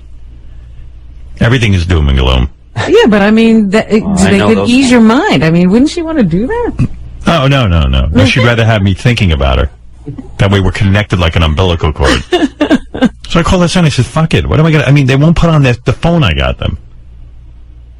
It was a horrible thing. Now you've got to figure out a phone that you can't turn off. Right. Well, there was a phone. This is the craziest thing. I called them, and the phone was working in the basement. Now listen to this. So the other phones in the house weren't ringing. Yeah. But they're hard of hearing now. My mother even admits now she's hard of hearing, but she was. Is she going to get something? No. I don't need that. I go, you kind of do. What? You do? Oh, you should have heard her on the cell phone. She was yelling into it. Because I guess you can hear herself, you know? Right. When you can't hear you become... Howard! Yeah, Ma. Look, it's terrible. The power is out. Hello? Ma! Yes? I can hear you. I know I'm on the cell phone. I'll call you back. Give me the number. No. They won't give me the number. You gave them the phone and they won't give you the number. Because we're turning it off. Why? Because we don't want to run out of power. But, they could do any number of things. They could be, we will have the phone on at this time. Robin, they could charge it in the charger in the car. I know that, but I'm just saying, if they wanted to make sure it's always powered up in case they need it, just say to you can call us between 12 and 2. We'll have the phone on at that time. Oh, no. We're not going to do that. So I don't know what's going on. I know they're okay. Everybody checks in. Because they would turn on the phone and call if they're right. Oh, yeah. If that phone rings, then there's a problem. My dad sent me an email asking if everything was all right. Like, he's not really good with computers. Yeah, but at least he has an email. Well, he doesn't. My parents won't get a voice. Like, I call my parents. My mother goes, I called you 3 times today. Oh, yeah? I was here. I go, no, you weren't, obviously, because the phone rang and rang and rang. We only went out for lunch, and then we were out. We had to get, produce. Produce, yeah. We shop for that every day. It's fresh. We like fresh produce. Blueberries. Your father loves those blueberries. He buys them himself. They're from Chile. They're from Chile. He loves them. He brings them to the yogurt shop. Are they always from Chile? Don't they ever get closer? No. About 4 they have a season. But right now they're from Chile and they're very, very delicious. He brings those in a tupper to the yogurt shop. Let me tell you, he walks in with that tupper. He loves it. I bring that. And I bring chopped nuts. Oh, so she has a little tupper, too. I do. I do. We have our coffee and yogurt. Has the coffee gotten better? They don't make it Korean or something. They don't know how to make coffee. But we drink. It's not hot. And then if you bring your own, they get upset. We used to go. You got to hear this. What? We used to go to the store next door. They make a delicious cup of coffee. Next door, it's good. Oh. Yes. And you would bring it to... We would bring it in. But then they look at us like we did something wrong, and you want to support the yogurt shop, Right. So we have our coffee there, but it's not that hot. No, it's not. And it's not that strong. It's not. Well, His father likes it he drinks it black. We don't. You see these people, they put milk in, the sugar. They're not drinking coffee. They're really not. He's right. So you really like the taste of coffee? Yes, we love our coffee. I'll put a little milk in. She puts in milk, but not that much. That's so that's still coffee she's drinking? Yeah, I drink it black. Yeah, he puts nothing in it, and he loves it hot. Mm-hmm. And they don't make it hot. I think they're afraid of a lawsuit. They fall on the people. Now you have to worry about these But things. they don't know how. They're from Korea. You think the Koreans don't have a great love for coffee? I don't know. They don't seem to know how to do it. And maybe you told them this. No, your father doesn't talk up, really. But we bring nuts for toppings. We get... she gets 3 different flavors. Really? In one cup? Chocolate, peanut butter. What other one do you do?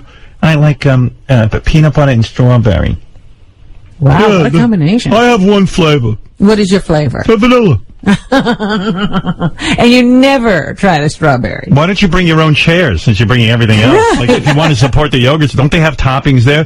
They do. It's not as good. They don't chop the nuts and they hurt my teeth. So what I'll do is I'll chop them up small. They serve the nuts whole, but she likes it chopped up. Do they have blueberries? Yeah, they have blueberries. Not from Chile. they have blueberries, but they don't seem to mind. And we buy the yogurt, and then we sprinkle our toppings on.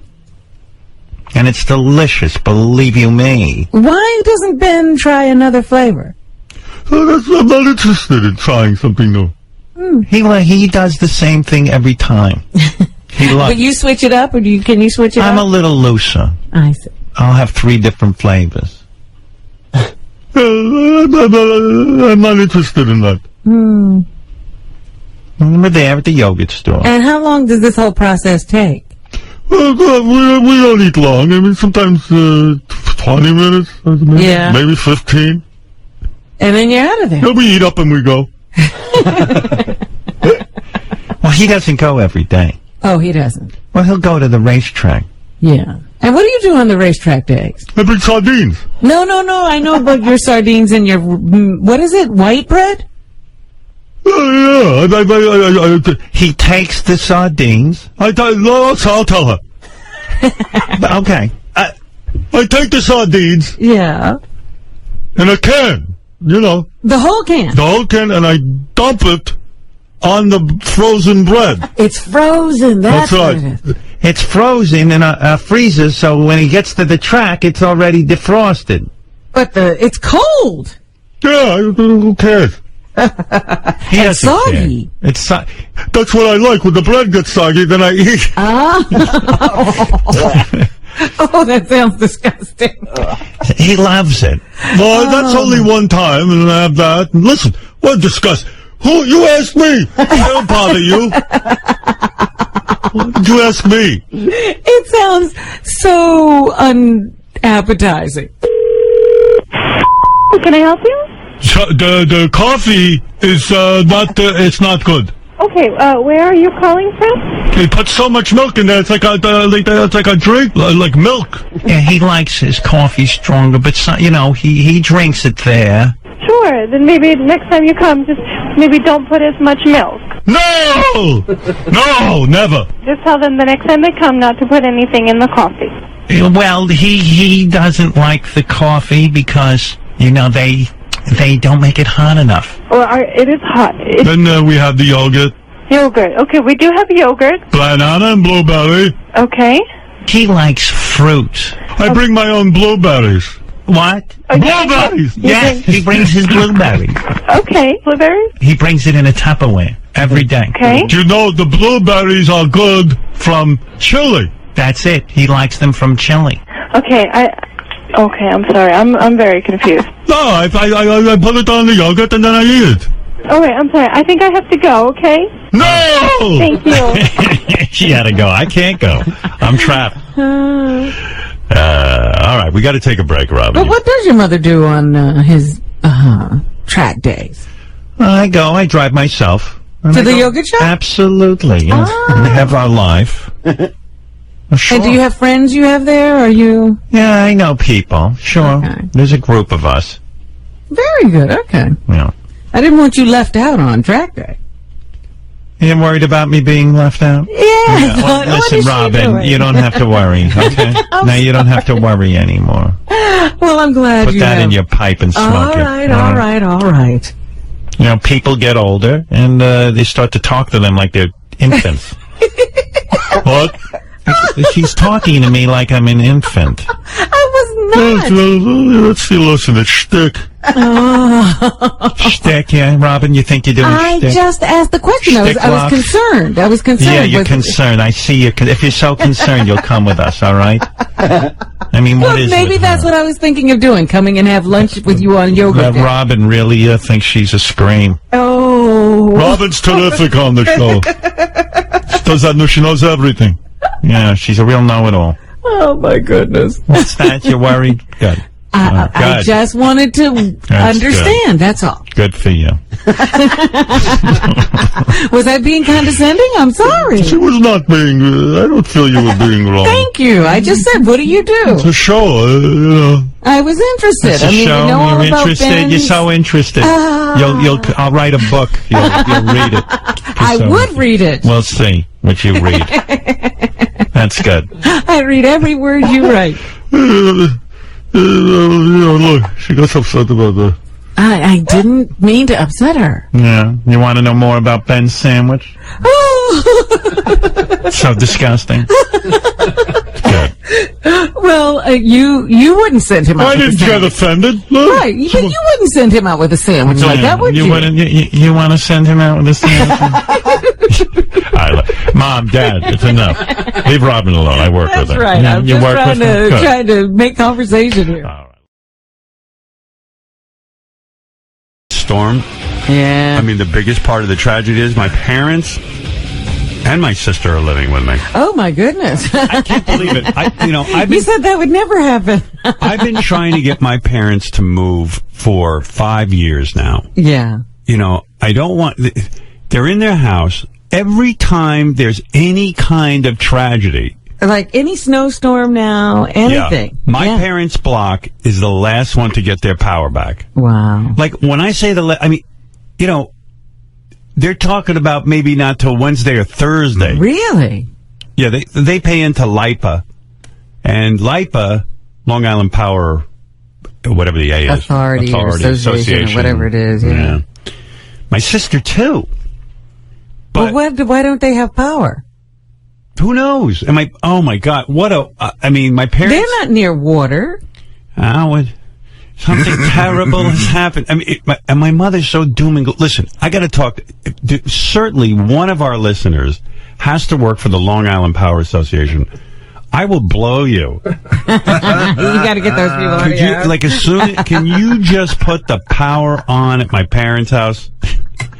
I don't care. When did they finally give in and say they had to leave? Oh, this happened they showed up on Wednesday. Oh, my God. My mother walks in crying. She's upset. I don't know. The people are suffering. I go, Ma, you're in the house now. We had a generator going. I said, okay. I said, just calm the fuck down. What? My dad's stone deaf now. He didn't hear a thing. Oh, no. Everything and he just seems just really aggravated and annoyed with everything. And my mother's what did Howard just say? It's like I'm not in the room. Right. He has to hear from a third party what you say. Oh, my God. What did he say? He. My mom called me a jerk. Really? Like the whole thing, it deteriorated in 2 seconds. You've been getting along so well. Oh my God. It just, listen, I don't care what it takes. Somebody from Long Island Power, call You'll Gary. go out and fix it yourself today. Yeah, just tell me what I need to do. Who do I need to pay off? I think this returning of the power there's got to be some sort of, I figure if I worked for Long Island Power, I would first turn my own home on. You know what I mean? There has to be a lot of that going on. But you can't turn on one house at a time. It's sections. Blocks, sections. Yeah. But somehow my parents live in a town, but their post office is that town, but they're really not in the town, but the school system is that town, and then they really belong to another town, but that town they're not. And both towns have all full power restored. And they don't. Except for my parents' block. And I said to my mother and father, I sat them down, I said, listen. You got to get out of there. You got to fucking move. They don't understand why I'm saying that. She goes, we like our house. I go, yeah, but your house isn't functioning. And it's a burden to everyone. Because I'm the guy who fixed their house. I rebuilt their house. I'm the one who, they go, we love our house. It's easy I go, yeah, because I have to do everything. My parents were getting water in the basement. I had people come in and fix it. When they do it on their own, it doesn't get fixed. It's a fucking burden to me. That house is your house. Yeah. My parents' neighbors are like, you should be at your son's. And then all of a sudden, I'm a bad son. I'm like, Mom, come over to my house. No, we're going to wait it out. I love how they tough it out. That's the best. And every we serve food to my parents, and we made nice meals and everything. Oh, my God, there's too much food.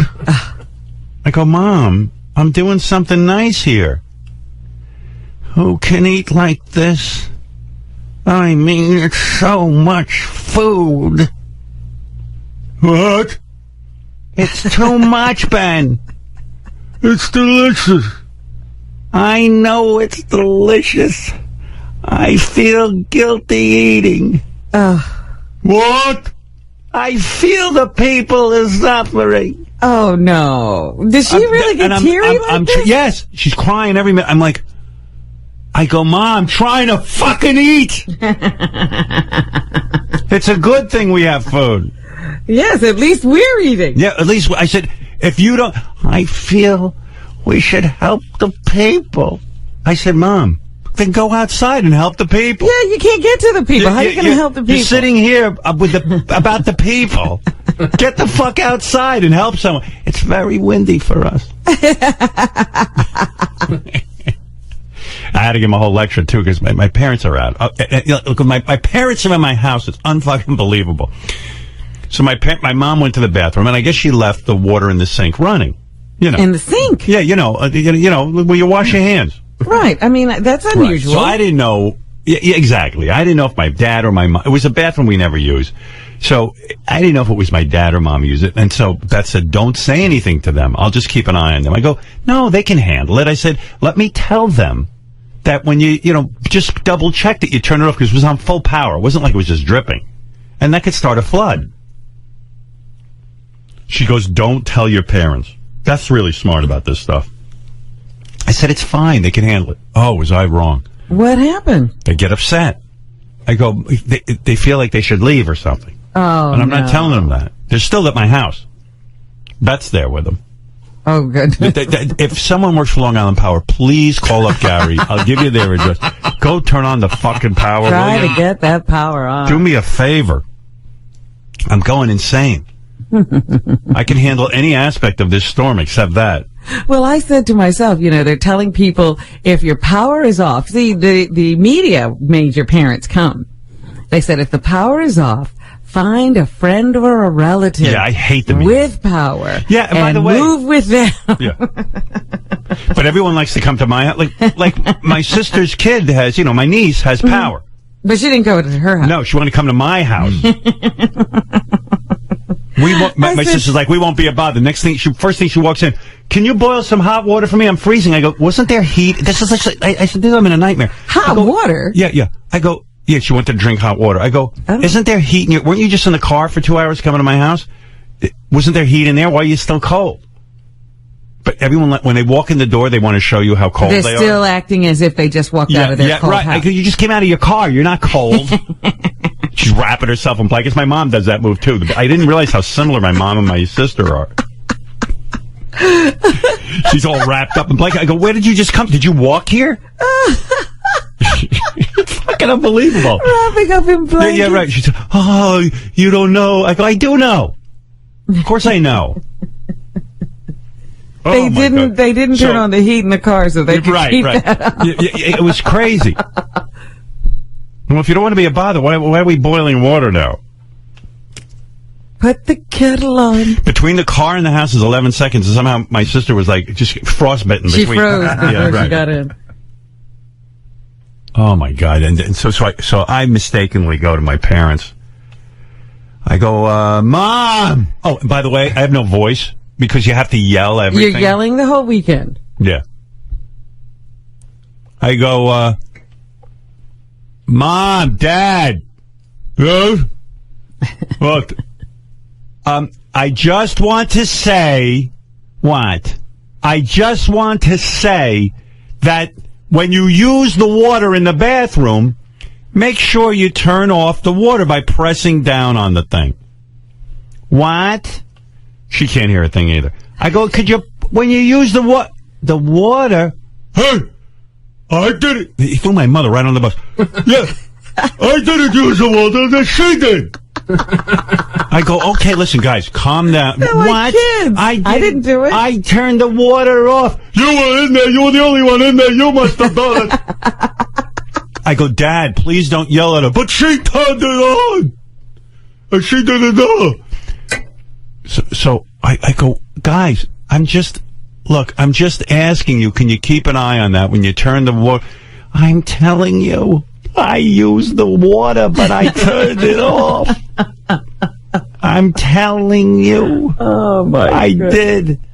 I go, guys, it's okay. I said, I'm sorry I brought it up. You can bring it up, but I know I turned it off. Wait, can I taser you? Look, we have a huge audience on Long Island. There's got to be somebody in charge of the power. Just turn my fucking parents' house on, will you? You don't even care if the rest of the block goes on. I don't just care. forget the rest of the block. Just drive over to my parents' house, and I don't care what you got to do. Hook them up to whatever how could there be power all around them and not their block? It's insane. It's like you missed a block. Come on. If you think I'm funny and I've entertained you all these years, help me out. You're struggling. Oh, my God, I'm struggling, Robin, in this. Oh, that's too much. I didn't think that it would come to that. I thought their lights would go back on. No. And you'd be safe. Well, there's this place I want to move my parents to. It's like a beautiful apartment building, condo style. They won't go. No. We're not going anywhere. I said, Mom, Dad, can you just listen to me? I said, where are we going to move? Where are we gonna move? Like there's no place. Yeah. I said, Mom, it's exciting to move. Your house is a burden. Yeah, they wouldn't have the burden of the upkeep. They'd have friends and activities. And then my parents are like, we have wonderful neighbors who help. I go, your neighbors are helping you because I'm famous. Don't you fucking get that? Because we texted one of the neighbors, the neighbor was accidentally texted back to, oh my God, Howard Stern's wife just called us. You got the text? Yeah. And it's just like, I'm like, Mom, Dad, I said, your neighbors are wonderful people, but they don't want the burden of you. And I can't get there. Yeah, you could be in a great place where there was plenty of help. Yeah, make it easy for me. Because I'm the one maintaining the house, not you. My mom. But it would also be easy for them. No, we love our house, Robin. Wonderful people on our block. We love them all. Oh, dear. Oh, the people on the block. We love them. Listen, we're not moving anywhere. They're not going to give you a break. No, not me, no. And then when I start trying to tell them it's a burden for me, for you? What burden for you? Who's he? Who is he? Yeah, right. I go, because I pay for everything. I'm the reason your house isn't falling down. Oh. So she goes, we love our house. I mean, where are we going to go? I said, listen. Dr. Lou's mom lives in a great building. I said, Dr. Lou's mom has a beautiful apartment. I said, I'll buy the apartment. We'll sell this house. And what do you think? I'm going to sit there about all my stuff? I'm going to move it? I said, you are going to move out. No, you're not going to do anything. You're not going to do a fucking thing. I'm going to go in one day with a moving crew. I'm going to get everything out of there, and you're going to show up, and it's all going to be set up for you. How's that? Is that okay? We're not going anywhere. No one's moving anything. You know what? Everyone I know who's gone through this with their parents, their parents are so much happier. I know. When they get into these buildings, they're happier. And they have a social life, they have friends, they have activities. And my dad's so afraid to move, and my mom, and it's just crazy. They're afraid that they'll lose their whole way of life. He won't be able to get to the yogurt shop. Well, your father goes, he gets his paper. I go, Ma, they got papers everywhere. Right, they deliver it right to your door. In other places. Yes, but it's convenient. We have our car right there. They're still driving? Yeah, and we have the yogurt shop. And I said, you could still go to a yogurt shop. Oh, my God. Have you driven with them? Can they drive? They claim they can drive. No, I haven't. I won't go in a car with them. You drive with them. Give them a driving test. I'm a terrific driver. Well, they've never had an accident, ever. Knock on this shitty Formica. But I mean, it's crazy. And then I said, if you move to where Dr. Lou's parents are, mother is, right. It's easy. There's no maintenance. They have Dr. Lou's mom plays cards. I don't play cards. I mean, but I said they find things. Right. They teach them hula. They do all kinds of things. It's not a retirement home by any. It's just it's a condo. But they have activities and they have social events. Yeah. I said, would you go look with me? No, we're not interested. I said, it's unbelievable. Even like my father ran a recording studio. He was technical. He would run equipment. He would edit tape. He can't figure out how to work his fucking cell phone. So I got him this cell phone. You got him another cell phone? Yeah. And the reason they wouldn't leave it on, my father thought, like, if you leave it on, he doesn't know how the phone's going to ring. I go, Dad, I practiced with him. I said, here, go in the other room and I'll call you. He doesn't know how the phone's going to ring. No, he goes, I hear music. I go, that's the ringing. That's the ringing. Yeah, now they got a flip phone because they don't want anything else. They don't want a smartphone. No, smartphone. And then and then everything's they're at my house. At my house is really nicely maintained. Sure. I put them in a room to watch TV, and it's like, oh my God, what the fuck am I going to do with them? Because I know I have it on a Crestron. Right, which is and they can't work that. All I know is at my house, I have a clicker. I turn on the TV. My dad's sitting there smacking the Crestron and hitting it over and over again, but it's not working. He wants it. He just hits it like a monkey. He just keeps hitting it. Instead, I said, Dad, well, they can see the little tabs. No, he won't look. He's just going to hit buttons. I said, Dad. It's like kids. They're turned into little kids. I go, Dad, take a look at the screen. What does it say? I don't want to look. Dad, you got to look. He won't look. He just wants everything to work. Can they change channels? I don't know. Oh, then the other thing is, and then they talk so loud because they're deaf. Right. Beth's sitting like 5 rooms away, the opposite end of the house, and she hears them talking. She overhears them, and they're like, what? I don't want to bother him. But we can't they couldn't turn on the TV in their room. We can't turn on the TV in our room. So Beth emails me. She goes, I'm hearing your parents, they're having a private discussion, but they're complaining that they can't hear the TV in their room. I'm going to go in and fix it. I mean, every minute there's an emergency, but they're no bother. Every minute there's an emergency. Listen, if Long Island Power is listening, you've got to get my parents out of the house. You got to. It's not fair. You've done enough. I've done enough. Drop everything else. It's time. It's time. This man needs a rescue. Yeah. He's still not been rescued. Yeah. And then it also becomes my problem. With the gas shortages and everything, I got to get them back. Right. My brother-in-law dumped off my sister and then left. Where'd he go? He has to go to work. So now she's and I'm like, but is he staying at home?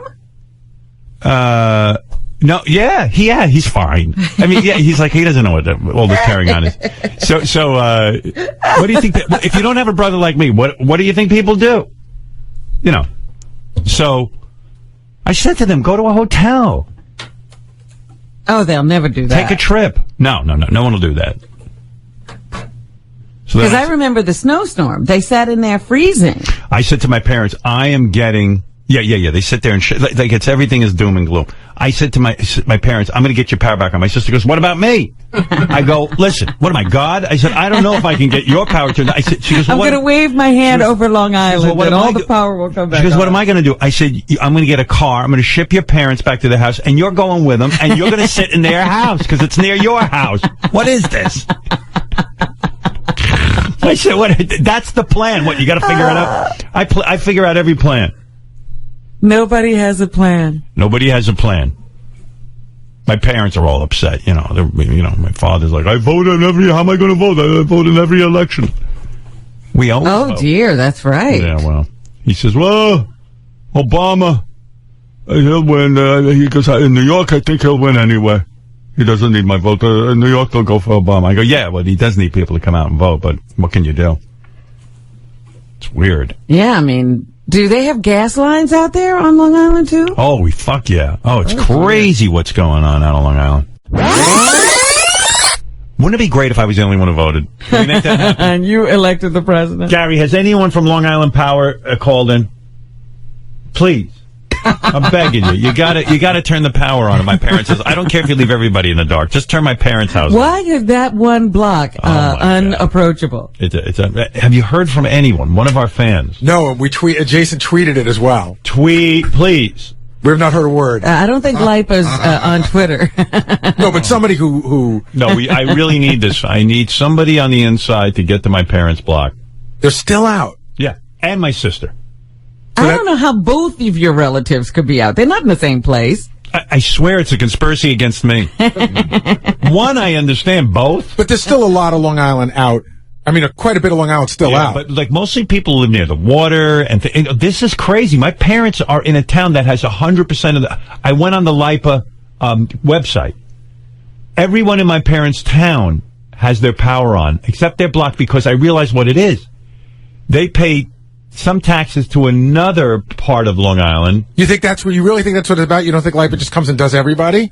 You think you're looking at the tax? No, I think... Yeah, the grids aren't based on taxes. Yeah, no, the grids, but the grids, they're probably in like in a different section, so that other section they're in is all turned on, but they're not part of that totally, and then they're not part of the other section, and somehow they're overlooked. They're just in a weird place. They're in a weird place. Because I know somebody who lives not too far from your parents and didn't lose power at all because they're on they're on the grid. They found out that they're on the grid with the hospital. Right. Like they're in the 5-block radius of the hospital. That's what I'm talking about. And where I want my parents to move, they're on the grid.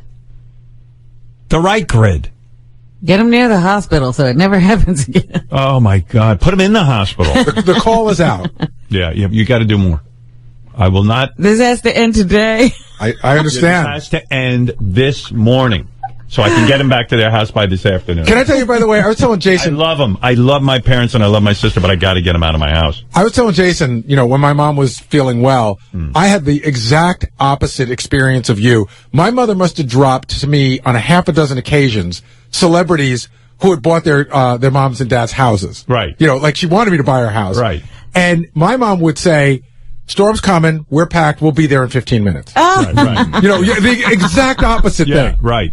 Well, they didn't wait for anything. The thing is, my mother comes to my house and complains the whole time, and she's just like, "Oh, this is horrible. I just want to go back to my house." I go, "Ma, I'm kind of feeding you. Things aren't so bad."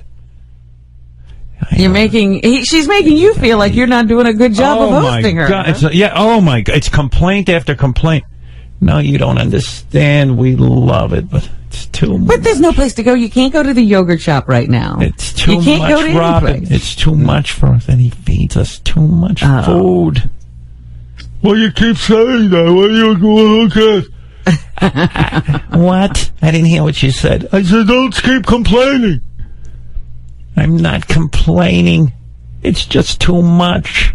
It's too much. Jeez. We made her a soup. Beautiful soup with fish and stuff. What is this? And she takes it. I can't eat this. It's too much food. I said, well, take a few bites. No, all I eat is a yogurt for lunch. I have yogurt with maybe some fruit. I go, Mom, you want yogurt? What did he say? He said, do you want yogurt? I feel terrible. I feel terrible asking for something different. Oh, my goodness. Yeah, eat the soup. I don't want it. It's too much food. She's not adaptable, is she? Oh, my God. I go, well... I said, would you like a yogurt, Mom? And some fruit? That would be good if it's not too much trouble. I get up. I mean, it's a fucking yogurt. You pull off the top. Right. Oh, this is good. I can't. Now that it was good, and then 2 seconds later. But who can eat so much? It's too much yogurt? No. She's back on the soup. Oh. I mean, it was lovely soup. But who eats like that? I mean, and a scowl, So now she's commenting on your lifestyle. Oh, yeah. Oh, she's gotten to see how you live, and now she's got to comment? We're simple people. But you're not, it's not like you're not fat. so simple. Yeah, I know. She makes it sound like you eat so much that you're obese. And then she got upset. What?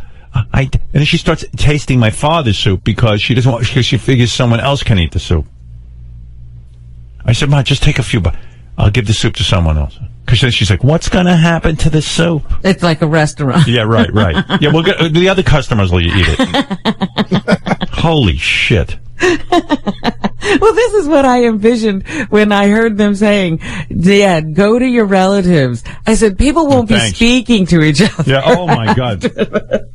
My father and I were just, my mother can't hear a thing. She's sitting far away from us on the couch. I said, Dad, do you know there's going to be another storm on Wednesday? By the way, is anyone talking about that? Yeah, they are talking about the nor'easter headed our way Wednesday, Thursday. We are so fucked. I said, when Mother Nature wants to put it in, she really puts it in a long way. Global warming. These Republicans are anti-science. Well, they don't want to talk about it. It'll take care of itself. Yeah.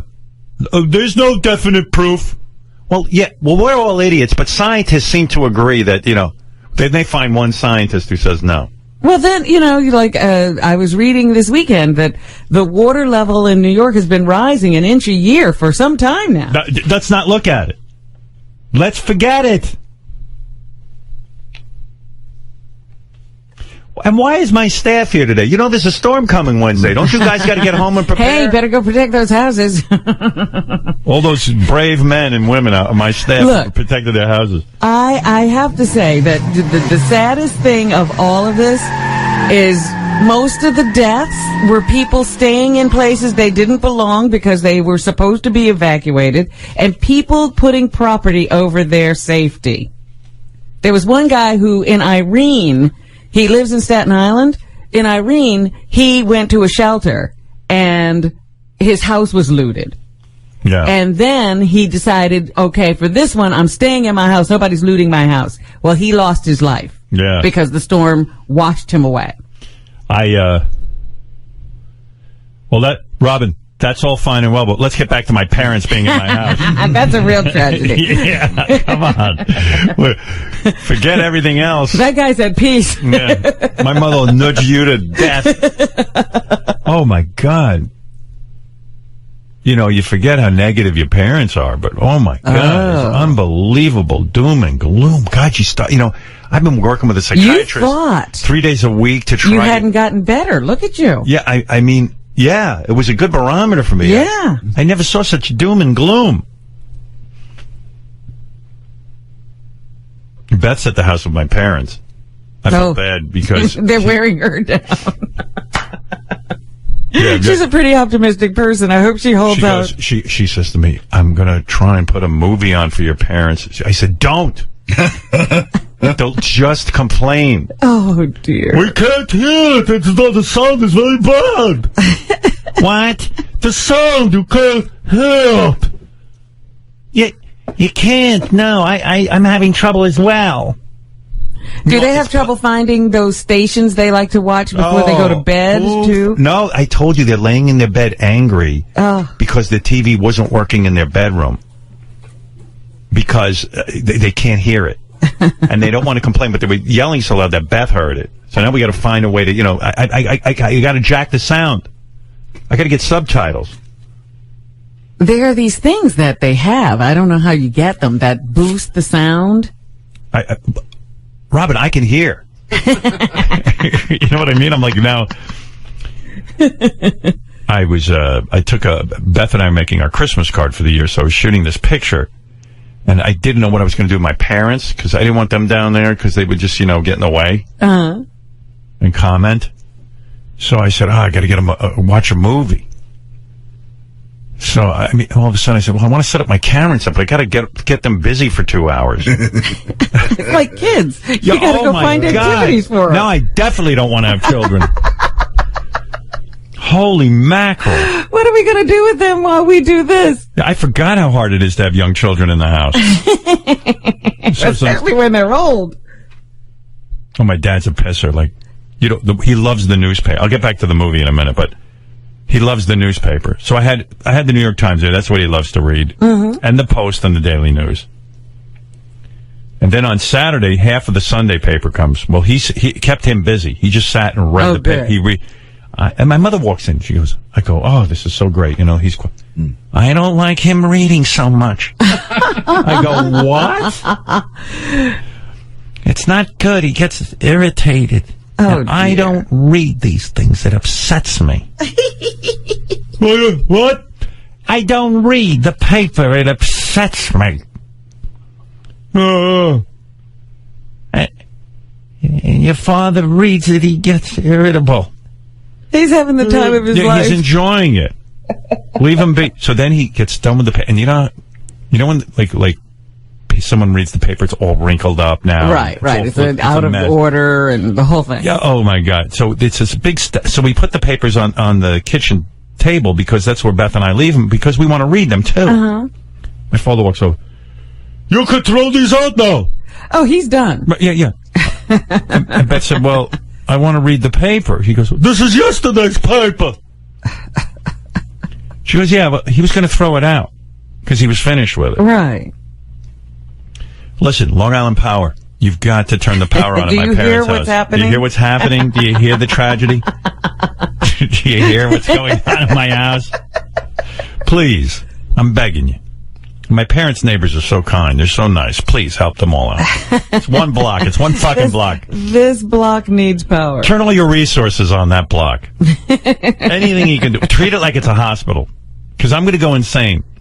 There's going to be another tragedy. Oh, then I was like, I got to get them a movie. And now I'm like, I have like DVD movies, you know. I keep a closet full of them. And they can't agree on a movie. So finally I remembered I have Iron Lady. I had an old copy of that. The one, you know, that's the kind of shit they like. Meryl Streep. Yeah. I stuck them in a room for 2 hours with the Meryl Streep movie. While I was shooting the picture. And then I had to keep running in because they have a complaint during the movie every minute. You're like an attendant. Oh, my God. You might as well be working the train. There is no way my parents are going to live with me if one of them, like, gets sick. They're going to a fucking old age home. There is no way I'm going to screw my life up. I am not going to tend to their needs. You know what? They weren't that great to me when I was a kid. Oh, my goodness. And, oh, my God, every minute for the last 5 days with my parents, I've got a lecture from my mother about what a great parent she is. Oh, really? She's lobbying for herself. Like whenever, like, my sister and I are talking about our kids and, you know, different things about the kids and how they do. One thing about me, look, I had no mother. And I had no help. But I taught my children. No, when she says my children, that's us. Yeah, she's talking to you. Yeah. I taught my children what was needed and what I expected. And let me tell you something. I wasn't putting up with any nonsense. Because I didn't have to. If I told them to go to bed, what I told them to do, they did. Like we're dogs, you know. You were very obedient. Oh, yeah. Oh, and then she starts being so proud of how obedient we were. And you feel emasculated as she's saying it. Yeah, you were a mama's boy. Ugh. And you, I tell you, leave me alone. You'd keep nudging me and pestering me. This one, now she's getting angry at my sister. This one would run upstairs and slam a door. I'm like, what? All the good memories. Oh, it was just one happy goddamn party. I said to Beth, I'm going to jump out a window. I'm going to kill myself. Now Beth you realize how you got in this condition. Beth goes, she turns to me in bed, she goes, I got to tell you, I love your parents. I said, I love them too, but they're fucking annoying.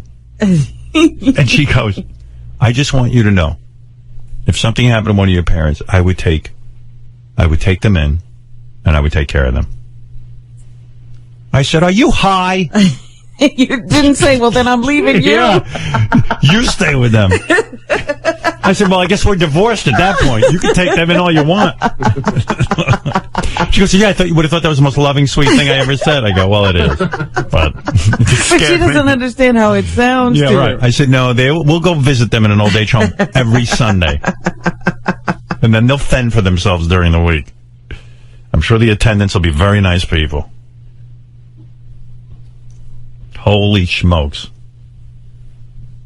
Long Island Power, you got to get the fuck over to my parents' house. This is ridiculous. And then I know what it is. Call the governors? This is, this needs intervention. Yeah. I mean, what's Governor Cuomo busy with? Can't he handle this? Well, he's doing a good job, though. He's doing an incredible job. He's a good man. But I tell you, and then I hear Wednesday there's going to be another storm. Oh, that's how my mother called me a jerk. So I'm sitting and talking to my father. Yeah, as soon as you get them home, they'll be back. Oh, yeah. I'll get them home. I'll get them settled in. The nor'easter will hit. I'm gonna. This is nothing to laugh at, Robin. I'm going to kill myself. So, I'm sitting there. I said to my dad, I said, did you hear? They're going to have a storm on Wednesday. He goes, I know. My mother's all the way, what? So I just said to my father, I threw my hands up in the air and I started laughing. I go, I said, this is just the worst situation for all the people of this state. I said, it's just so bad. And we're both laughing like, what the fuck is going to happen next? My mother goes, why you laughing like a jerk? Oh. I go, who the fuck are you talking to? You didn't say fuck. Oh, I did. I was just like, what the fuck? What do you mean? I said, you're over there. You're deaf as a doorknob. You don't even know what we're talking about. You're calling me a jerk. This is after I fed them for 3 days. I said, now I'm being insulted. I said, what's going on here? Oh, my goodness. They're just upset. They want to be back in their house. They don't like any change. They're irritable. And they're you know how important their routine is to them. My God, their routine. I go, I said, let me ask you something. Let's work through this together. I go, Mom, Dad, calm down a second. I said, what would you really be doing at home that you're not doing here? And they thought about it. I mean, they couldn't come up with one thing. I said, you're being fed. You got a warm bedroom. You got television. I said, Dad's got the newspaper. I got you covered there. I said, rationally. What do you do? They don't do anything all day. Well, we're inconveniencing you. I said, forget that. I'll deal with that. I said, it's my pleasure. I said, when do we ever get to spend this amount of time? My parents, whenever they come over, before they get their foot in the door, they're leaving. Right. They're already packing to go. I said, so now we have some time together. I sat with my dad. We played gin rummy. It was nice. He's still sharp as a tack. Yeah, he won. Wow. Yeah. And, I said, we had some nice conversation, too. I said, why don't we just relax and stop complaining? I said, we're all together, and things are okay. It's not the end of the world here. And I'm trying to be upbeat. I'm just upset. I go, okay, can you stop being upset? I said, what are you upset about? So much food. Oh. And the people are suffering. Then she gets on the people. Right. I go, but she's not doing anything. I said, but you're an 85-year-old woman. You're not going to help the people. The young people are going to help themselves. They're suffering so. I said, okay, but you're not. Well, she has to suffer with them, I think. She needs to suffer, too. What is that? It doesn't feel right. I said, you're a martyr. Yes. Jesus. I love my parents, and I'm trying hard to make a nice experience for them, but they're so upset. My sister is upset. What is she upset about? She doesn't have power either. Yeah, but she's in a nice place. Things are happening. Once she got to my house, she was happy. Yeah. Just thinking she might not want to leave. That'd be another problem. That would be another problem. That might be too good. And every minute there's something else. My sister goes, I need to hear the show tomorrow. Where can I go to listen to the show? I said, what show? She goes, your show. I go, you listen to my show? She goes, every day I listen to your show. I go, who the fuck knew that? I said, don't listen while you're here in the house. Why shouldn't I go? I don't know. It bothers me. So my sister's probably listening. Hello, Ellen. But she's been without power for days, too. Yeah. But all right, listen, my parents... What is her situation? Is that whole area out? She lives in a good neighborhood, too. And she says a lot of the people around her do have power, but I don't know what's Somehow they keep missing the Stern home. Is there somebody at LIPA that doesn't like me and is punishing me?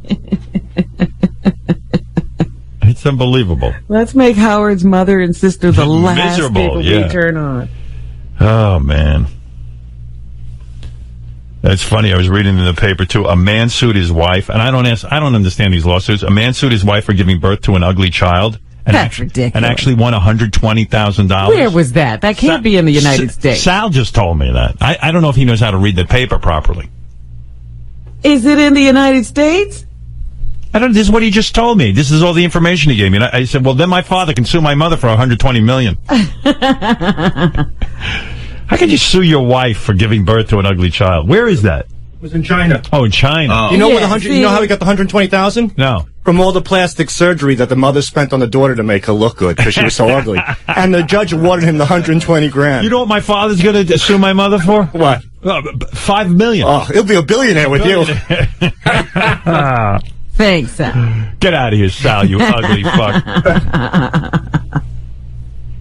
Get out of here. So tomorrow's election day. I know I'm voting. Yeah, at first I thought, I was making all these preparations to do an absentee ballot. Right. But now I'm here. Here you are. Hey, baby. I was all ready to vote early. Yeah, I see in Ohio you can vote for 2 weeks. They've been voting for a couple of days now. It's so great. I mean, why don't we do that? Why doesn't the whole country just have a whole week to vote? I know. I was looking at New York, and New York has, we don't have the early voting. We just have absentee ballots. I know a lot of the Republicans try to block that in Ohio. They don't like early voting. Well, people could, how these people have been flip-flopping? Yeah. They can flip-flop right up until the day of the election. Yeah, who are those Once people? the vote is cast, they can't flip anymore. They're still on. I'll tell you something. I made a joke earlier. I said, really, I should be the only one allowed to vote. Like on America's Got Talent, I should really be the only judge. It'd be great in New York State. Just let me vote. The state of New York? Please don't vote. I'm just going to be the only one to show up at the polls, and my vote will count. I also mentioned on the show yesterday, Robin, because of Hurricane Sandy, my parents are still living in my home. And yes, you haven't even made any pleas today. Are you a beaten man? I'm a beaten man. I am such a beaten man. I know that our wonderful weather forecaster, John Bolaris, hooked up with some guys from Detroit yesterday. They were trying to fix my parents' power. All the way in Detroit, they were trying to help. Well, they were here from Detroit. They're helping out. And also, there were a couple of other people working with Gary who were terrific. But nothing happened. What is wrong with that little pocket? They all get to the point where they go, no, your parents' home is hooked up, but then we have to wait for such and such to switch and this and that. So, but it's one block. I know. One of the guys explained it to me this way. It's like they plowed the big streets first, and then they come back and get the little streets later. My parents are on a main street. That's how the guy explained it to me. Yeah, well. I don't understand. Explanation unacceptable. But meanwhile, I just gave up, and whenever their power goes on, it goes on. You might as well keep them there. Another storm is coming. I know. That's what I said to them. I said, look, another storm is coming. My mother goes, what are you talking about? Stop talking like a jerk. I said, I'm not talking like a jerk. This is the way the weather is going.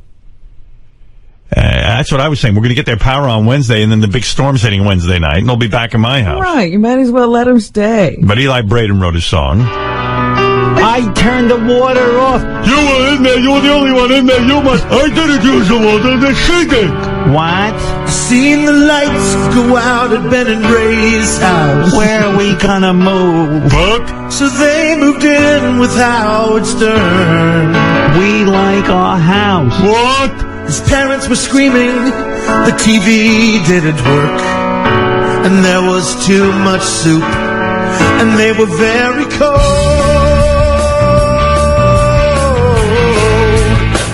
Oh my God, there's too much food.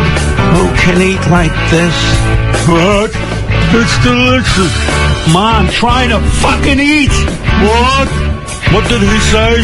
What? There it is, a tribute to my endless 3-hour routine yesterday. Like being there. It was just like being there, that's right. I took you right into the house with me.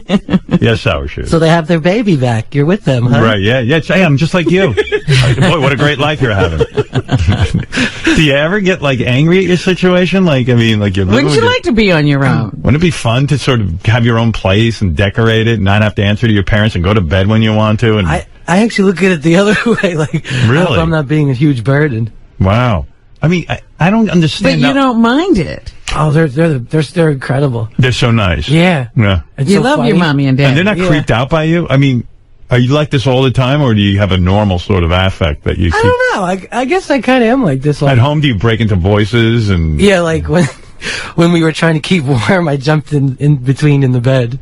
In between them? Yeah. Oh my God, you're like an infant. Puzzles. And what do you say to them? Do you start talking that baby voice? Yeah. What do you say? Oh my God. How does anybody have a kid because what if they turn out like you and then you're 33 and they're in bed doing baby voices?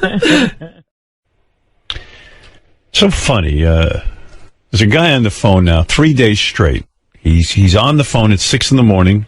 He stays on till 10 o'clock every 10 or 11 o'clock, however late we go. Mm-hmm. He has the same question every day, and I never get to him. Maybe today I'll get to him. Same question. Yeah. How long has this been going on? Vince, how many days in a row have you been calling in? For this question, I'd say about since last week. Yeah, I see you on the phone at 6 a.m. first thing, and He stays on throughout the show. he stays on throughout the show. Yeah. So this must be a very important question, whatever it is. Because I happen to love listening to the show. That's why. I do want to ask a question, and I was just wondering if you can keep me on hold so I can listen to... Vince, do you have a job? I'm curious. I'm looking for one right now. Right, okay. How long you been out of work? On and off the last 5 years. All right, go ahead, Vince. What do you do? What do you do? Maybe we can help. Well, I've always been in production and manufacturing, so I'm looking for work in that area right now, but there's just nothing out there right now. Yeah. All right. You picked the wrong country to be in manufacturing. Yeah, I know.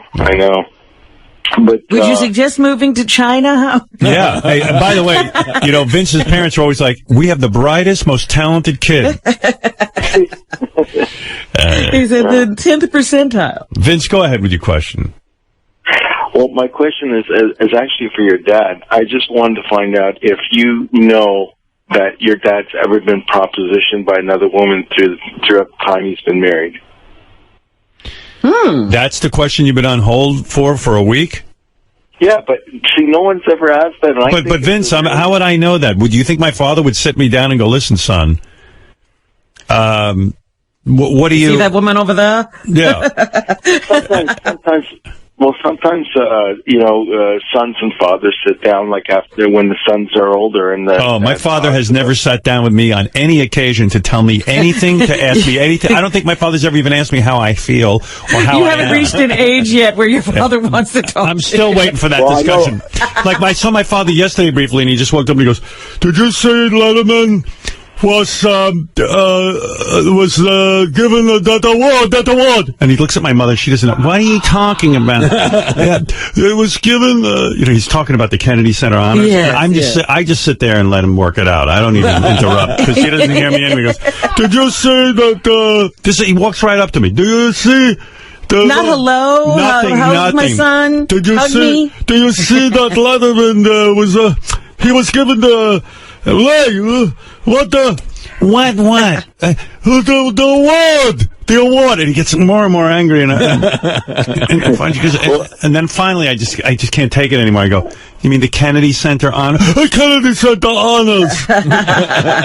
and like he doesn't even acknowledge that I've told him the answer. It's just angry and bitter, and this has been going on. This has been the entire. My dad reads the newspaper and loves to quote what he read. But we've never actually my father never sat me down. Like, even when I was going through my divorce, which was one of the lowest points in my life, I went over to talk to my parents. And, maybe this is some insight. Because my dad said, not to get divorced, that to just basically maybe go out and, his advice was, why don't you, just go to, have an affair. Not an affair, but he didn't even say an affair, like maybe fuck like a hooker or something. A hooker? Something like that. A hooker? No, not a Is hooker, that what he said? He says, why don't you just have a... He assumed that I was wanting to leave because I wanted to go fuck.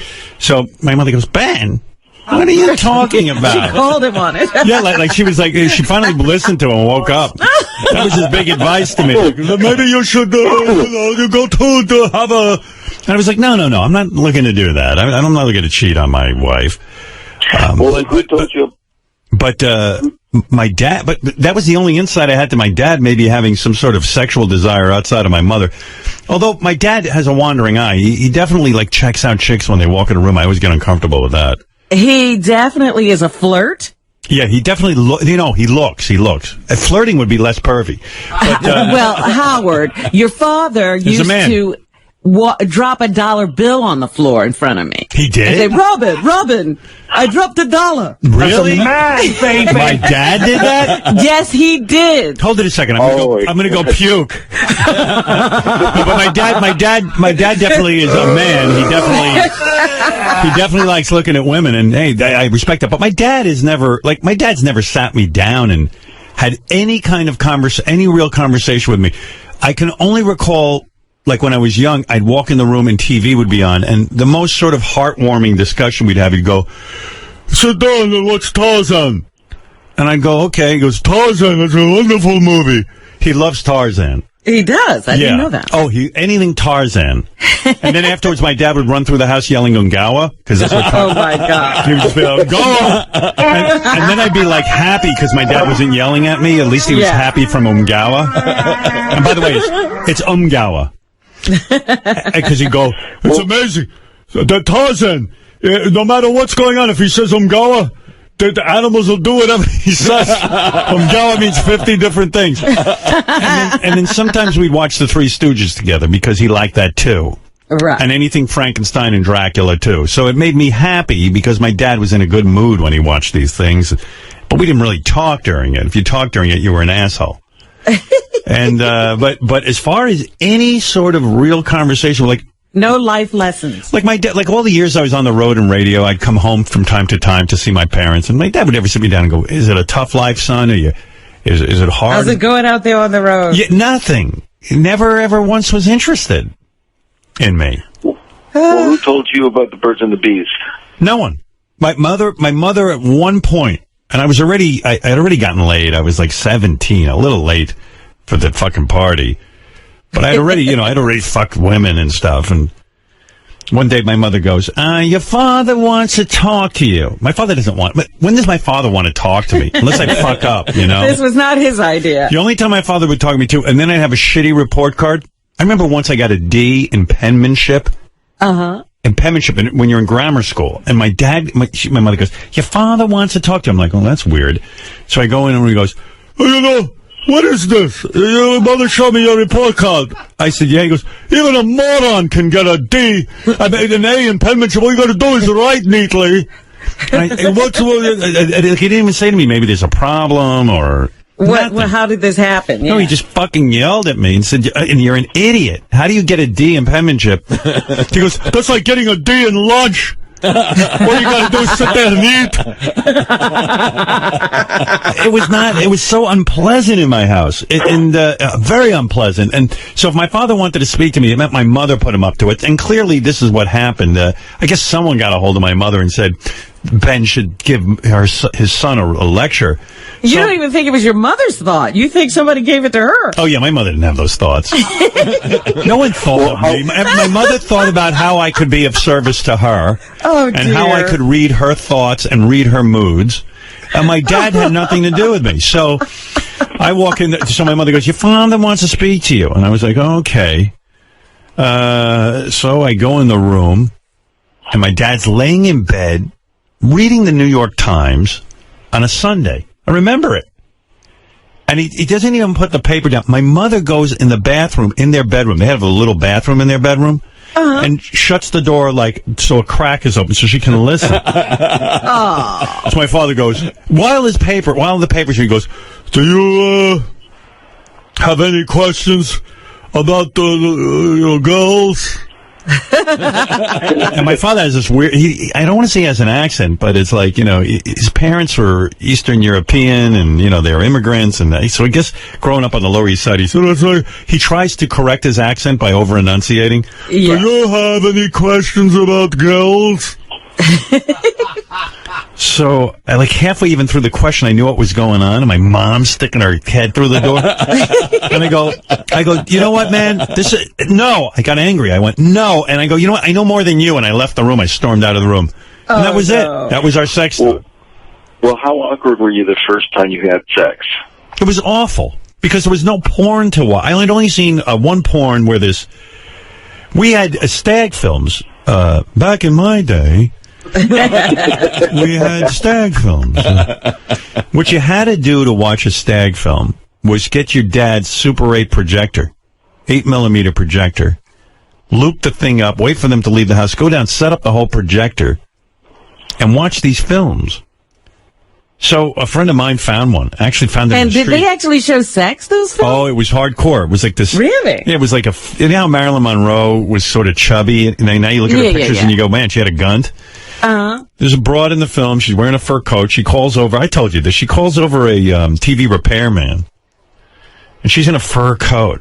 And she's been playing with her vagina before, she calls him. She gets this idea. I'm playing with my vagina. I'm all by myself. I'll call the TV repairman.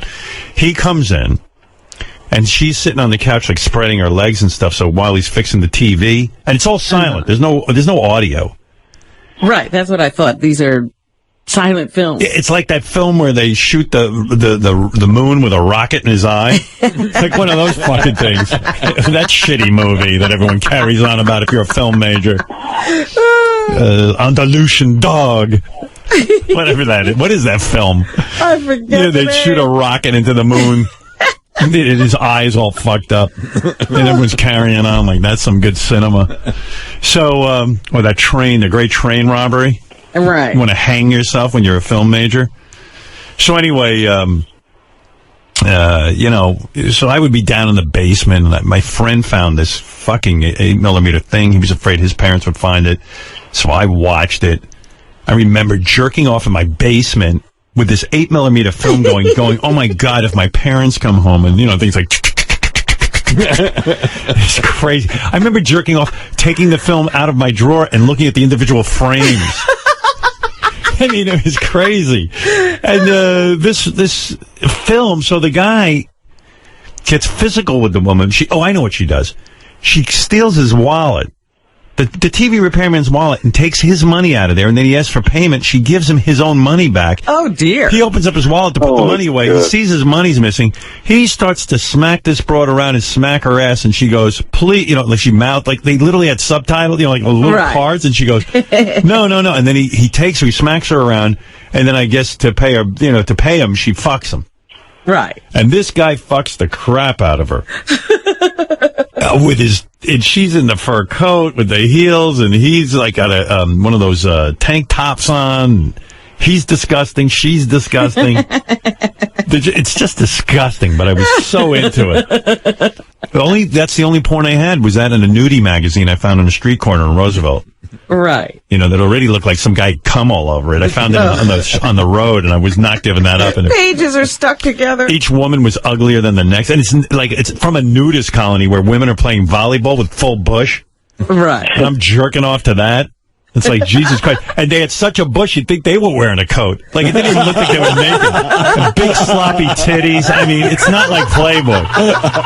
It was just a mess. Like, who wants to see a woman with a big bush and big sloppy titties? It's like watching my mom play volleyball. But, big saggy ass. And it was like, oh my God. But anyway, that was my jerk-off material. I think the funniest is the real old porn where they have like old music to it, kind of like watching a silent film. Yeah, well, porn was really bad. I only wish that I had, before I had sex, had real porn like kids do today on the internet, because I could have been a bit of a stud, because it really does teach you how to fuck. It's a great instructional film, and Lord knows I needed instructions in life. I still do. Well, I was going to say, and also an iPad, if the technology was a little more convenient, if I grew up you didn't now, have to set up a projector to see it. Because the first girl I banged, who, by the way, we had here on the show, I mean, I was couldn't figure it out. The first time I was actually going to get laid, I was at a lake, we were outdoors, it was nighttime, and we went down to the water, and she's nude and I'm nude. Can you imagine me naked? My big nose, and I had long hair down to I was 16. I had hair probably down to my ass, and I remember I was like if Fabio got in a train accident, and got his face smashed in. I had the long flowing hair. It's like if Fabio had polio. That's what I looked like. And so I remember I used to keep my hair in a ponytail, but now I unfurled my hair. So we were holding hands. We walked down to the lake, and I was like, wow, it's going to happen. And then I was like, well, what do I do? Do I lay her down in the water? I can't do that. I was shivering. I was nervous and shivering. So I was standing, and then I started to squat like if you're taking a shit. And I tried to push her down to squat, too, so we could... And I was like, became clear to me, I don't know what to do. Well, how do you get in there? I have no idea how to get my penis. Now, you laugh, but there was no porn back then to really study. And to hear how guys do it. And I say, God bless pornography. Because Lord knows it was awkward. And, everyone goes, oh, it's charming, it's awkward. Fuck awkward. Fuck charming. I'm awkward enough. I don't want to be charming. In what sense is that? I mean, the girl was disgusted. And we ended up, I was satisfied. I fingered her. I was thrilled. And then we ended up fucking my house weeks later. But down on the water, I don't even think I had real penetration. You know what I mean? I just didn't even know what I was doing. And if I had porn, I would have known what to do. I would have, taken her to the edge of the water.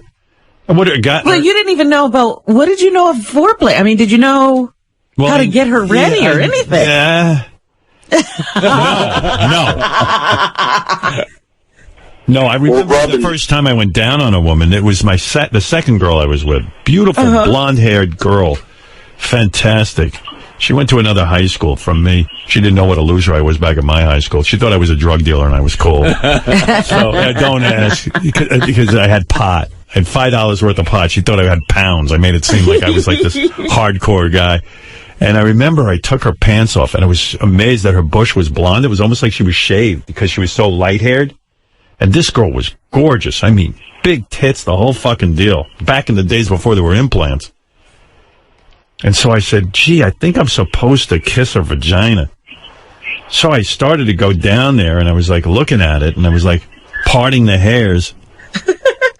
Back then you had to part the hairs, and I started to awkwardly kiss it, I guess, and then and halfway through I went, this is really demeaning. I'm on my knees kissing her vagina, and I'm not enjoying myself. And it's just horrible, but it looked pretty cool and everything, and then I mounted her, and I don't know, somehow I got in there for a second and then just came and got out. It was ridiculous. Well, Robin, knowing that you learned how to give head watching porn, how good do you think you're at it? She can't be very good at it if she... Excuse me, I think I'm good at it. No, every girl thinks they're good at it. Most girls are horrible at it. I guarantee you George gives better head than you do. Well, that's always been said. A guy would know what a guy would want better than I do. Poor Robin, I hate to... If you have to watch a film to learn how to give head... No, that was not my situation. That was somebody making me insecure. Oh, someone said you were bad at it? They just... Whatever they said, it was maybe I should go take a look. Yeah, women don't, for the most part, know how to do it. I don't care. I don't care about blowjob. Although there were two women in my life who knew how to blow a guy. I never experienced anything like it in my life. These two little whores were amazing. I mean, and these are women that you actually knew, Robin. Oh, my goodness. You don't know one of them. One of them you don't know. One of them's an actress. You would know her if she's famous. I know of her. Yes. She blew me. My head almost exploded. And then there was another. It almost caved in. No, there were three, actually. One. Scott, you're on the air in Long Beach. Hey, Howard, how you doing? Long-time fan. I just wanted to tell you, the other night, Saturday night, going out to dinner with my wife and my child, and we sit down in this diner, and all of a sudden I'm hearing these voices. I'm like, where do I know these voices from? And I hear them going and going and going, and I said, oh my God, that's Stern's parents. I turn around, and I see your dad and your mom sitting right there. And it was ironic because as I was going to the restaurant, I was hearing that whole bit on how you took your parents to Danielle in the city, and oh boy. and you were ordering fish, and it was something about the halibut. And as I'm sitting there, all of a sudden, I hear your father and mother arguing with the waitress about the halibut. And well, look, you know, my parents did tell me they were out at a diner this weekend, and my mother goes, "Boy, it's good to be your mother. I got a free dinner." I said, "Where did you get a free dinner?" "Well, one of your fans saw your father and myself, and they got the check. We didn't know. We would never have allowed it, but..." So unbeknownst to them, there was no check coming to the table. That's right. And she goes, "I guess they went over to thank you, right?" Yeah, they went over. My father said, "Yes, I found out who it was, and I went over to tell the gentleman, and I told him, gee, I wish I knew I would have eaten at Danielle's." Well, I know your parents are not the type who would ever even expect that, so that was nice. Yeah, they were very impressed. You know, sir. So that was very nice of you, Scott. No problem. It was my pleasure to do that. They did carry on about that. That's not why I'm calling, but they did carry on about that, and I told him that the years of enjoyment you've given me on that radio was well worth the pickup. How much was the tab, Scott? I didn't even want to bring that up to you, Howard. Take a guess. I mean, take a wild guess. $15. At a diner? Yeah. I actually saved the slip. I actually have it in my pocket. I'm going to say 15. I knew you were going to ask me this question. $32. Not even. That's 25. Because my mom will order like a little appetizer thing. Right, she's not even getting a full entree. Yeah. That's Howard. I'm looking at it right now, and when I told the just tell me the amount, Scott. I'm getting nervous with you. Go ahead. $25.36. I was right there. 32 with the tip, Robin. 32 with the tip. Calm down. Listen, sir, just to help you out in life, too, that was not an ironic situation. That was a coincidence. That's true. Good. Yeah, good stuff. And I got to tell you something. I mean, I'm not going to go into the whole conversation, but... Well, you listened to everything they said. You should have paid for dinner. Yeah, really. You know. Yeah. It was like you were at the table. You mean my parents were discussing halibut while they were waiting? They were discussing what they're going to go ahead and order because my father always announces what he's going to have ahead of time before the waiter gets there. And I know why he does it. He wants everyone to hurry up and be ready with their order. Like, in other words, he's now ready. I'm ready. You better be ready. You should have been ready, too. Yeah. Exactly right. That is what they did. And what are you having? I don't know what I'm having yet, Ben. Well, I know what I'm having. I'm having the halibut. Oh, my gosh. It was great, Howard. And the parents, very nice people. Yes, thank you, Scott. Thank you very much. That was very nice of you to do. All right, there you go. Here's the Howard 100 News team.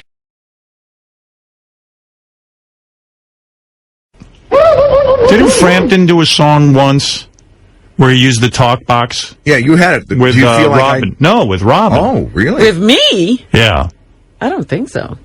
I could have sworn that he once did that. That's one of those parodies. No. I want to feel Robin's boobs. I told you there was a song where he did it. I want to feel Robin's boobs. Huge boobs. Makes me wanna goo all over your titties, Robin.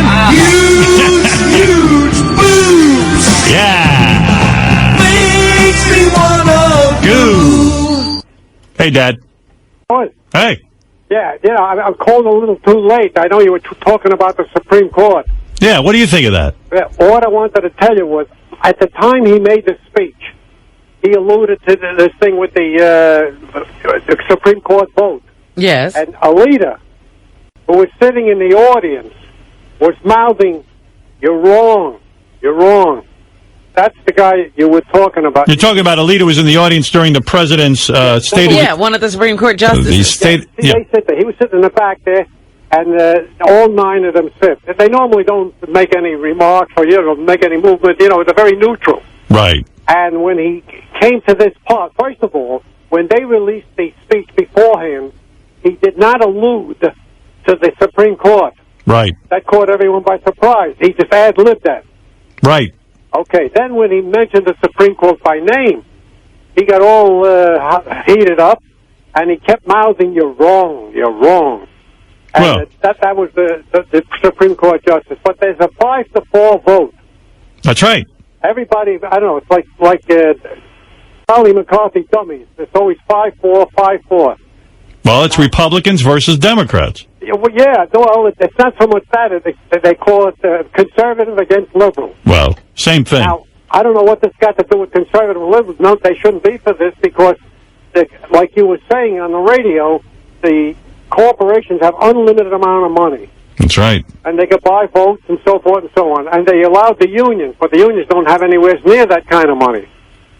But basically, it should be, Feingold and McCain. That's a Republican and a Democrat. That for years they're fighting to make campaign contributions equal. It should not be fought by different groups. That has been always the problem. So you agree with me when I say the Supreme Court is un-American? Well, I don't know. They may be Bolsheviks. I don't know what they are. The point is, on this particular finding, I think they were wrong. And the president asked Congress maybe they could do something about it. I mean, it's not a black and white kind of a thing. In other words, you cannot give so much power when it comes to lobbying. I mean, who else could buy lobbyists but corporations? Yeah, the way they voted, Ben, was, what they were saying was that government can have nothing to do with limiting political speech. Right. They try to use the Constitution, which has nothing to do with what the problem is. Yeah, but they don't vote on the problem. They are there to interpret the Constitution and whether a law is in accordance with the Constitution. Yeah, but I understand. On one level you could talk that way, but how it works, that's what you have to be involved with. Well, what we'd have to do is have an amendment to the Constitution in order to... No, you just got to pass that Feingold McCain law. They'll find that in violation.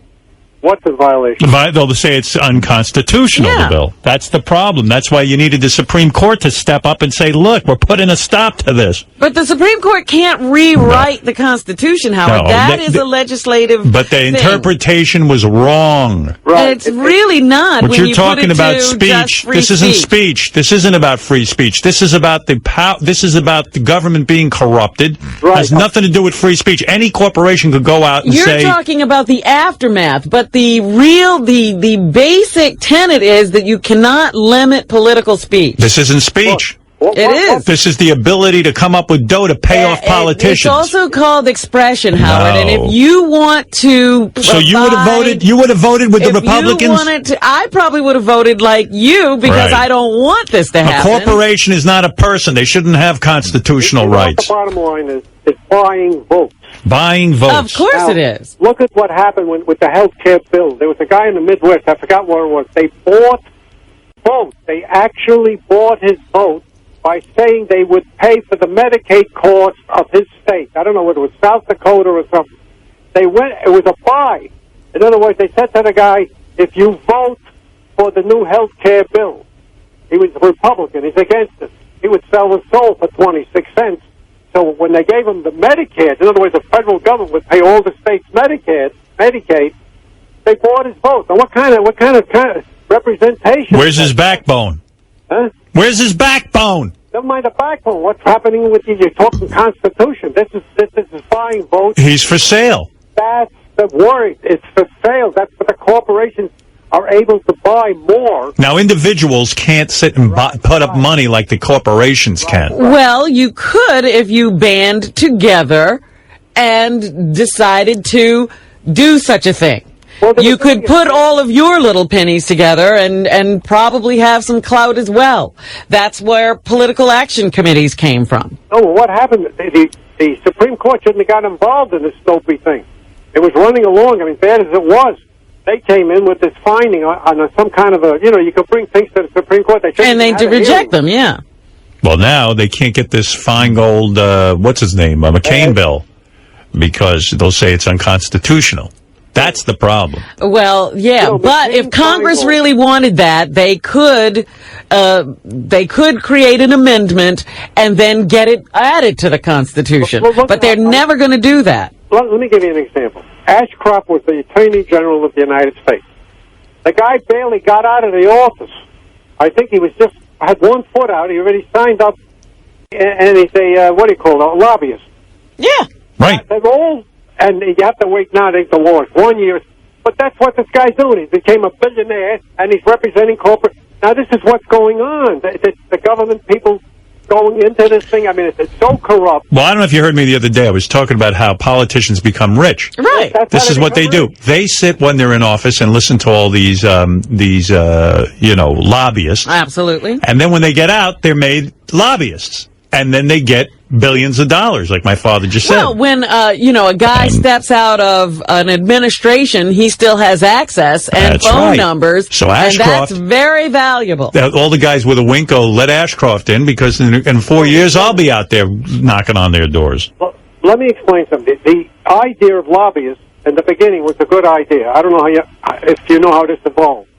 A congressman or a senator, he can't read everything. He doesn't know everything. So what it is, people who have a vested interest or want to present something, they hire a lobbyist. So the guy goes to see this congressman, which is fine, and verbally explains what it's all about. You know, he's supposed to be an honest man who explains this thing. He gets a salary. He works for the corporation.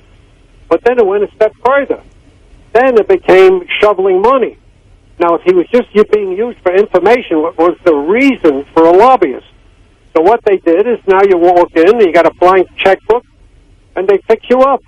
And it's unbelievable. Well, now they're writing the laws. Yeah, of course. And what it is, it leads to corruption. I mean, Congress has to vote. So what do you got to do? You got to buy a guy. You got to promise him $80 billion for Medicaid, rather. I mean, come on. Either you're for the country or against it. What the hell's going on there? Everybody wants to get out of politics rich, and they're doing it. You know, they all. You know, the worst thing about a politician is to listen when he's running for office. Everything he says is a lie. Right. You really don't believe him. That day that guy walks into the office, he's got the power. He's on his own. All the rest of it is bullshit. You take this woman up in Massachusetts. They picked her out, right? They asked her, first of all, she says, Kurt Schilling, listen to this. They entered Kurt Schilling, it's for the Yankees. Then she says, then they asked her, why she wasn't going around and promoting it herself. She says, you think I'm going to stand outside Fenway Park in this weather and shake hands? This is the woman they nominated. She don't know A from B. Hey, never mind all that nonsense. Did you happen to watch this Gavone Jay Leno on Oprah? Yes. What did you make of that? Well, she was good. She was terrific. He's a weasel. And what he did was, every time they came down to it, in other words, his actions, which were not very, noteworthy for honesty, he would come out, well, I had to support the people that worked for me. I mean, he got all kinds of things. But he acted in a manner, he agreed. Here's the bottom line. The man agreed he would stay there for 5 more years, move over for the next guy. When the time came, he let them push him around from 10 to 11, then this time, and then they wanted to cut the time in half. He wouldn't disappear. He didn't agree to it. He agreed originally, and then he backed down. And O'Brien got screwed. He was in the middle. So you figure it out.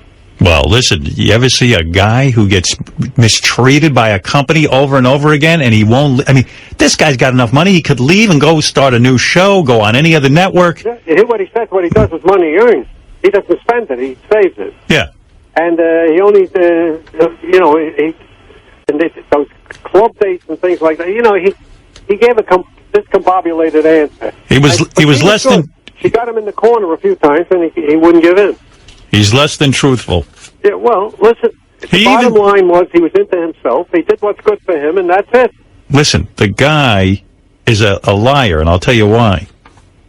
He was offered the Tonight Show. He did it for 17 years, and then there came a time he's going to leave. Right. He left. They basically said to him, at 5 years, you're fired. No, he said it's fine. He agreed. Right, he agreed. He said, okay, I'll leave. I'm going to leave. I've had enough. I'm retiring, he says. He said that. Then he said, well, I was less than truthful. So they gave him the 10 o'clock slot. He failed there. They got rid of him there. And now he says, I'll go back on from 11:30 to 12 if Conan's okay with it. Conan wasn't okay with it. No. He still did it. He wouldn't leave. And let me tell you something. I've been fired when I had no money in the bank. Right. You think I go back and suck up to the guys who just fired me? I never saw a guy gets fired. They do anything they want to him. And he keeps coming back for more. Listen, what I feel is basically, whether it was on paper or what, there was a deal made. An agreement. Supposed to stay for 5 years. The other guy remained where he was for 5 years, Conan, and it was written in stone. Then came the time, and everybody got hysterical. NBC, they really caved in. They didn't know what they were doing. They didn't want to let the guy go, so they kept him at 10 to 11. Then the other guy moved, and Conan moved into the Tonight Show. Then that didn't work out, and then the whole thing fell apart because nobody kept their word. Period. Right. And the only one is like Conan said, he got shafted. And Jay doesn't see what's wrong with that. Can't figure it out. Into it. You know, there are people who could shoot somebody in the head and say, I didn't do it. Right. It wasn't my fault. Right. You know, you got to listen to what he says. At one point, he even said, don't be angry with Conan. Don't be angry with Conan. Who was angry with Nobody Conan? was angry with Conan. How's your cold, Dad? Dad's got a cold? My dad's got a cold. Well, it's not on, it ain't so much a cold, it's like a nasal drip. Anyway, I got to get ready for the gym. All right, goodbye. He's still going to work out. Good oh, for yeah, you. no, he works out. I work out that cold. He's not afraid. He's an athlete. I love you. I love you. Bye. Bye-bye. Lisa G., anything else besides your date with Artie? Yeah. Gary's toe fungus has returned. What He's is been that? fighting it now for 3 years. Now it's back to his 2 big toes. Does he have athlete's foot? Is that what it is? It's gotten into his toes. No, there's a special name, whole medical name for it. So I spoke to one of the doctors with SiriusXM Dr. Radio. Well, she pretty much said that his hygiene probably is kind of stinky, that he's not doing the right thing. Like, what, for his feet? Right, like you... Lisa just makes shit up. I am not. You know, go back to Hot 97 and do fucking shit gossip stories. She didn't. You and I had this conversation. My hygiene is fine. It happens to a lot of people. Sometimes you can get it in the gym and stuff. Of course, I've been in a gym in 7 years. but how is my hygiene bad, Lisa? She says you shouldn't walk around barefoot in public places. I don't. You shouldn't wear the same shoes 2 days in a row. Okay, the whole world adheres to that one. Oh, Gary's coming over my house. You're going to Had it last year, too. It's You did? all over the house. Yeah, but you're active It's right 100 now. times better now than it was last year. But you're active now. This isn't even...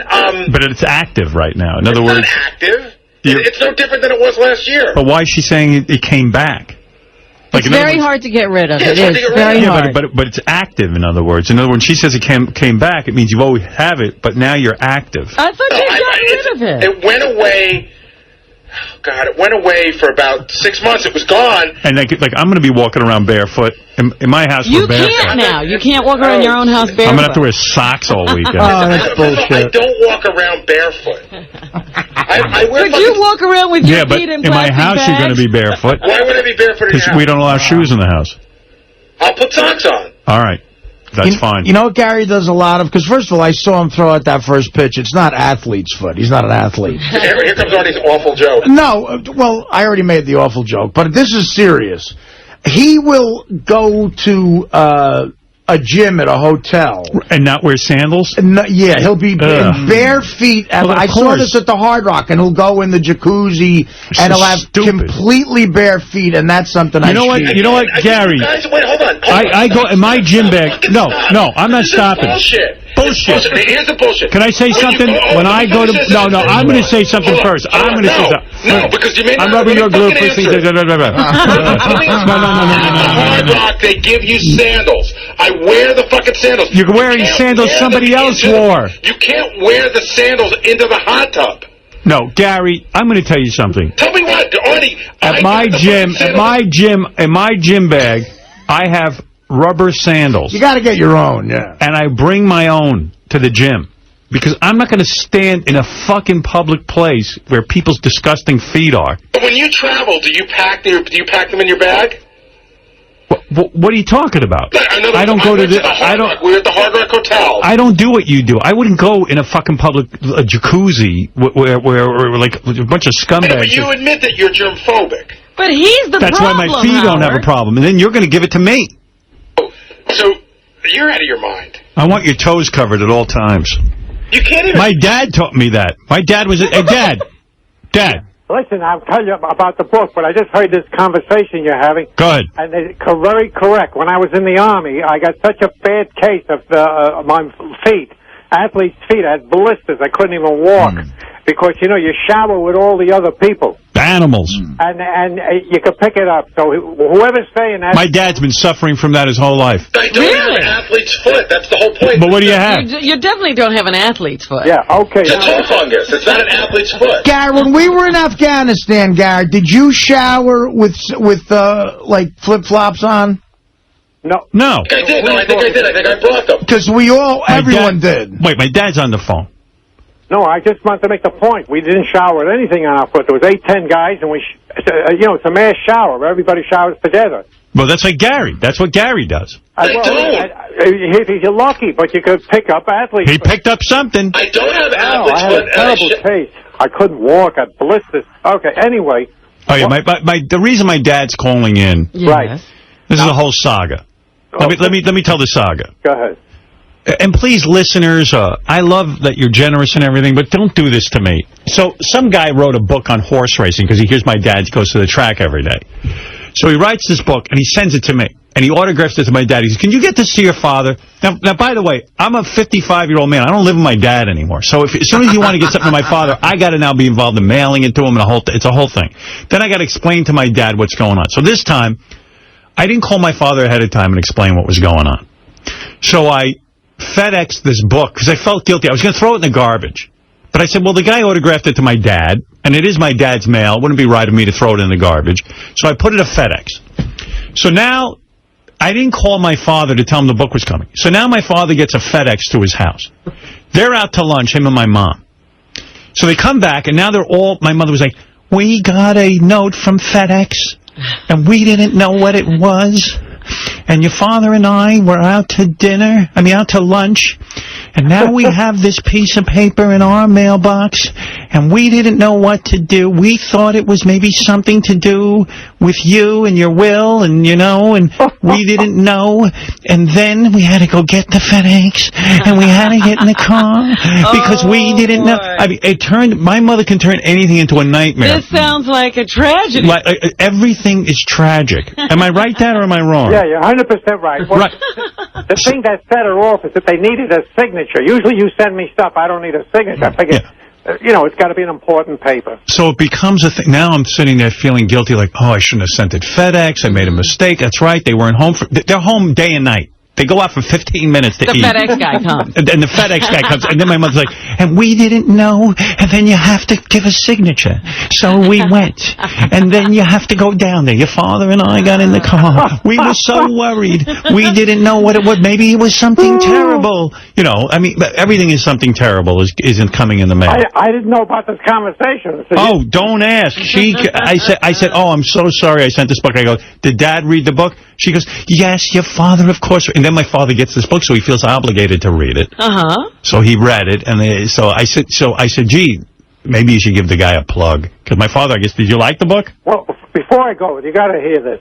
You didn't read the note in there. It's 2 lines. This book, by the way, came from South Africa, Johannesburg. Listen to this. I mean, this is fantastic. This is what really threw me. Please accept this gift to your father on his behalf. About a year ago, I heard him talking on the Stern Show about his love for horse racing, and I am sure he will enjoy my book, which is not available in the United States. I am a regular listener and subscribe online and a devoted Stern fan. Mind you, this guy he's a reporter, racing guy, and he lives in Johannesburg, South Africa, and he's a listener of yours. This is mind-boggling to me. Because, in other words, the show is worldwide. Well, that's right. That's right. All right, so the guy wrote the book. You said you wanted to know his name. Yeah. Charles, C-H-A-R-L, Pretorius. Clitoris? Yeah, P-R-E-T-O-R-I-U-S. Okay. So the name of the book is The 10 Habits of Highly Effective Horse Playing. He obviously writes about horse racing, and the whole thing is, done in South Africa. So, like the money amount is in rands, and, if he talks about 1,000 rands, I don't know how much that is. That's right. I was like, and now we're totally confused. What is a rand? How much is it worth? And now my poor dad feels obligated with this. I mean, he's got to figure out the rand. And then they have different racing forms he names. But anyway, what I liked about the book, look, the guy wrote it, and, he sent in he's mainly into the philosophical things.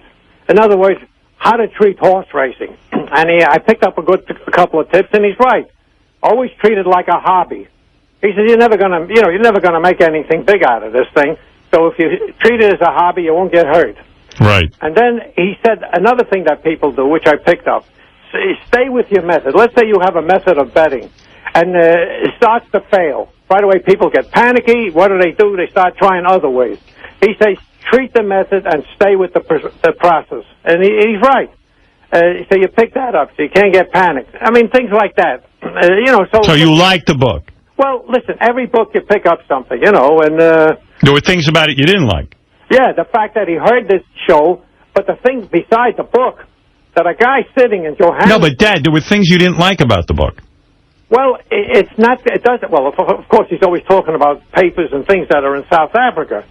But the idea is, it ain't like a touting book. He ain't telling you exactly. It's more philosophical. All right, so you like it. You give it a thumbs up. Yeah, I don't even know what they sell for, but yeah, it's very well, What do you think of this Michael Vick? Well, I've been, following it, and he's got a mentor now. I know you were talking about it on 60 Minutes, and the reason he came on with these people. Fluff piece. Now, the guy went completely off. I mean, when you think what this man gave up, right, that is for Fakakta fighting with dogs. The man was a multimillionaire, had a home, he had a life. He had, you can't, a career. He had endorsements, and all that went. The guy's in debt now. And, of course, he tried to explain, because he was an 80-year-old kid, and it was an acceptable practice. But listen, I feel this way. I got to be honest about it. It's heinous and so forth. He paid a tremendous price. And if you know about society, that people who go to prison, there are people who say, listen, if we send a man to prison and he comes out, he's still a criminal. If we could send a guy to prison and we could do things for him and he comes out and he could be a citizen, that's a very effective thing. So this man, I tell you, he paid the price. I mean, we can't say he didn't. How do you feel about President Obama's new health plan? The what? The health care plan. Listen, if I understood it, I would talk to you. Nobody understands it. I can't understand the whole thing. First of all, everything is being attacked and yelled about. There is no piece of paper you could sit down and read. They got pages and pages of stuff. They're fighting over every line. There are people who got agendas. I don't know what the hell they're yelling about and screaming. I mean, you got a guy like Rush Limbaugh, who to me, you always talk about Rush Limbaugh. He is an entertainer. If people understand, he's an entertainer. He hit on a successful format, and if you take him as an entertainer, that's all it is. He's just spouting. I try to put him on every once in a while. I'm in the car. I get so bored to death with that same crap, I can't listen more than 3 minutes. Exactly. I mean, but he's not, to me, a brain man. He's an entertainer. He wants to please his audience. So you shouldn't be basing your opinions about things on what he's saying, because it's all for a laugh. It's all to hold an audience. That's right. Look, he's got an audience, right? They worship this guy. I mean, just like you got an audience. They love you, and he's got to keep them entertained. He found a format. Unfortunately, it's a format. I mean, on a political nature, which is very important to this country. The things he says that may not be good for the country, but it'll be good for him. Right. And you got to understand one thing. One thing I've always had one philosophy. Once you pull the lever and the election is over, that's your president for 4 years. I don't care who the hell he is. Right. This is your country. This guy is an alien. I don't think he's a citizen of the United States. They're talking that Obama wasn't born. I don't know where Rush Limbaugh came from. He hates this country. The man says things. The man was the president for 30 days. He's ready to to have him fail, and he's ready to throw him out of office, and he's not an American. I mean, what kind of craziness is that? He's an anti-American because you didn't even give the guy a chance. Nah, he don't care about this country. You're absolutely For God's right. sake, you got it. Listen, I've been around a long time. The first president I voted for was Franklin Delano Roosevelt. I never missed an election, and whoever became the president, I rooted for him. And listen, it's for my good that the president is successful. Who'd you vote for after Roosevelt? Oh, I voted for Roosevelt. The first time I voted I was in the Army. And then after him, don't forget, Truman became the president. I voted for him. You liked him? He ran one time, Truman. Right. Oh, yeah, he was good. Now that you study history, he did a lot. He had the Marshall Plan. He saved Europe. The man was terrific, but they considered him a hack, a bum. But he was the president, and it turned out good. And who did you support after that? Well, after him, the war was over and stuff. And then, Eisenhower? It was Eisenhower. I voted for Eisenhower. I liked him. I voted for him. You voted for... Go like this. I voted for a Republican. Dad, go like this. wait, let me do. There you go. I should call you at midnight. Say like this. Testing, 1, 2. Well, I'm talking out loud. Yeah, Dad. Yeah. You don't have to yell. I didn't know you could hear me. I hear you fine. Okay. So after that, it was Eisenhower. Right. And you voted for Eisenhower? Yes, 2 times. Wow. What about Adlai Stevenson? I didn't like him. Really? No. I thought you were a Stevenson guy. No. Stevens was an intellect, but I didn't think he would be a good leader. Listen, you got to vote for the man. And he was too girly, right? I voted. Dad, what? Stevenson was too girly? No, come on. After what are you, making jokes? Sorry, I wasn't serious. Come on. After Eisenhower, you voted for Kennedy, right? I voted for Kennedy, and then Johnson took over because he was the vice president after Kennedy was assassinated. He did very good on the domestic front, but he went crazy in Vietnam. He had a policy. I will not be the first president to lose a war. Right. And now, McNamara, in his old age, he was the defense minister. He admitted he knew it was a losing war, it was a waste of life. That's right. And that Johnson got carried away. So who'd you vote for after Kennedy and Johnson? It was... Okay, I know you're going to kill me. I voted for Nixon twice. Well, I'm not going to kill you. I like Nixon. I was a big Nixon fan. Yeah, I felt he did well. I thought he was this man, I mean, he got a peanut. I mean, he was good at some point. How he got evolved the Watergate, to this day, I analyzed this thing. He had the election so won. He was paranoid. In history, you find out that Nixon, even when he was in college, was up to dirty tricks. It was his way of doing things. But you want to know, like the other day, I was listening, I was listening about this thing. The man recorded terrible things that he was doing. Yeah. He thought he thought the president was above the law. The president is above, and now you're hearing this thing that this guy was a gutter man. Did you vote? Who'd you vote for after Nixon? Excuse me? You didn't vote for Jimmy Carter, did you? No. Who's next? Ronald Reagan? Who was next after Nixon? Ford came in, and he didn't. Yeah. Carter would be the next one to vote for. Carter was a mess. Did you vote for Ford? Let's see. Ford ran against Carter. Yes, I voted for Ford. I like Ford. Yeah, I thought he was better than Carter. Oh, yeah. And it turned out Carter was a mess. Well, the thing and everybody's giving Ford credit. The reason Ford lost, I mean, he made, he didn't sound intellectual enough. He made a lot of mistakes. He likes that Poland is not behind the Iron Curtain. I mean, he was like Palin, you know. Yeah, he wasn't with it. He wasn't with it. Okay, so then where was I? Oh, yeah. Then I voted for Nixon twice. Then I voted for Ford. Yeah. Reagan. I voted for Reagan. Right. And I voted for Reagan 2 times. Right. And after him, Clinton. No, was it Bush? Bush.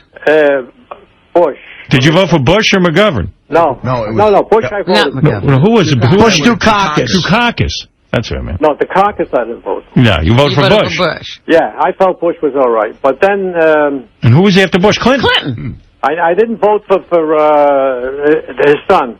Neither time. I didn't like him at all. What about Clinton? You voted for Clinton. I didn't. I voted for the father. No, you voted for Bush, and then you voted for Bush again against Clinton? No. I don't think... Well, that I don't remember. I swear I don't. Did you vote for Clinton? The second time I voted for Clinton. Right. Yeah, so maybe the first time you voted for Bush. Yeah. Boy, that was a... Well, Bush did very well. I mean, he contained Iraq when they invaded Kuwait, right? Right. That was a good move. But, and he didn't go any further, and things were fine. So I felt, well, he was doing well. His son I didn't vote for, guys. In fact, whoever voted for Bush didn't vote for Bush. They voted for Cheney. Cheney ran that government. He was the worst. Until the second term, he says. Yeah.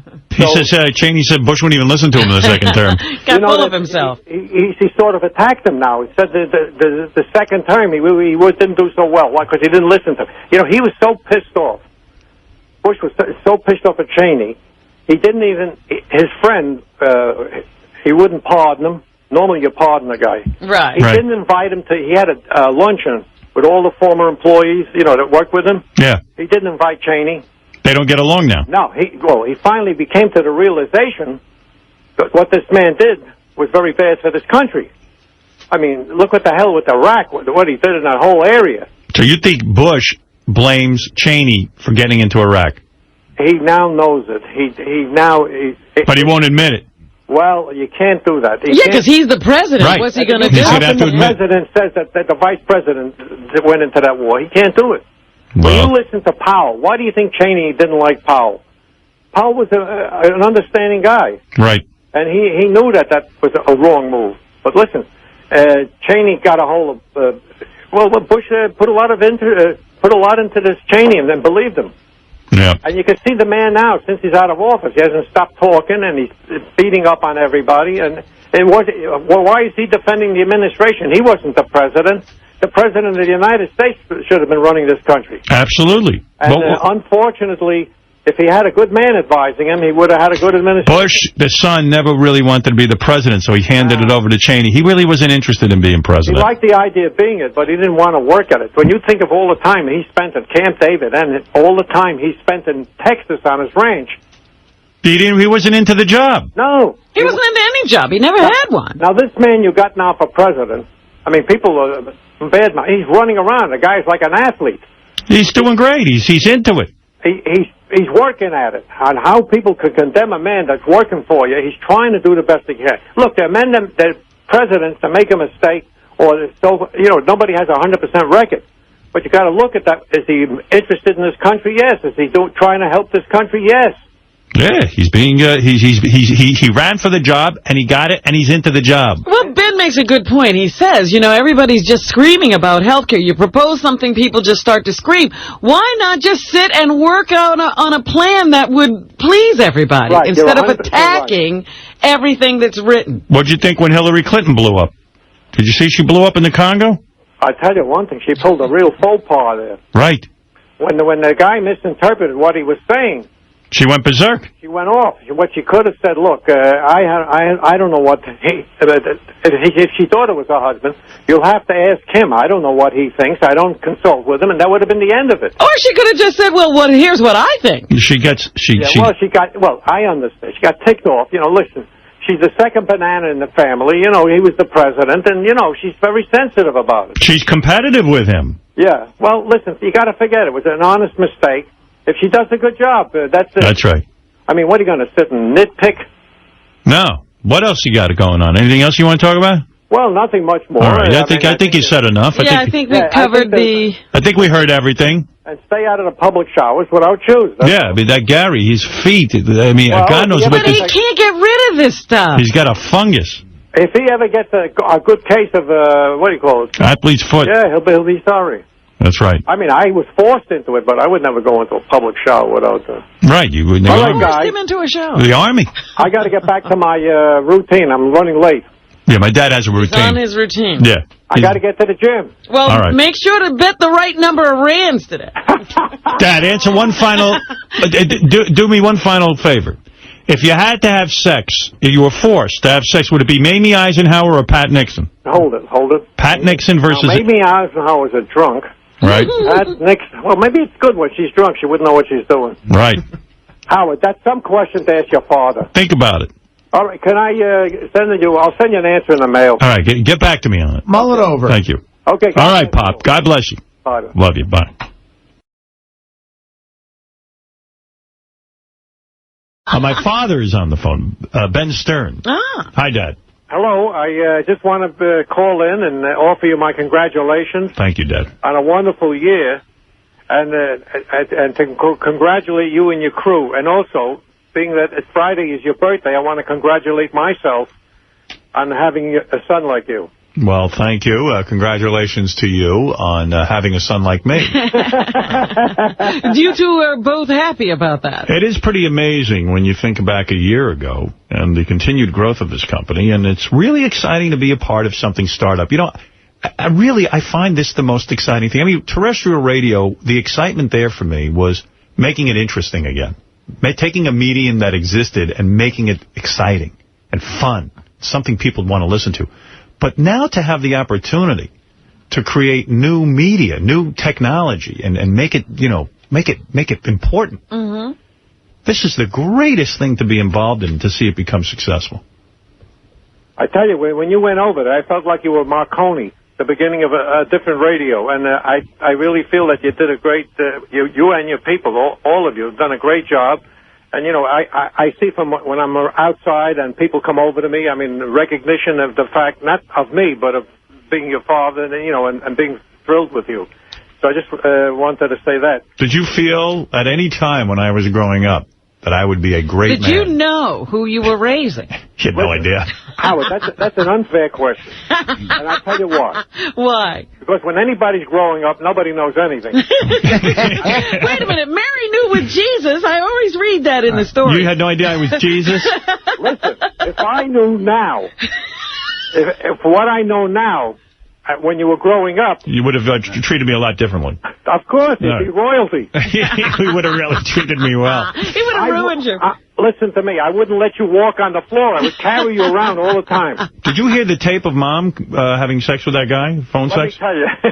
Yes, I did. Yeah, well, she shot him down. Of course, I got excited by all that. He wants to marry that woman. Hey, well, listen, while I got you on the air, yes, I want to just straighten out that Eddie Murphy tape. Go ahead. Okay, now, you think that I didn't want to send you the tape because I'm saving tapes. The reason I inquired was I wanted to bring it down, if you didn't have it, to the gym. No, what you don't understand is, when you have something that I might want to see, my father's so conscientious, he gets crazy from it. So he starts calling all the time. The tape of Eddie Murphy, did you get it?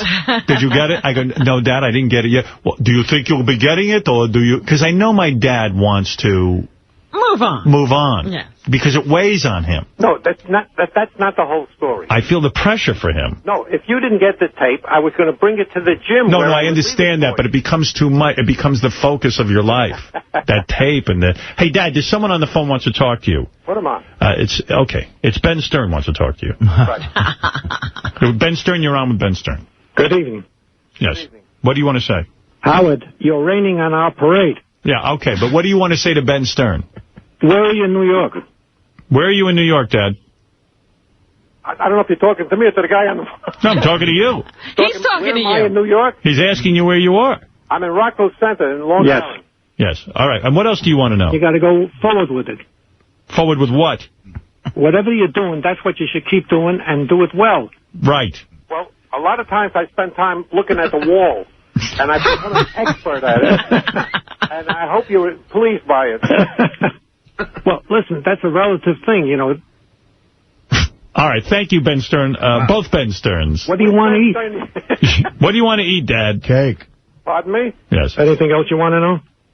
Yeah, what's on the agenda today? What's on the agenda today? Yeah, what are you doing today? I'm planning a nice lunch. Any other questions? And then I'm going to plan a good dinner. It's all about the food. My parents are all about the routine. Right. They really are. They got a great life. They get up. How did you liked retirement, didn't you?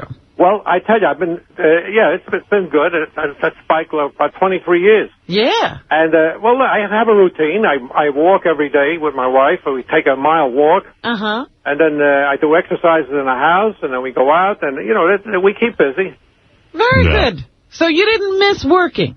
No, I tell you, I would have kept on working, but because of circumstances, the business closed. Mm-hmm. You know, it was taken over by Equitable Life. You know, they put a building up there, so I had to get out, and to stay in business was impossible, you know, with the amount of money required. So. Yeah, when my dad quit, he was like, I'm going to have to get to work, I'm going to have to go somewhere. But I don't know, he hasn't worked since, and he's happy. Oh, yeah, I'd probably still be working, but, you know, circumstances are, I didn't continue, and here I am. He's happy. You know what he does? He's got the perfect life. I love this life. Wakes up, eats his breakfast. Him and my mom do transcendental meditation for a while. Then, like, something else I'm envious of. My dad will get some newspapers and read those for a while. Right. Then he'll go, like, either to the track. Right. Or eat lunch or whatever. Right, we go for right. And then they meditate again in the afternoon, take a little nappy, and then they go out for dinner, watch some TV at night, and go to sleep. Now, you've been retired, Mr. Stern, for 23 years. Yeah, how old were you when you retired? Let's see, I think I was about 58. 58? Wow. Wow. That's nice. Because, you know, let me tell you, you know, you get into a routine, and you can't dwell on working or not working. You have to make good with whatever you're doing. Boy, I would love to know about when you guys stopped having sex, or if you still. I would really I'll would. Tell you, it was 19. Hold it, I'll give you the exact year and date. Well, you remember the last day. Do you ever get amorous with Mom anymore? Because I'm not around. Well, first I'm in love with myself. Let's see, 19. Seriously, do you, Dad, or is it like this is something I always want to know, because my dad's now 83. Right. That's amazing. How many years you married? 60 years, right? I'm sorry, I didn't get the question. He's 81, according to the stats. With the retirement. No, my dad's like 83. I'm 83. Oh, really? So, okay. He said he retired at 56. 58. No, 58. And it's been 23 years. That's 81 in my book. How long you and Mom been married? You're coming up on the 60th, right? Yes. When were you married? Do you know? Yes, I was married in 1947. What day?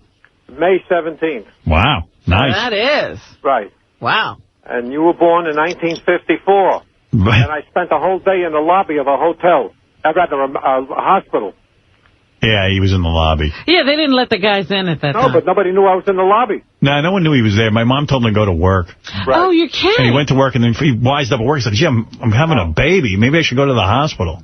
Yeah, we were in a Manhattan hospital in New York, and I didn't feel like going to work. I mean, it was a big event, so I just So my dad stayed out there forever. No one knew he was there. He doesn't tell anyone he's there because he doesn't want to bother anyone. Was there anybody else around that he could have talked to? You're never in contact. You don't just, it isn't like today. Men go upstairs, women have babies, you're there.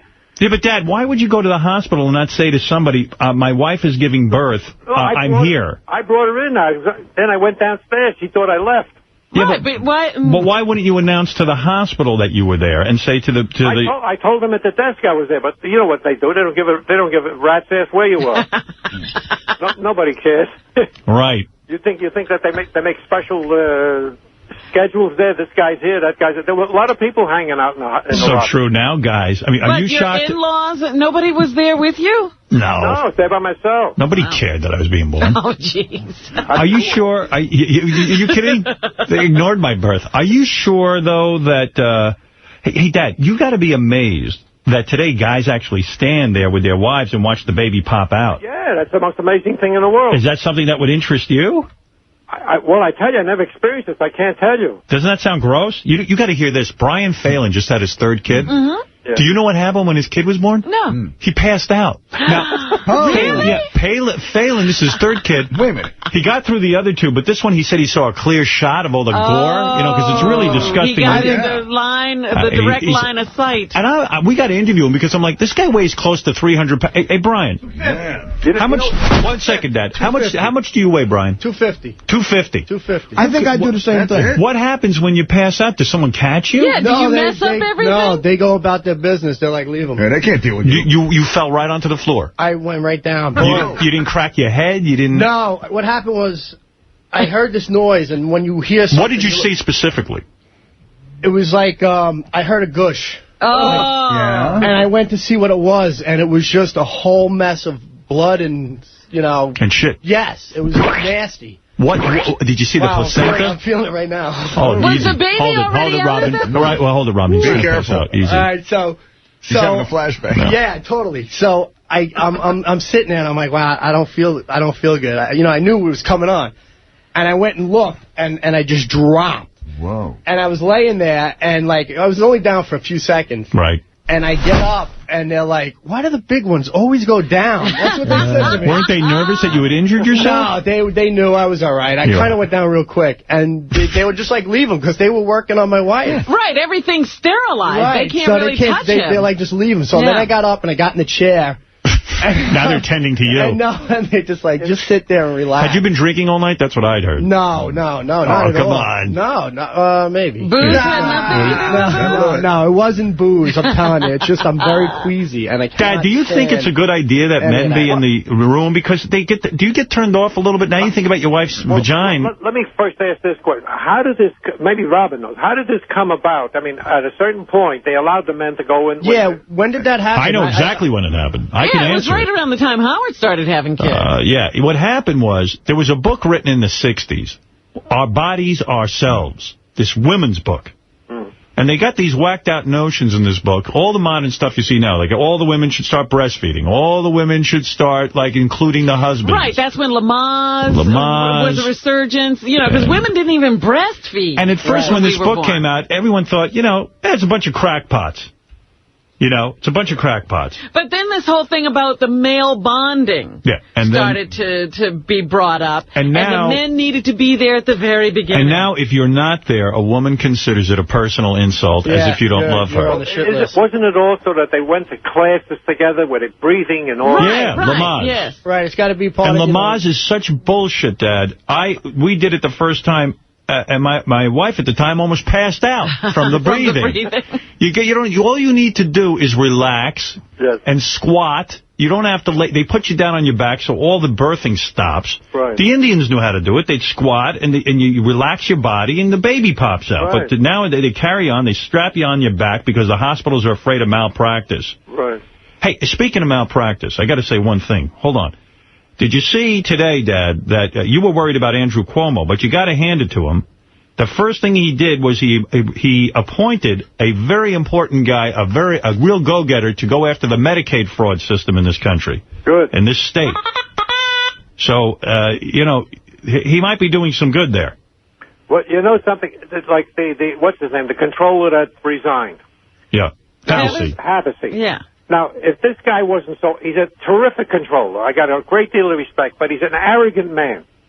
And what he did was he just ignored people who said, listen, you're doing the wrong thing. Right. Don't jeopardize yourself. When he was the city controller, they told him that. Then he became the state controller, and he still didn't do it. He got a little too carried away. Got a little ahead of himself. The man, right. I got to give him an A+ for his job. But, well, just Andrew Cuomo is appointing a guy they're going to go after in a vigorous way. All this Medicaid fraud. Good. And it's the tenor of this administration to go after government waste But then he's going to be a good man. He's going to be a good attorney general, and that's what we need. That's what we need. I just thought you needed to know that. Now, as far as women and Brian Phelan passing out. Now, did you want to be in the delivery room? Brian, have you had sex with your wife since seeing this? No. Do you think you can? Wait, I'll tell you. Let me check my watch. I think it was... Not your dad, not you had sex. I'm saying Brian Phelan. Something like this could really turn you gay because it's like the nastiest thing you could ever see. It really is. Now, keep me out of there. It is disgusting to see. Are you really nervous, and I want you to be honest, about resuming relations with your wife after seeing her give birth? I'm not nervous about it, but, you know, just seeing it all... Is that going to come back to you? I don't know, man. It's the scene of the crime. It takes away the mystery. It does. It definitely takes away the mystery, and it's hard to go back to it, but you got to do it. I mean, Jesus Christ. I mean, there's a certain sexiness between a man and a woman, Dad, that, you know, maybe has to be preserved. Yeah, men used to be kept so far away, they were told to leave home when the woman was having the baby. My dad, the reason he's so turned on by my mom, he never even came close to us as kids. He didn't even know he had kids. Kids. No, he sat in the hospital all day. Another one of you baby boomers, you know. Dad, at what point did you finally wake up and say to someone at the hospital, my wife had a baby, I need to go see it? I kept asking about it. Finally, there was somebody came down to make an announcement. I kept after them. Finally, they decided maybe I'm down there. Right. You know, how old was Howard when you were not? I was 14. Let me say this. You don't understand what it was in those days. I couldn't even get into an elevator just to go up to the floor and say, here, I'm there. Brian Phelan wishes he was around in those days. Oh, please. I was looking for the nearest bar. Right. Well, you couldn't get in there. I mean, you know, it's like a fort. And now people wander around and you don't know what the hell's going on. Right. What is it, Gary? You know, I was there for both kids, and I will say the second kid was, for me, it was like 4 in the morning. I barely remember. Like, it didn't bother me at all. But it is a weird thing. It takes you some time to get over it. And I joke about this, but it's for real. I remember when Jackson was born, like, his head came out, right? Yeah. And he had a hairy head. And I vividly remember, and maybe I'm remembering it wrong, but I remember that one arm popped through and one didn't. And I said it's really hard to look at the place where you have sex with your wife. And a lot of times I remember there was a kid's head and an arm flailing back and forth. Oh, That's absolutely. hard to forget. Shoulders, the whole deal. Yeah. There's a human being popping out of there. But a human being with a hairy head. Dad, Mom is on the phone. She wants to talk to you. Right. Really? Yeah, hold on. Ray Stern, is that you? How are we doing? We're doing good. What do you want to say? Gee, what happened with Howard? I haven't seen him in the papers today. I'm in the papers, Mom. Yeah, I'm in the you New look York Times. closely. Dad, did you see I'm in the New York Times today? You were in the Newsday. No, I'm in the New York Times. Yes, I read the article in the New York Times. Yes. Yes. If I had to do over again, I would breastfeed. You would breastfeed me. All right, thank you, Mom. Yes. All right, thank you. So that's her regret. She All right. didn't Howard, breastfeed. why do you want to do this? All right, It's thank you. enough Goodbye. already. All right. Well, anyway, getting back to it, I want to congratulate you. And also, I'm giving you a congratulations on Friday, the big day of your birthday. Thank you very much, Dad. And I'm going to... We'll celebrate some other time. I mean, I'm going to be away in Tampa. Of course. At the Bubba the Love Sponge wedding. Oh, when is his wedding? Sunday? The wedding is Saturday. Saturday. So I see. a whole group of us are going down to celebrate Bubba's thing, and then Friday night we're going to have a little dinner that Beth's throwing for my birthday. Now, you're going to be down there Friday also? Mm-hmm. Yeah. Oh, that's wonderful. You're going to have to... Oh, that's a great weekend. Great way to celebrate, right? Right. Yeah. I just want to say, about his birth and everything else. I didn't know about you kids till you were 2 years old, I believe it. Then your mother introduced me to them. Mr. Stern, I'll never forget when my father introduced himself to me. It was at my first Little League game. There you go. I am very curious, though, about my parents' sex life. That's the one mystery for me. Well, your mother says that things are still going on. I don't believe it for a second. Really? Well, are you going to ask your father or are you going to ask me? All right, I'm going to ask. Dad, and I want you to answer in a serious manner. Is it still going on? I need to know because am I going to be doing it at 83 or am I going to give up? You want to know stories of my intimate life? Yeah. I just want to know, is it still going on? I don't think you're old enough to know these things. I feel on your 65th birthday, if I'm around, I'm going to come clean about everything. But you could still get aroused if you need to. Certainly. Wow. I didn't know that. Listen, you got nothing to worry about. Howard. No little blue pill. You never took Viagra? I've never taken Viagra. Hey, listen, if it's necessary, I'll get a dose of Viagra. But you don't have any? No. All right. He's saying it's nice to have the option. I don't think they do. I think it's always in the in the back room. I think what my old man's saying is it's over. And I think, look, why about do 80, you it read should that be. into it? Well, let me tell you, you're not like when you were 20 years old. Everything doesn't, all your parts start to wear out, I think 70-ish, 75, it should be. I think it's better off. You put it away, huh? Yeah. 75 is no problem. Because I'm sure, like, Dad, in your mind, like, when you think, you don't think of yourself as an 83-year-old guy. You're still, still would be... How old do you think of yourself as? Well, I tell you, you're as old as you feel. But then, do you still think of yourself as like that 20, 30-year-old guy? Well, yeah. Don't you? Then you roll over in bed and you're next to a 70-year-old. But you also look in the mirror, you probably frighten yourself. But you don't look in the mirror. I'll tell you. Let me tell you the truth. The only time I feel old is wherever I go, I'm the oldest guy. Yes. Right. And I look in the paper, they have these birthdays. Nobody's as old as I am. Right. And then I'm in a room, I'm the oldest. So, I mean, it's one of these things. I go dancing, I'm the oldest. Right. And it's a drag, right? That's the way it is. Your father goes dancing. Yeah, he goes square dancing. They're still square dancing. Yeah, they wear their outfits and everything. I was square dancing last night. They're still getting it on, huh? I go every Monday, It's a very good mentally and physically. You know what you need to do, Dad? You need to hang out with 110-year-olds. That's what it so is. you can be the youngest guy. Yeah, I got to find you a group of 110. But my dad doesn't have any friends. He never had any friends. Dad, do you feel...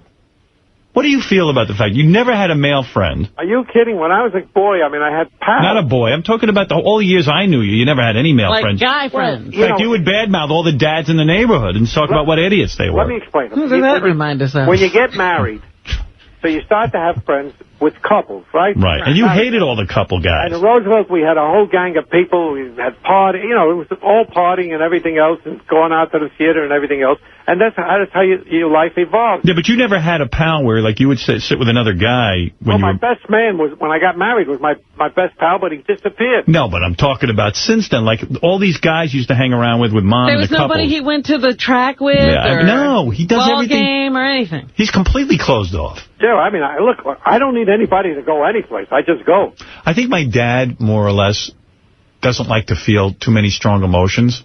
So what You think he's protecting himself? Yeah, in a sense, yeah, he's very well defended. He's seen a lot of pain in his life, and he doesn't want to get attached to anybody too Well, let me much. tell you, when I was a kid growing up, everybody was on his own. I mean, it was the worst time in the Depression, and all you were concerned with is working, making a living, getting some food, and those things. So that was the thrust of your life. Right, I'm telling you, he had a screwed up life. Oh, yeah. So he's so well protected. Tough time. He'll never like one time my mom and him were leaving my house. My mom goes, "Ben, I get sad when we pull away from Howard's house." And my father goes, "Well, that's because you turn around and look. Don't look." Now, that sums up my dad. Oh, my goodness. He doesn't want to feel sad. Right. I mean, you got to accept certain things. I accept things as they are. Why are you afraid to feel sad? Am I afraid what? Why are you afraid to feel sad? Well, look, it's just one of these things. The last time I cried was when my mother died. See, you didn't. You told me when your mom died. I said to my dad, Yeah. his mom had a tragic death. She got hit by a car and She was died. walking on the road with my father, they were holding hands, and a car hit her. And I said to my dad, I said, "Dad, how did that make you feel?" He goes, "Look, you got to get on with your life." How old was he? My dad? How old were you when your mom died? Well, let's see. You must have been in your 30s. I tell you, it was just before you were born. Oh. So, No, it was after I was born. I was kind of young, you know, as far as it goes. His mother died after I was born. Really? Yeah. He doesn't. He doesn't know. So he must have been I'm telling you, he blocks everything. He was an older man. He wasn't a child. No, but okay. But I'm telling you, he goes, "Oh, I never think about it." No. Before you were born, she died. No. She knew me as a baby. I think your mother was pregnant. No. Dad, your mother knew me as a baby. What, I already had the baby? I think so. Wow. All right, Dad, it's time to go eat lunch, I think. I'm just trying to think. So your father was about 10 years old in around 1934 or 35, really, and so he was like that little Depression that quintessential little Depression kid needing all that Dad, stuff. my mom tells me that your mother was so in love with me as a little baby. She goes, "Oh, your grandmother loved you." So she must have met me. Hello? Yes, I'm trying to get the date straight. I mean, it's hard to figure out. I mean, because when we moved to Roosevelt, right after you were born, my mother was dead already. Right. But I was born before we moved to Roosevelt. Well, yeah, like a few months. So your mother knew me. Well, you were born in January. We moved to Roosevelt. It was during the summer of that year.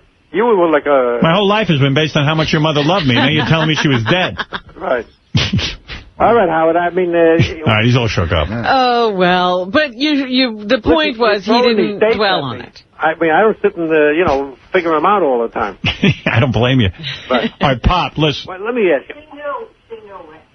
You know him. We were in the country. He was born. Yeah, all right. You were right.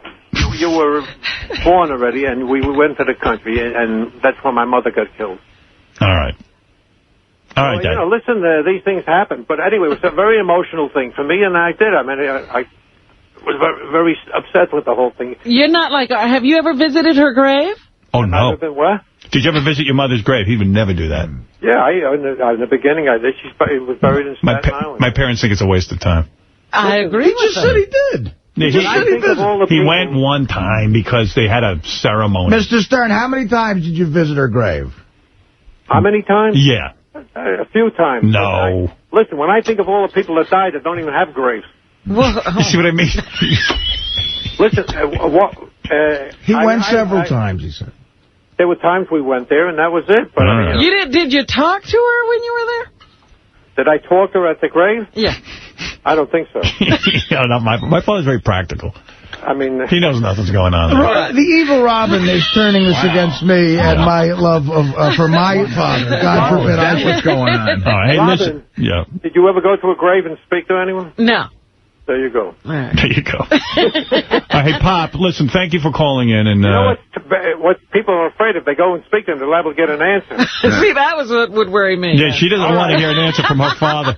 Listen, Howard. I wouldn't visit Yeah, there. Pop, thank you for the congratulatory call. And congratulations to all of you. Thank you very much. Thank you. Thanks, Dad. You know what was nice? Through a friend, I got a couple of calls of people in the service, and they were very, very kind on the phone and appreciative of it. It was nice to hear. I don't know. It's going to be a warm... It's going to be moving, I'm sure. Warm, fuzzy feeling. Yeah. Well, there you go. I'm very proud of the boys. Now, you know, my kids, I wanted to go with Artie. My kids put up a fuss. They put their foot down and said, you can't go, Dad. Unfortunately, that's why I can't go. Like you know, Robin Williams has been over there, right? Did the same thing. Hi, Dad. This is my father, Ben Stern, who is... I just wanted to tell you about Camp David. Oh, here. He hates Camp David, too. Go ahead, Dad. Do you have the floor? Originally, Camp David was a piece of ground that was bought by Herbert Hoover. Right. The president before Franklin Delano Roosevelt. Right. He was a fisherman, a sportsman. In fact, this guy used to be dressed with a suit, tie, a hat, and he put boots on and would fish. Right. And he was one of the most unpopular presidents ever, right? I mean, right. Yeah. And, well, this guy would need some time away from the White House, so he would go out there as a sportsman. Then in late Fowler, when he left the White House, he gave it to the government. As a gift. Right, he gave it to Roosevelt. Roosevelt developed it. No, he gave it to the United States government. Right. But Roosevelt was the president. Well, yeah. Roosevelt didn't get involved with that. Roosevelt used to go to Warm Springs, Georgia. You know, he had he had paralysis. So it was Eisenhower. Eisenhower developed this. And why do you think they call it David? That's David Eisenhower. Yeah, David Eisenhower. He named it after him. So he developed this thing. And now it's become a way of life. Right. Well, yeah, but the presidents beyond him have continued to develop it, haven't they? Well, no. Well, they may have, with the security and the other things. But the basic grounds and everything else was, donated. What do you think would happen if the American public got to see Camp David? Do you think there would be another revolution in this country? No, listen, things... First of all, with the White House, they feel that they have nothing to do. I mean, you think the president's busy, right? Right. He thinks of ways to get through the day. The only thing he's busy with is once in a while some dignitary comes and he takes him to the White House, he takes him to Camp David. I mean, the government runs. Right. From one president to the other. The only thing you try to do as the president is policy. I mean, everything is, the bureaucracy is set up. I could go there and then just sit there and then the government will run. I'm telling you, you would have a president who would be more involved if they got rid of that Camp David. Well, that's possible, too, but, I don't know. This president would be in Texas all the time going to that silly Well, then they have to get rid of Texas. Well, no, he goes to Texas, too. Yeah, right. But I'm saying get rid of Texas and get rid of Camp David. Maybe the guys show up every once in a while. Reagan used to go he had a ranch, too. Look, yeah. What is there to do? You sit in the White House. I mean, the Congress is working. They're passing laws. You may have to, meet dignitaries, meet with people. But the bureaucracy runs. Now, who was the person, Dad, who said Hillary Clinton will be the nominee for the Democratic Party, and in the last couple of weeks I've been ridiculed? I mean, who was the person who knew that Hillary Clinton is not down and out? Me! Right. I mean, listen, you got to get your accolades. That's right. Right. And I'll see. I'm smart. She's not the nominee yet. Can we wait until she's the nominee? She's not out of it. And you will get all your accolades, I promise. I don't get credit for anything. We're putting them in the bank. Robin, could you lay off the black thing for a bit? Yesterday I said that Hillary Clinton will be the Democratic nominee, and I got looks from people Like I was insane. Right. Now I told you that she'll be the nominee, and that's it. Well, listen, one of the things that helped her, I don't know if you're aware of it, in some of these states, you could vote for whoever you want. It isn't a party thing. Even Republicans could vote, right? The guys like Rush Limbaugh, you know what they were doing? They were telling them to vote for Hillary. They were telling don't waste your vote. McCain's going to win anyway. Vote for Hillary. Believe me. You know why he did that? He felt they could beat Hillary better than Obama. Yeah, well, he's a real genius. Believe me, nobody was sitting and listening to what he has to say. But I'm just telling you what's going on. I mean, you never know what's going to be. All I know is whoever's going to be the president, I back him. That's the way I feel. Well, that's a good attitude because... No, they always felt that. That's it. Well, yeah, that was supposed to be the attitude of the country. Once you have your election's over now, he's everybody's president. Well, if you understand what democracy is, which most people don't, once the majority have spoken, then you back to him. And, of course, you hope the programs he puts through benefits the country, and that's it. I mean, you got to think of the country, not of the guy. Did you hear what I played earlier with Jim Cramer talking to that congressman about the merger between XM and Sirius? I heard that. No, I didn't hear it today. I know what he said. Yeah. And the man is 100% right. And I'll tell you why. This has nothing to do with the FCC. Right. Truthfully. It's a business thing. They're trying to destroy satellite, right? Right. And they got the FCC there to put them into the position that they could make a determination, which has nothing to do with broadcasting. And this FCC, they're busy saying they're in no rush. They're still in no rush. Yeah. Well, I'll give you the bottom line. Let's assume the two companies keep running. Okay, right. So they're losing money. Right. And they can't stop them. The FCC cannot stop them, right? Right. So this goes on, and that's it. And the only thing that these other guys could be happy about, they're losing money. Right. I mean, which is not the job of the FCC about money. I know. Well, they're making it a political thing, and they're destroying a big business. I know. When the FCC came into the business, I remember when I was a young guy, all they did was worry about the readings at the transmitter. You had to fill out reports and things like that. You had to take tests to get your license and everything else. That's what the FCC was for, and also making sure there's no interference between stations. What are you going to have for lunch today? Sardines or... All right. Now, here's the thing. Most people guess wrong. You got a choice, right? Right. 50-50. Go ahead. Well, let's see. I know. Yeah, you're such a prognosticator. Well, let me figure this out. I know he likes... I'll be honest. I won't lie to you. He has sardines one day, and he has salmon the next day. Right. So you got a 50-50 shot. I'm going to say Monday is... See, if you can figure out what he has on Monday, you have the key to what he's eating. Yeah, but does he change up during the weekends? No. Everything stays the same. It's every other day. Right. No, but I'm saying on the weekends he still does the salmons or sardines. No, he goes to the yogurt store with my mother. I see. It's when I go to the track, I alternate. I'm going to say, okay, here I go. You ready? Today is salmon day. You're lost. I swear to God. Wow. You want to know something? I met a guy there. You know, he's a smart guy. We know tracks and, horse racing. And he knows what my routine is. And every time he says, today you had salmon? I said, no, I had sardines. He never guessed it once. I said, I don't know how in God's name you ever win a race. 1 out of 2, you can't guess. My father takes those sardines.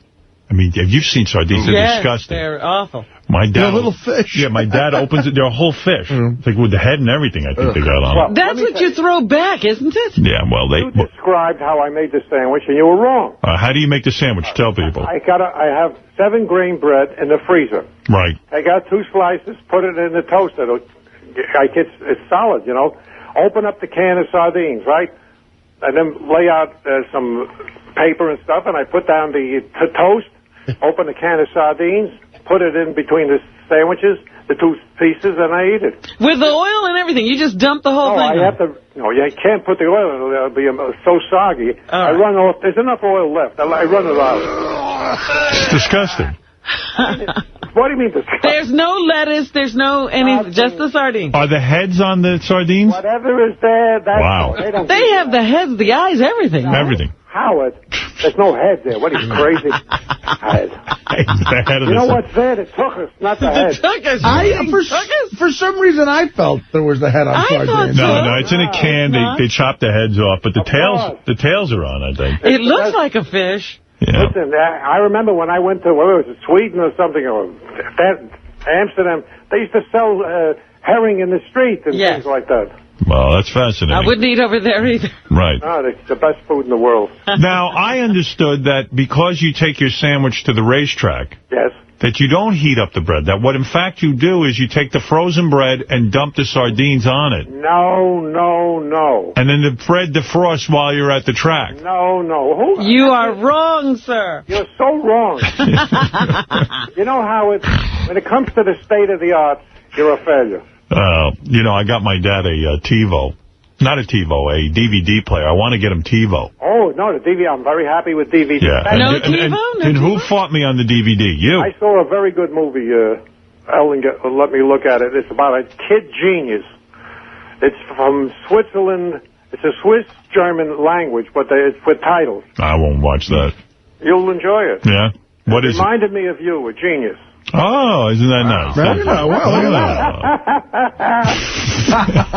that. There's a witch in your house. Yes. What was that? All right, Pop. Well, it sounds like you're having a lot of fun with your movies and your sardines. I mean, what an exciting day. I just think you got a whole other day to get What through. is he watching on TV now? I just want to know. What are your favorite TV shows? He watches Dancing with the Stars when that comes on. Are you what? What is your favorite TV show these days? Dancing with the Stars? When it's on, yes, I watch that. Yeah, and are you excited about the fact that Marlee Matlin, a deaf woman, is going to be dancing? Right. I mean, I love her when she did a bit on Seinfeld. You know, I watch Seinfeld every day. Oh, here we go. Oh, you've flipped into and Seinfeld. I watch Jeopardy every day. Right. Seinfeld is his favorite. He can tell you about any episode. Anything you want to know about. Ask my father. And you watch them over and over. Over and over, like a mental patient. The deaf girl. She was at the tennis match. You know, she would run for the ball. Oh, she was the ball girl? Yeah. Who was? Marlee Matlin. Oh, is that right? And, you know, Jerry took her for a date and the whole thing. It was very good. If I could somehow introduce you to Jerry Seinfeld, would that be like your wet dream? Well, no, I would be happy to meet him because I feel that show is number one. I have not seen a sitcom that even could smell as good as that. I mean, they're terrific. Who's better, Seinfeld? Who's better, Seinfeld or The Honeymooners? Oh, come on. To the Honeymoon, the Seinfeld. There's more episodes. You know what it is? Most of these sitcoms are in one location. This thing is all over the place. They got a lot of people coming in, and the original 4 people that are a part of the show are fantastic with the acting. I never saw such great acting. And why I could keep watching it, because each time I watch it, I could laugh. Because you missed this and you missed... Oh, very good. So Seinfeld is the greatest show ever? Yes. Do you ever watch Curb Your Enthusiasm? I just wonder. No, I haven't. No, he didn't even watch Seinfeld when it was on. That's with the producer of... Larry David. He wouldn't like that. He wouldn't like that. How do you know? I know him. He wouldn't like that. No, I try to watch it. I mean, it's a run-on thing. I like, you know, a situation. All right. So he could tell... You want to ask him any question about Seinfeld and he can answer it. What 2 Mets pitchers guest starred on the Seinfeld episode where they did the takeoff of the Kennedy Magic Bullet? You know that one? No, well, I know about, the first baseman of the Mets, Hernandez, or whatever his name is. Yeah, Hernandez is right. Hernandez? Yeah, he had a running part because he met Jerry, and then he was trying to date Elaine, you know, the whole thing. Right, he was one of the guys. So that's right. Then Newman and talked about, what's his name, that he spit on him. Right. And then there was the other actor that really spit on him was a pitcher. Right. You remember that guy's name? Jesus Christ, what the hell is this? Roger McDowell. I don't know the show that well. That's one thing I knew. You said McDowell, you're right. Right. That's the one. He's the one that spit on him. And that's a funny one. Every time I'm with my dad, he wants to talk about Seinfeld, and I never watched Seinfeld. Right, I was never a big fan of that show. You know when I talk about it... He brings it up every minute. He's totally into Seinfeld. Like he'll go, you know, this reminds me, Jerry... One time, like it's almost like Jerry's like the Bible. You're like, like you know how some people are into religion? Yeah. He's into Seinfeld like that. Listen, look at Tate Kramer, right? Okay, go ahead. Terrific casting. I like his stand-up. Go ahead. Did you ever see the one when Elaine's going on with this guy that when he talks to you, he's right up in your face? Close talker, yeah. Judge Reinhold played him, yeah. It's so great. He gets right in your face. So when he meets Kramer, he goes up to Kramer, and naturally Kramer does a somersault, and he drops on the floor. I mean, it's funny. Yeah. I see. All right. Well, Seinfeld's one of those shows where I've only seen about 20 of them. Right. But every one I've seen, I've loved. You know, I never got a chance to watch now, them. when do you watch this Seinfeld? At 11 o'clock at night? Who, me? Yeah. No. Yeah. Well, what I do is I go up I watch in the den till 10, and I go upstairs. In the den, you're in there till 10. Right. And then you go upstairs to the bedroom. Yeah, and we like to watch whatever these sitcoms are. We don't want to get too stimulated before we go to sleep. So, for instance, they have these sitcoms on now that I never watched before, like Home Improvement, and then they have the one with Will Smith. Right. Awful. Right. They won't stimulate you at all. Those you don't like. Right, and then watch that. It's. Oh, you like those? Yeah. Well, I never saw it. See, a lot of these, I know I've watched them over and over. None of these I saw when they originally But when were do you on. see Seinfeld? Is it always at 11 o'clock at night? When is Seinfeld on? Yeah. No, it's on every day at 7:30. All right, that's when you watch it. Yes. So you watch that in the den. Every day I watch. Always have to see Jeopardy. I must see that. Now, let me ask you something. Why is it you can't be stimulated before bedtime? In other words, what shows would stimulate you and keep you up? You couldn't watch Seinfeld at bedtime. Not so much me. I mean, your mother. If it's too much action, your mother doesn't like it. Right. So, in other words, do you look for, because to me, if you were stimulated before bedtime, so what? I mean, have a party. Go to bed. Howard, I don't have a problem. I'm not talking for myself. So Mom has a philosophy to watch something that is not stimulating. There's nothing wrong. It's a good philosophy. It calms you down. So what you're saying is that Home Improvement is not stimulating and The Fresh Prince of Bel-Air is not stimulating. Awful. You go into a coma when you watch those. Unwatchable. Alan must be so happy to hear this. Now, did there ever come a time in your life at 7:30 when Seinfeld comes on where you turn it on and you go, you know what, I've seen this one 40 times. I don't need to see it again. I don't need to see it again. Well, if I could find something opposite that would interest me, I wouldn't watch it, but I can't find anything. Right. You've checked out all the channels, and always Seinfeld is more interesting. Right. 6:30 to 7, I must watch the news.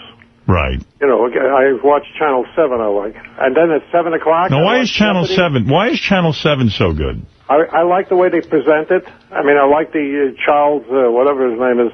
He does a good job. Charles. You want to know, you had a discussion the other day about why people watch certain channels. Right. I don't know whether it was for the news or what. That's right. Right. What happens is, it was for the night show with Jay Leno. That's right. Oh, yes. I do believe there's a thing where you become used to a channel. And you really, it helps you. You don't want to go out and look for something else. If you're comfortable, like with Jay Leno, whoever's on Channel 4. Well, no, that's true. In other words, for years I watched NBC local news because I had Chuck Scarborough and Sue Simmons. I became comfortable with their presentation. Right. Right. You have to be comfortable. Right. Yeah. And why should I go through the process of trying to find something? So I know at 6:30, if I put on Channel 7, or a little before that, I like to watch the sports from 6:25 to 6:30. Did you ever try to watch Katie Couric when she came over to the CBS News? Yes, one time. And what happened? Well, there again, I don't say I didn't like her. I mean, first of all, when she went on, they didn't do a news channel, a news program. They did features. Right. And they stopped doing it, by the way, but that was a stupid thing to do. If you're doing news, you do news. Right. So, see, he knows a lot of stuff, my dad, doesn't he? There again, look, you say, why do you watch 7? There's news on 2 and 4 at that time, and 7. I've been watching 7 for so long, it's comfortable to me. All right, Vinny Favali's on the phone. He wants to battle you in Seinfeld trivia. He wants to know what? He wants to battle you. He wants to battle you in Seinfeld trivia. All right. All right. Vin. Hi, Mr. Stern. Hi. Hi. So what was it that Kramer said the horse that gave the horse gas? Well, you can't... Vinny, you're on that shitty phone of yours. Go ahead now. Say it again. I can't hear. What was it that Kramer fed the horse that gave the horse gas? He fed him... He went to this wholesale place, and he bought these big jars, like Costco, and he took it home. Of course, he couldn't eat it. So when the guy let him drive the horse around Central Park, he said this to the dog, and the dog began farting. And who did Kramer say was the one that created Central Park? The figure that founded Central Park when he was given the tour? To the Japanese tourists? Yes. He said, what the hell? He mentioned some crazy name. A famous Yankee. I'll give you a hint. There was a famous Yankee ball player. Yeah, I don't know if he said Yogi Berra. Joe Pepitone. It was Joe Pepitone. All right, Vinny, thank you. Your phone is horrible. Okay, I challenge you, Ben. I challenge you. Well, all right, yeah, but challenge us when you're... I could tell you this situation, but sometimes the name, so many times I can't... My dad's like 150 years old. I mean, give him a break. Who cares about these names? Yeah, my father likes the situation.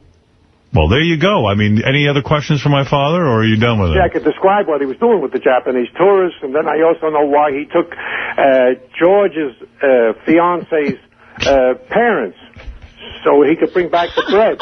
Remember that? I'm telling you, when I sit down with my dad, this is inevitably this is where it goes. And he'll say to Beth, he goes, "Do you ever watch Seinfeld?"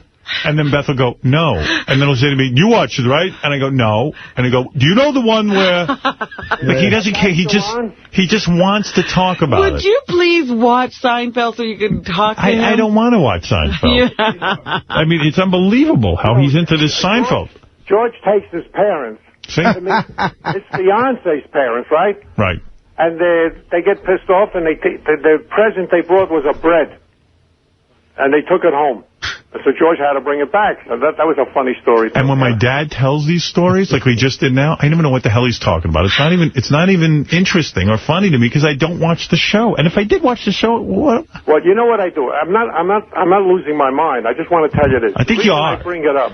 Yeah. In real life, when there's a situation, you could relate to it. In other words, that's what he did. Yeah, something will happen at my house, and he'll go, "This is like when Jerry went to...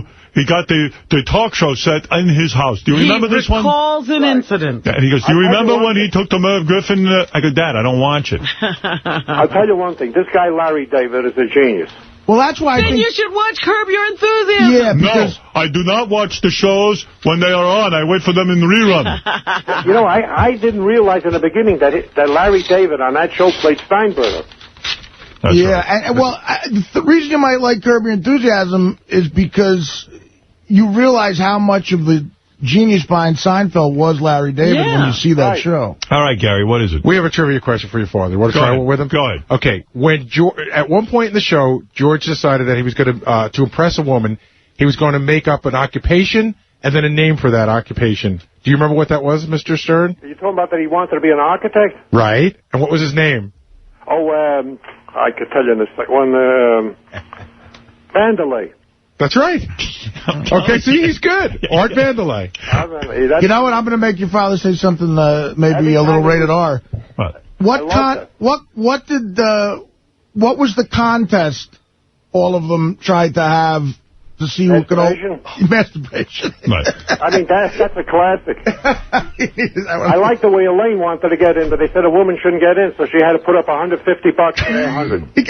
He knows every story. I wanted to hear him say masturbation. I got to get him to meet Jerry Seinfeld. I mean, yeah, that would be a dream. It's hard for you to meet him nowadays. Well, you know, I would be uncomfortable to fawn over someone. It's just great, that's all. I'm not going to fall to the ground. Right, all right. You're not going to sit there. The only one time I fall to the ground is I'll meet my son. Yeah. I only wish. All right, Pop, listen, you've impressed everyone with your vast trivia knowledge. Okay. All right. Thank you. All right, and try not to be bored the rest of the day. Listen, I'm getting away from that wall. Right. Okay, so my father's staring at a wall right now. All right, thank you. What is it? Let me ask you something again. Am I signing off, or are you still on? Oh, no, I'm going to ask you, Howard. Oh, okay. All right, Dad. Bye-bye. Bye. There you go. Even at the end there, you know, like the therapy I think this is interesting with your father.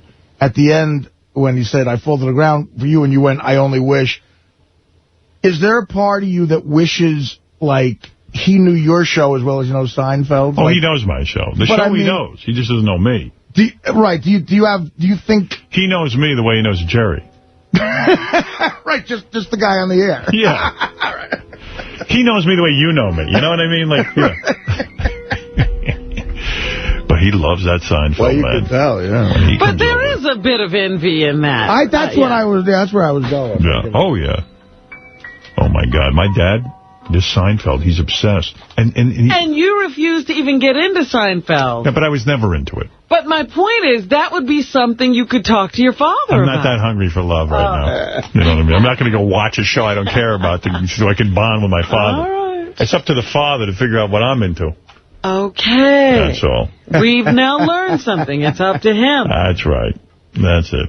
To get a relationship with you. Did your father ever play chess? No.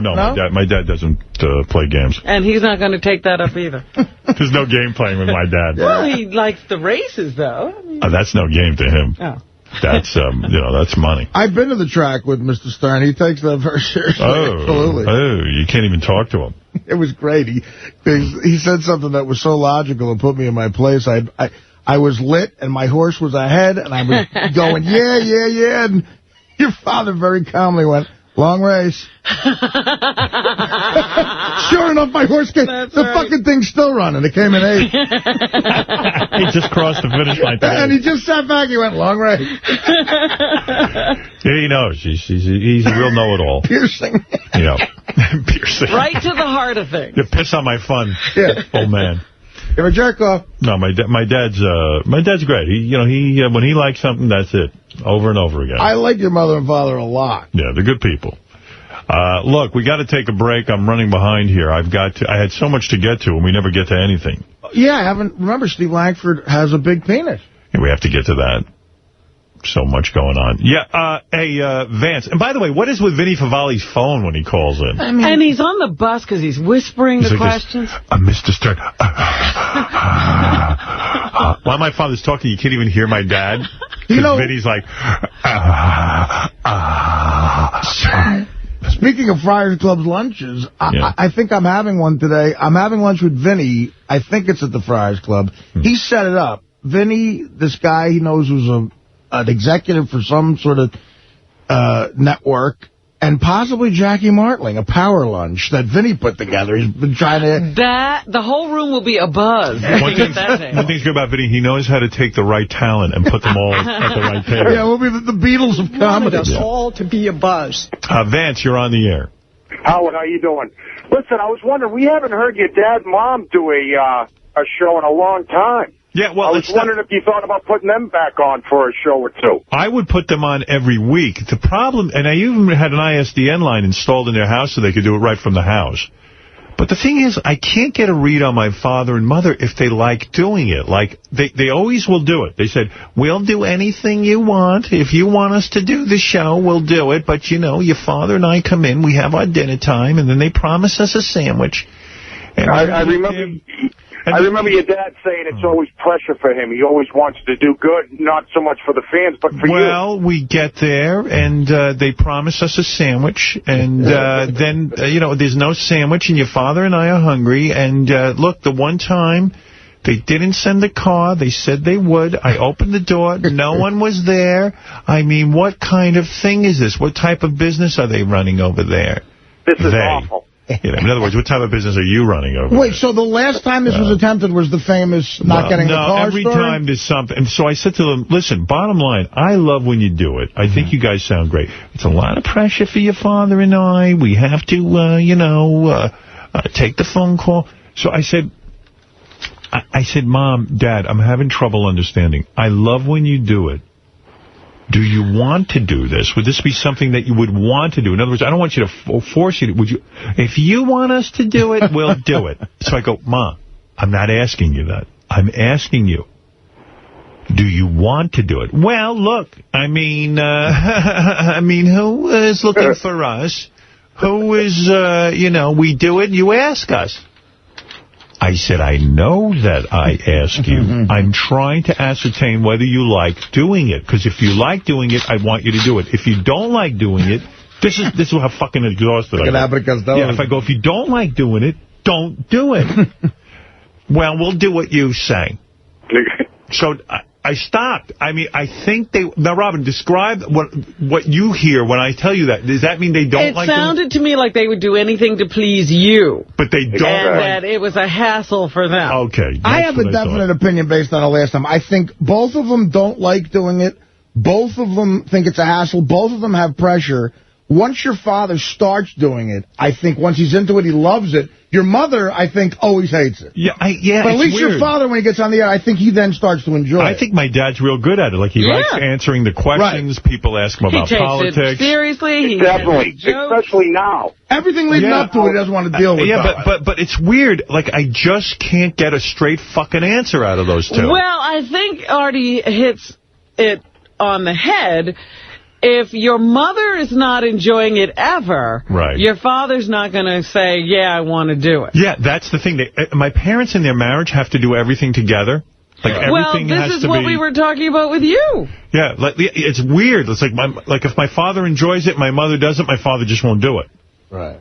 You know, I'm not that bad. I mean, I'll go do stuff I like to do on my own. Yeah, John. I hosted it with them last time, and they were great. Right. The take I got was, I agree with Artie in the sense that since you're asking, they're going to do it. Your dad loves it, and I think really enjoys it. Definitely. Your mom is more of, why do people want to hear what I have to say? Well, she has horrible self-esteem, my mother. But she's great when they do it. I know. But it's a great show, and I would love to put it on the air, but I don't want them doing it out of some weird favor to me. I want them to do it because they enjoy doing it. I thought it would be fun for them to talk to listeners and have some sort of gig, you know. I mean, right now with the presidential election, to hear your dad's views, an older generation, you know what I mean? I think it would be really interesting. If we called my dad now and said, do you want to do the show? He'd go, if you want me to do it, I will do it. Right. You know, that's exactly what you'll get. You get the same conversation you just ran through. I won't get... You know what? I really like doing that show. Yes, I have something to say. Put me on. Yeah, would you give me a show 1 hour a week? And I can't get that from him, so I don't know what to do, honestly. Well, it's so completely out of the realm of possibility that your father would ever do it by himself, and your mother stay home while he does it. He wouldn't even have to leave the house. He could do it right from the house. All we have to do is hook in an ISDN line. He could hear the listeners calling. It's just listeners calling and him answering questions. Have you used an ISDN line yet? No. I used mine a couple times to call into Miserable Men and Pharrell. I'll tell you, man, it's fucking great. I don't know how to do it. It's so simple. I mean, look, I know no shit. They hook it up, and basically they call you on a phone number. You turn it on, and you wait there with the headset on for them to call you, and they go, you're on the air. You just start talking. Well, all right, I got a microphone in my office, and you really feel like you're there. You hear them perfectly. You don't see the people, but I love doing it. So when you did Bubba the last time, you called? Yeah, I called. Yeah, I called on the phone. Oh, you have the ISDN line, didn't you? Yeah, but I don't know how to hook it up. Howard, it's great. Well, the guy didn't. The guy just hooked mine up. No, I know, but no one ever really taught me how to use it, and I don't know. I don't know how to use it. This is a technology thing I could actually teach you how to do it. Yeah, if Artie can do it, you must be able to. I just don't even know where to plug it in. Jeez. Yeah, I mean, Howard, really about it. I mean, Laura, my assistant, hooked it up, and then never. I don't know. We never sat down and learned how to do it. I don't know. You want Teddy to come over? No. Hey, Howard, great addition with Jay Thomas, by the way. Great addition on Fridays, getting some live content. Yeah, Jay will be here. He's going to do a show on Friday, okay? You guys are doing great. Thanks, man. Real good, thanks. Bye. I saw Jay Thomas wearing the craziest long fur coat. I'm going to say it was a rabbit fur coat. Wow. Rabbit? Yeah, like long. That's kind of femme. I know. There's guys in L.A. who do that, and guys I knew for years, and I didn't realize they wore coats like that, and then you see them and you go, well, I got to rethink how I feel about this guy. It's a vein thing or something. I don't know if it's rabbit, but it's a long fur coat I saw him. Wow. Maybe he'll talk about walking around the serious offices. Black guys can get away with the fur coat. Only I don't know if white guys. Nicky Barnes. Anyway, I got to get another show with my parents just so we can make more phony phone calls with their voices. I mean, those are always fun. The vote was rigged.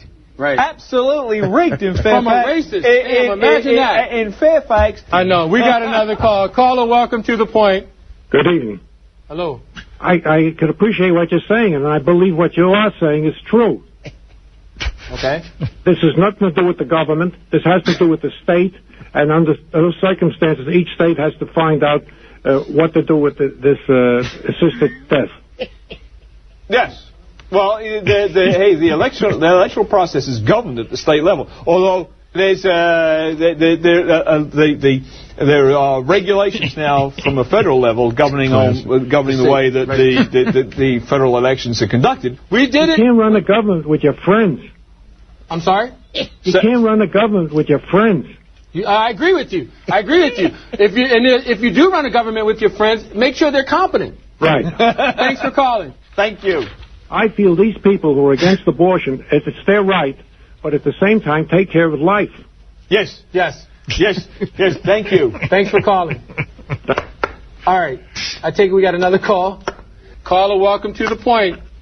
I have to be honest here. Okay. I am not a political person, and I do not enjoy listening to political programs. Okay. Go on. Gee, what happened with Howard? I haven't seen him in the papers today. Who? I'm Ray Stern, Howard's mommy. Howard Stern's mom? Thank you. Thanks for calling. I think that cursing shows a lack. Okay. Thanks, guys. And I think that people next caller, please. Caller, welcome to the habit because. Cut that off, please. Thank you. What was that all about? Howard Stern's mom? No, okay, whatever. It's debatable whether he has a mom. Right. Let's not go down that avenue. Right. That ain't right. That's a witty guy. Yeah. We need more tape of my parents. Eventually we could string together like whole shows of just my parents with those tapes. We got to take a break. We'll come back. Robin will give you a chance to do the news and tell us what's going on.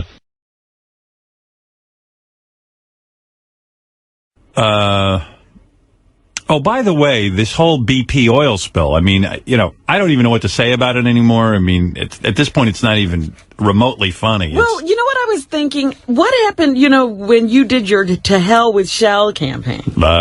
You see what happened to Shell Oil. What do you think happened? Nothing. People followed me for 2 minutes. What was it?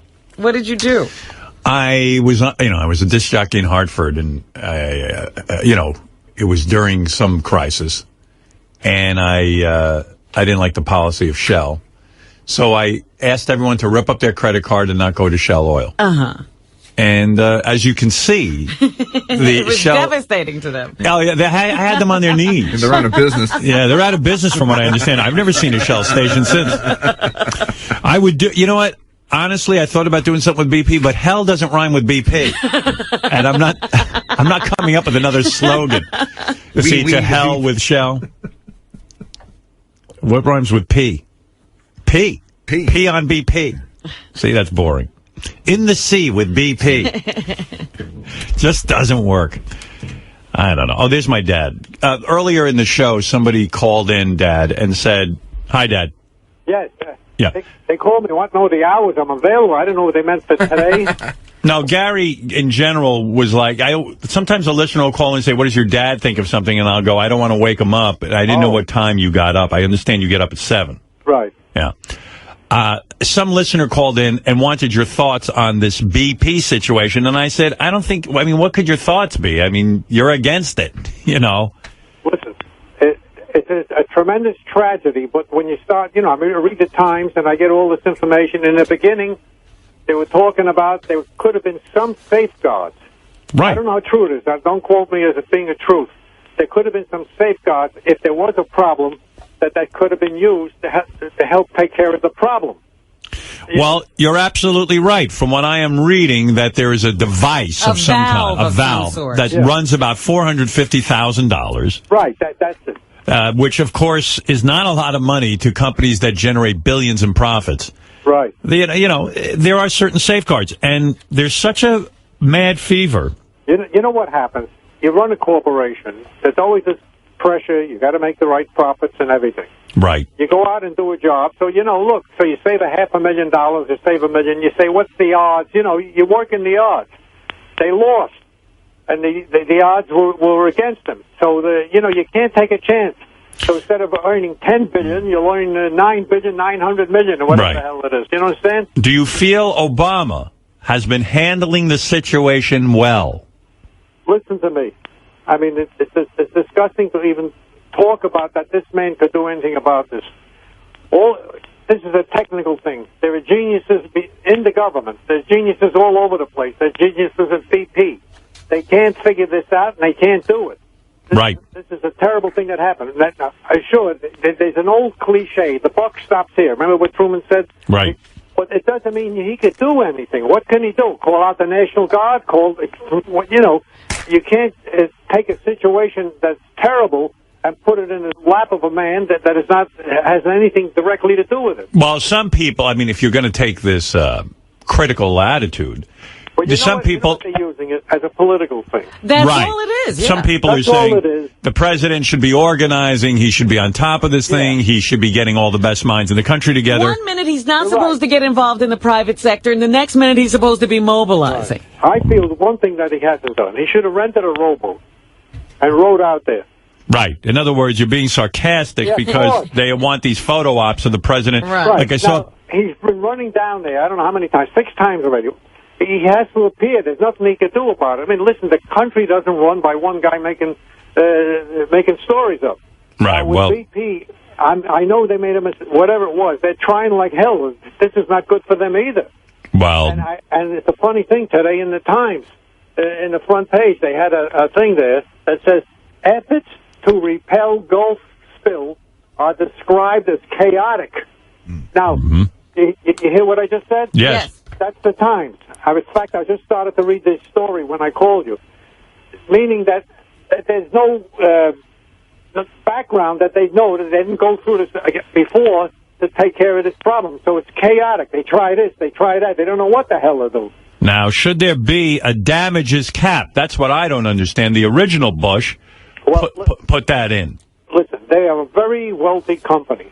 I mean, they got like $10 billion in cash. Right. Now, all right, this was a tragedy. Big deal. They'll always recover. There's going to be more money coming in later on. It's in any business. You run into a problem like the banks. I mean, there was a lot of them went under. They just have to go with the tide, try to do the best they can, help the people out there. And the public relations is very important.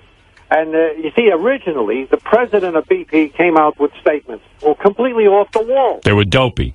They were dopey in the sense he didn't even know what he's talking about. He didn't know the situation. Next week it'll be all right. This is that. We'll cut down the... I mean, he didn't know what he's talking about. Now finally they hit him in the head with a hammer, and he's decided he's going to tell the truth, which he's doing. And he's spending money on commercials that he's just saving, used for the problem. Right. All right. Well, there's my dad's entire rap on BP. Some guy needed to hear what you had to say. Yeah, well, that's it. You know, I feel sad. It's sad for the administration, sad for the country, sad for the people there, sad for BP. It was a disaster. Right. I mean, the only reason, when you have a natural disaster, let's say there's a typhoon or hurricanes and things, like what happened in Haiti, you can't blame anybody, right? It's nature. And it's up to the government to go mobilize and put rescue missions in and all of that stuff. Well, if you were going to be critical, you could say it is up to the president, so to speak, the executive branch, that in times of a crisis like this, a catastrophic event, especially in the case of an oil rig thing here, that it really is the job of the government, not to leave it up to BP. It is the job of the government to step in and, like when we're at war, to literally mobilize everyone and every resource this country has to stop this problem. And I suppose some people are saying the president was late in recognizing how deep a problem this was. Now, as you point out, and I happen to agree with you, well, you know what? The president probably isn't even that aware how much of a problem this is. This is this requires expertise. All right, let me answer you to that. You're making a point that he should have known right away. He went by what BP told him. I mean, listen, that's their business. Yeah. So the president of British Petroleum was coming out with these stupid statements, and, you know, they believed him. I mean, they didn't think that he was talking off the top of his head. They figured he had some kind of technical information. Look, it's like you were talking on the air about that act that has a system to separate oil from water. Kevin Costner. Yeah. You know, so he appeared in front of Congress. The first test he showed him failed.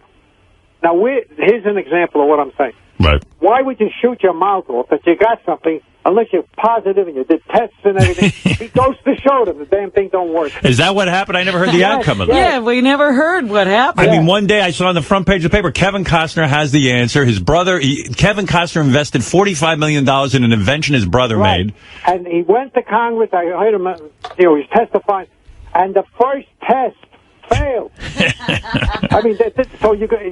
What do you think's going on with him that he would, go around saying he's got the answer? I don't know. He's over Rocketua. He ought to become the president of BP. He's listening to his expert, his brother. Why put yourself on the line and come out with a statement when you're not sure? It doesn't take much to run a test. Sure, you can test that out and know if you've got something or not. Because if that thing works, you've been hearing about it now, right? I think it's odd, though, that everybody's saying Barack Obama should have done this or that. Who did what in the Exxon Valdez case? Well, they let Exxon take care of it. Right. It's a sad thing. They gave the figures. This is like 10 times the amount of oil. Right. And they're still cleaning up there. Well, I mean, it's a sad. It's heartbreaking. It's so frustrating, and that's why people do get frustrated. The first thing I would do if I was president is never trust the perpetrator of the crime with the cleanup, And I understand how it comes about. But this BP, they really should be thrown in jail, some of these guys. But it's hard to place blame when you have governments, past administrations, that actually went out of their way to make things easy for these guys. All right, now you're getting into another point that's important. There are people running around. There should not be any government interference. Right. They should not be, free market.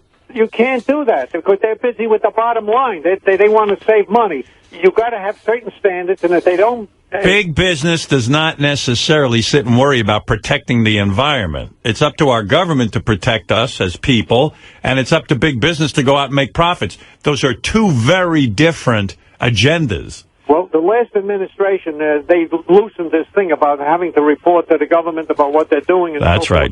And this is bad because they are more interested in business than in worrying about the environment. Now, the point of the matter is that there has to be rules and regulations. You can't trust people. That's it. Now, Benji, what do you say? Benji says he looked it up, and you say Kevin Costner's machines are reportedly I don't know working? about the tests he did for Congress. They said the first test he did, there was a clog, some sort of clogging, and they didn't work. Yeah. But now, BP says is very excited about it. They're working. They've ordered 32 machines. That you cost, hear that, Dad? Like $500,000 each. They're claiming that Kevin Costner's machine is now working. Oh, now it's the last report I heard is what the first test failed. I haven't heard anything. No, it did. That is correct. It did fail, but they said it was some sort of they fixed whatever wasn't working, and they're excited enough that to buy a bunch of the machines.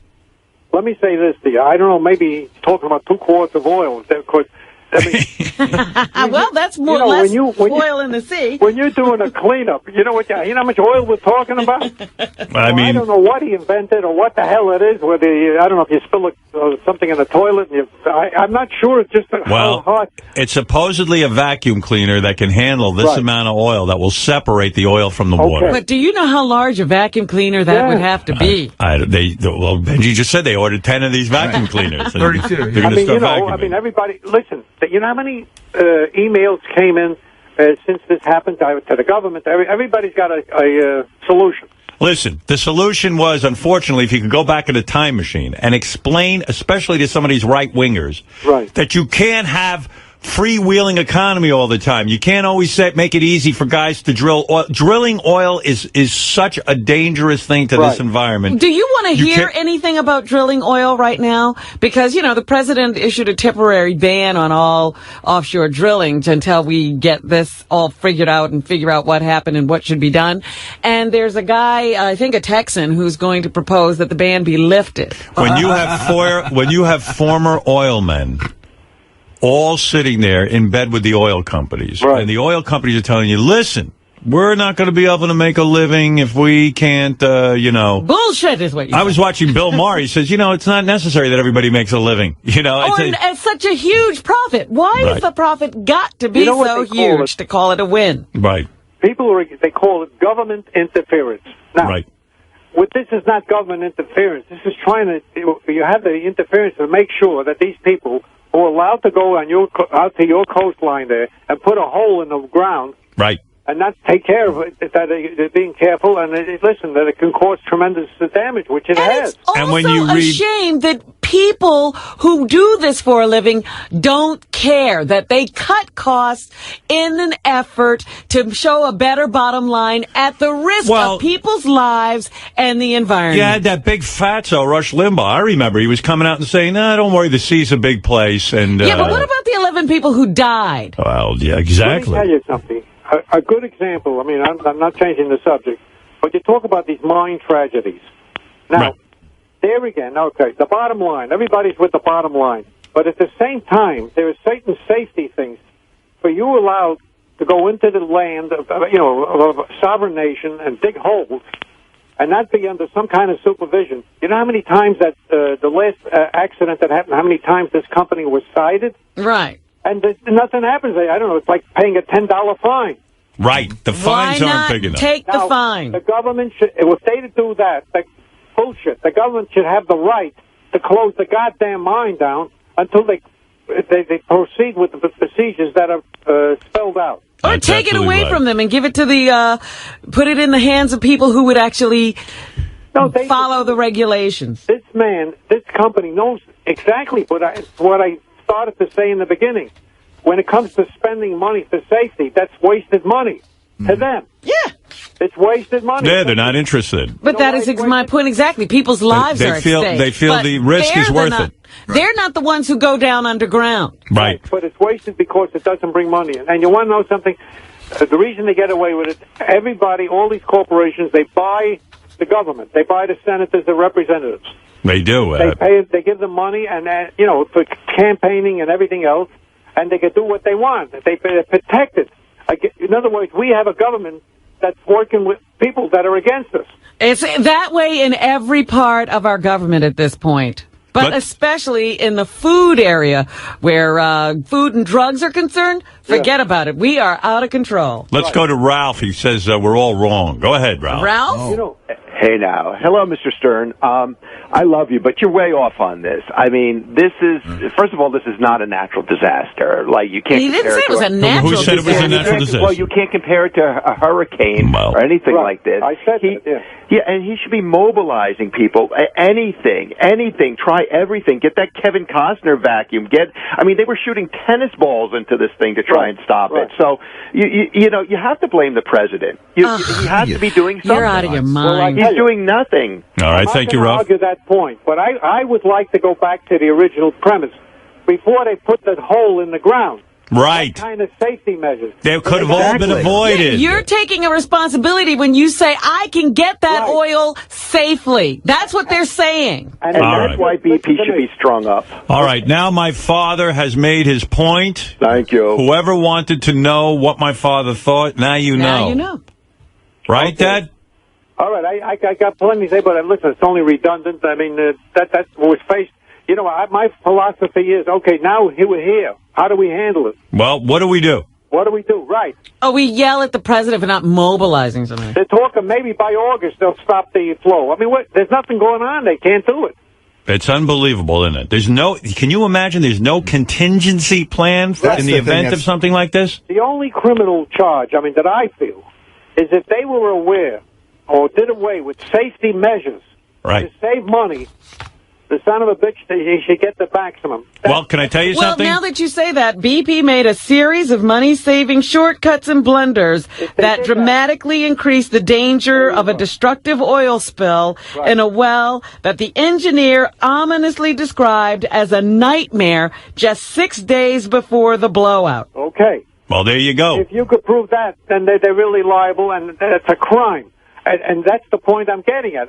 I'm not saying that an accident can't happen, but if they took all these measures and then some unforeseen thing happened, and you should know that the Obama administration has opened a criminal investigation into BP. Yeah. And they say that help anybody, but maybe for the future. It'll scare these guys. In other words, you can't cut corners. Right. Not when it comes to something like this. Time after time, it appears that BP made decisions that increased the risk of a blowout to save the company time and expense. Yeah. Yeah, well, there you go. It's a big joke. All right, listen, we could. It's a good thing to sing. It's hard to blame anyone directly until you get all to the.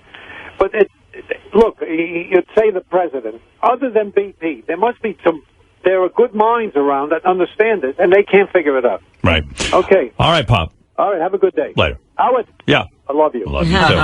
Love you. That's his sign-off. I try to love you. Bye-bye, Dad. That's my father, Ben Stern. Very, very bright guy. Seems to have his handle on it. Tyrone, you're on the air in Tempe, Arizona. Yo, hold on. Sorry. All right. Yo, hey, good morning. Good morning. Please get to your point. I'm sorry. Peace and love. Peace and love. Peace and love. Yeah, I just wanted to know, how long have your parents been married? My parents have been married. I don't know the answer to that. Say, have they had a 52 years, maybe? More than that. Was that your dad? That's right. I'm 55. So let me see. So yeah, wait a minute. Sister, oh, they then have add to on to have. that. What? Oh, yeah, because your sister's 4 years older than you. That's 59. So they're in the 60-something years, I guess. Wow. Yeah, nice. 60. I don't know how long they waited before they had my sister, but like 62 years at least or something, 63 years. Cool. Hey, I had a question. Didn't your dad say that he wanted to invest in KFC, when KFC was kind of kicking in?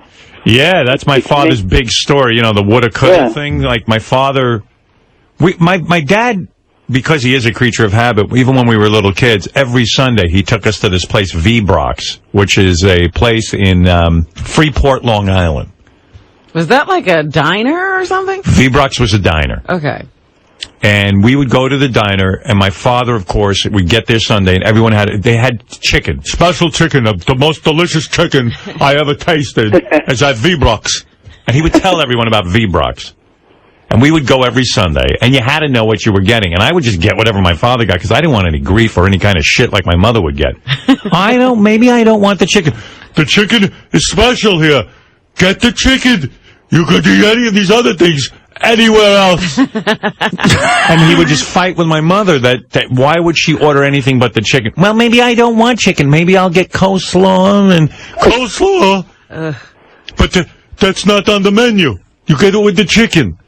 Well, maybe I'll just get coleslaw and then I'll get some other appetizer. No! It would make my father mental. So everyone would just comply. And we would get this fried chicken that was great at V-Brox. That was some chicken. We would have the chicken and then the French fry. Oh, no, mashed potatoes or gravy. Right. And my father would, this is the greatest. I can't wait for Sunday. But this chicken, what is this chicken? Every day, the same every Sunday, same meal. Same conversation. Same conversation. What is this chicken? How does this place in Freeport know how to make this chicken? So uncharacteristically, my father finally said to the guy, how do you make this chicken? And the guy goes, this chicken? He goes, we order from a place, Colonel Sanders. It wasn't even called, he says, Colonel Sanders sends you a franchise bucket, and they send you the ingredients, and we fry it up here. It was in the early stages. Well, when my father heard this, he heard they were going public. He couldn't believe it. Like he had discovered oil. He goes, this is going to be the biggest thing ever. Right. This is some chicken, and they're going to go public. I'm going to buy stock in this company. And I'm talking about this stock was coming on the market for pennies. I'm sure at that time. I mean, nobody knew from Kentucky Fried Chicken. It was unheard of. There was no franchises. It was just in this diner. Yeah, that industry didn't even exist. I'm telling you. To a certain degree. My mother goes, who buys stock in chickens? And my father was convinced. This discussion that was going on in my house for months. The chicken fat. Who is going to buy that? It's a waste of money. My father listened to my mother. Now for the rest of his life, he's like, do you know what it was? I used to hear every day, do you know what my stock would be worth now? He checks it every day. Well, at one point, I remember the stock was like a $42 stock. My father could have bought it for 39 cents. Wow. We would have been millionaires. We would have been like the Beverly Hillbillies. You'd have been on Easy Street. And finally, my life would have been on a roll. I would have been an heir to a fortune. That's right. You could be one of Paris Hilton's buddies. Yeah. You're not kidding. We would have been wealthy people. Yo, Howard. Back to the drawing board.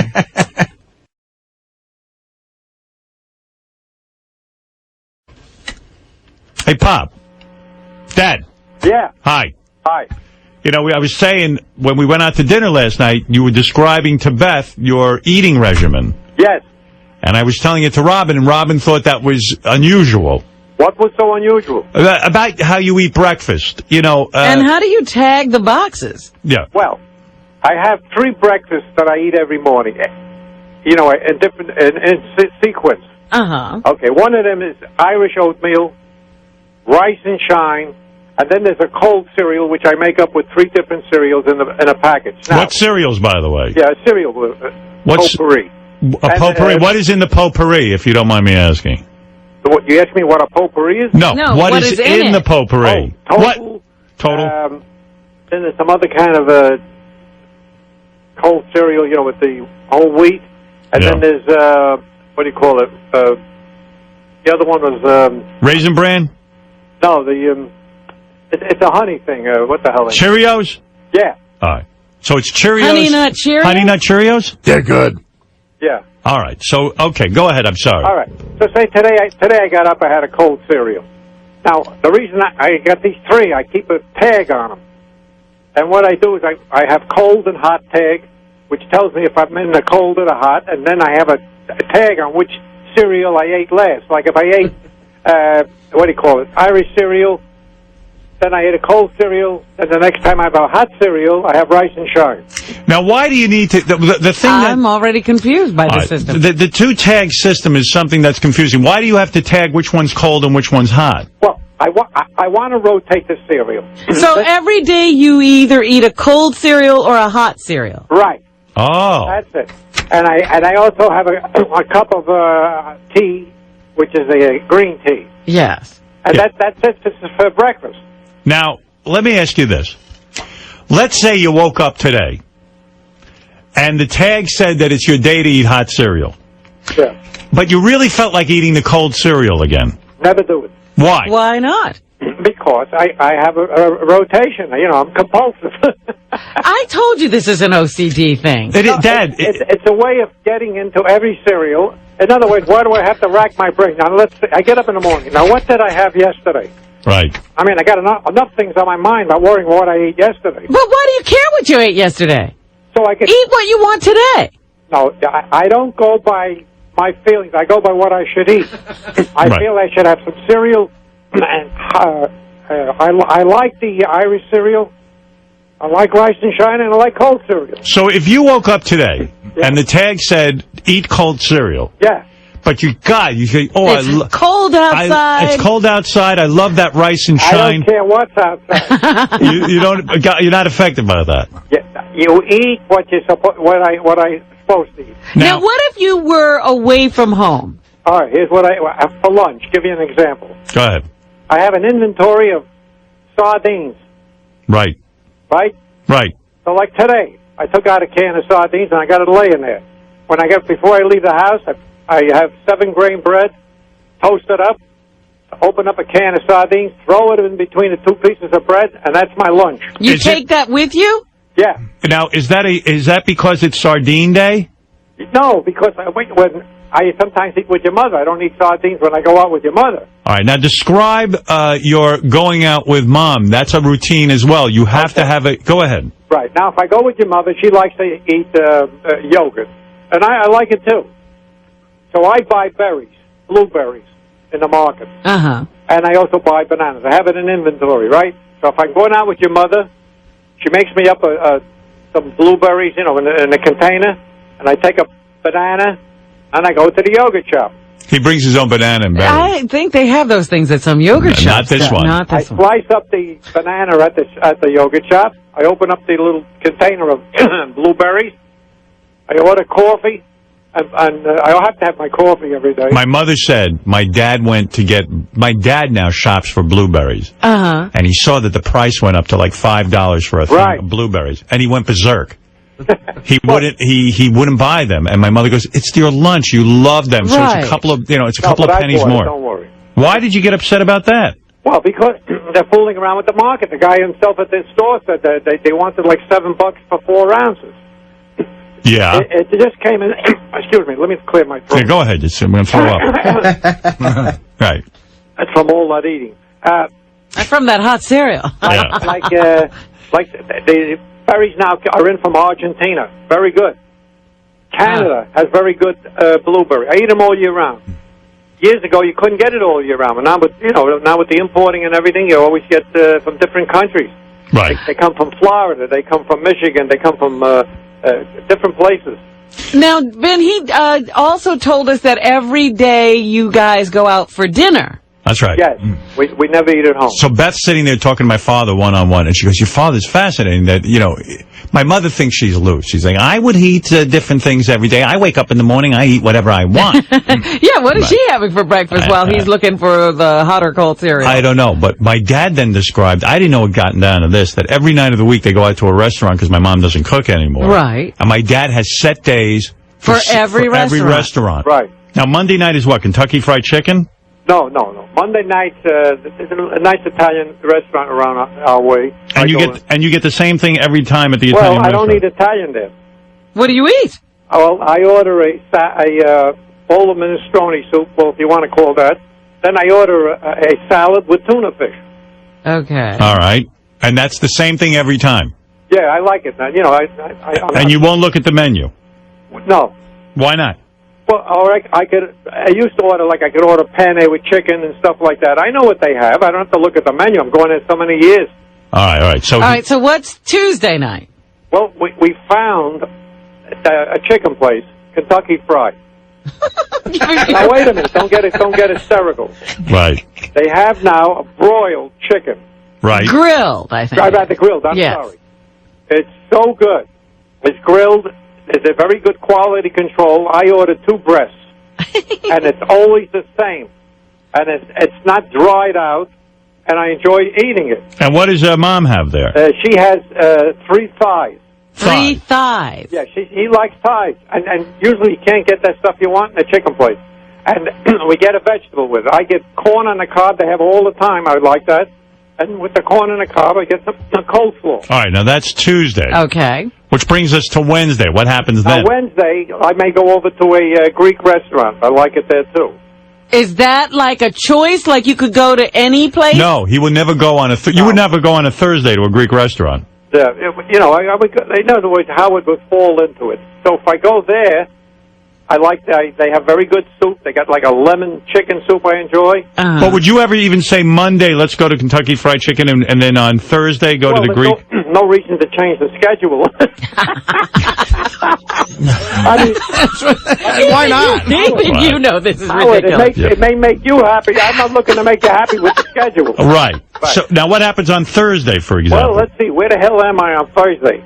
So Thursday I go to diners. I can go to a diner, which I enjoy going to. You're allowed to go to a diner on Thursday. Yeah. So do you look at the menu in the diner, or do you already know what you're getting? Look at any What are you going to have at the diner this coming Thursday? Listen, if you go to a place long enough, you know what? There's only certain things you eat. I do not peruse the menu to try to change. Can I ask you something? As a kid, I used to get very nervous to look at the menu. You never liked... No, it isn't that. You remember I took you as a kid, I used to take you to that German restaurant? Right. I go there, I never looked at the menu. Yeah, but why couldn't we look at the menu?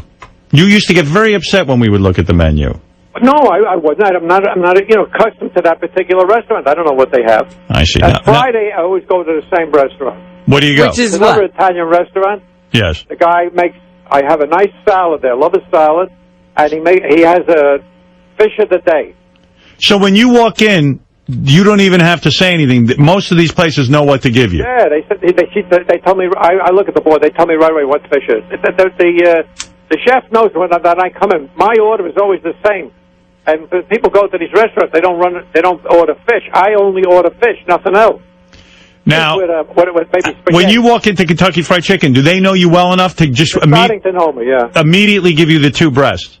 No, they change. They got kids there that there's different people taking the order. When you go to the diner, they know what you're going to get. Yeah. Well, they don't. I still have to pick what I take. I mean, they know me. Do you find that Mom, because of her indecisiveness and not being, she's been going to these same places, but she doesn't seem to memorize the menu like you? Well, she knows pretty well what she wants.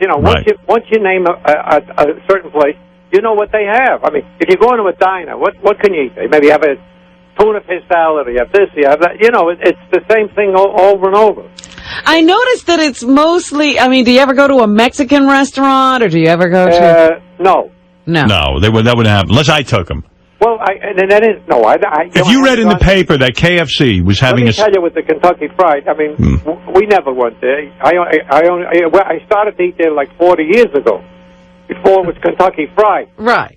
Colonel Sanders, there was a diner in Freeport I used to eat, and they gave them the formula, Colonel Sanders, and he used to make Kentucky Fried Chicken. I would order that every Sunday. I loved it. But I stopped eating the fried stuff. Now, when Kentucky Fried Chicken came out with grills, we went over and tried it, and it's good. Right. So that became the staple for... Will you eat sardines?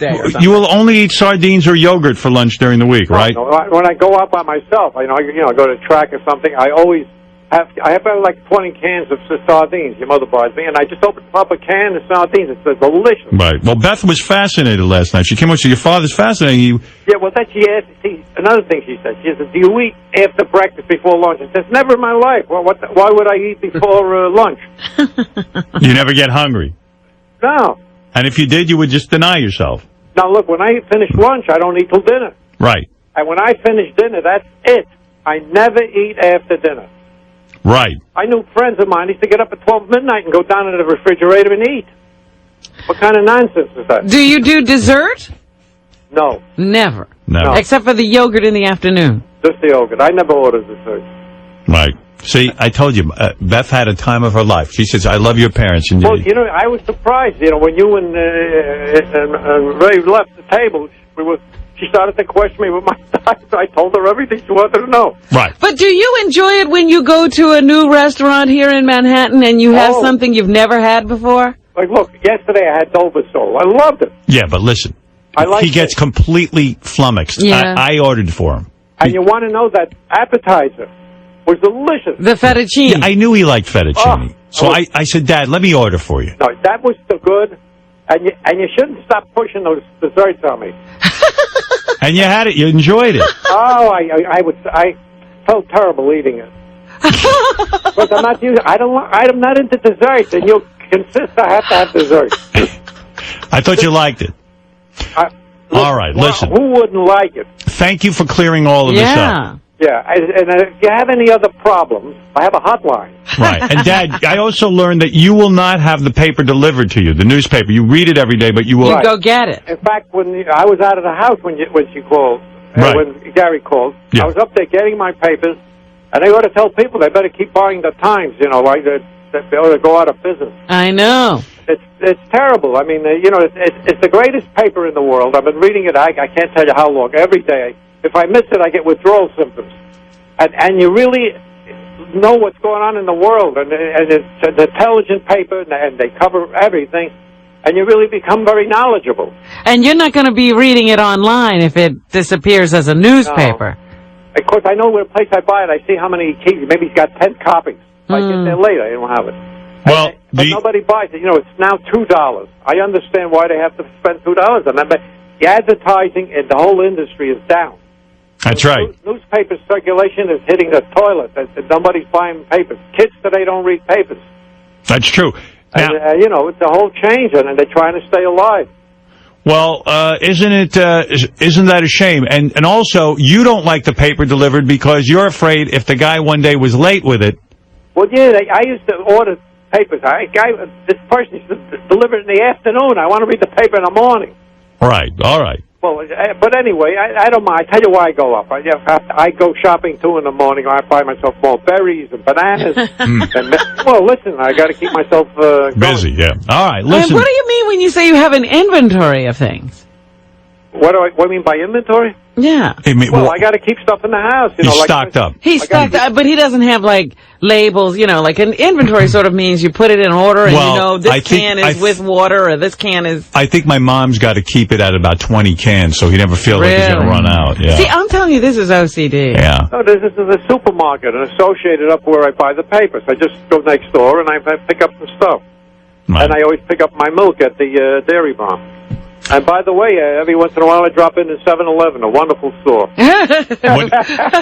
Why do you go there? Boy, sometimes I go there, get the paper or something, but they're very busy, very, very efficient, and they have a lot of inventory. He's right. And you should try their Domo cup of coffee. That's next. Well, the only thing is, I would love it, but I'm not in the area for coffee.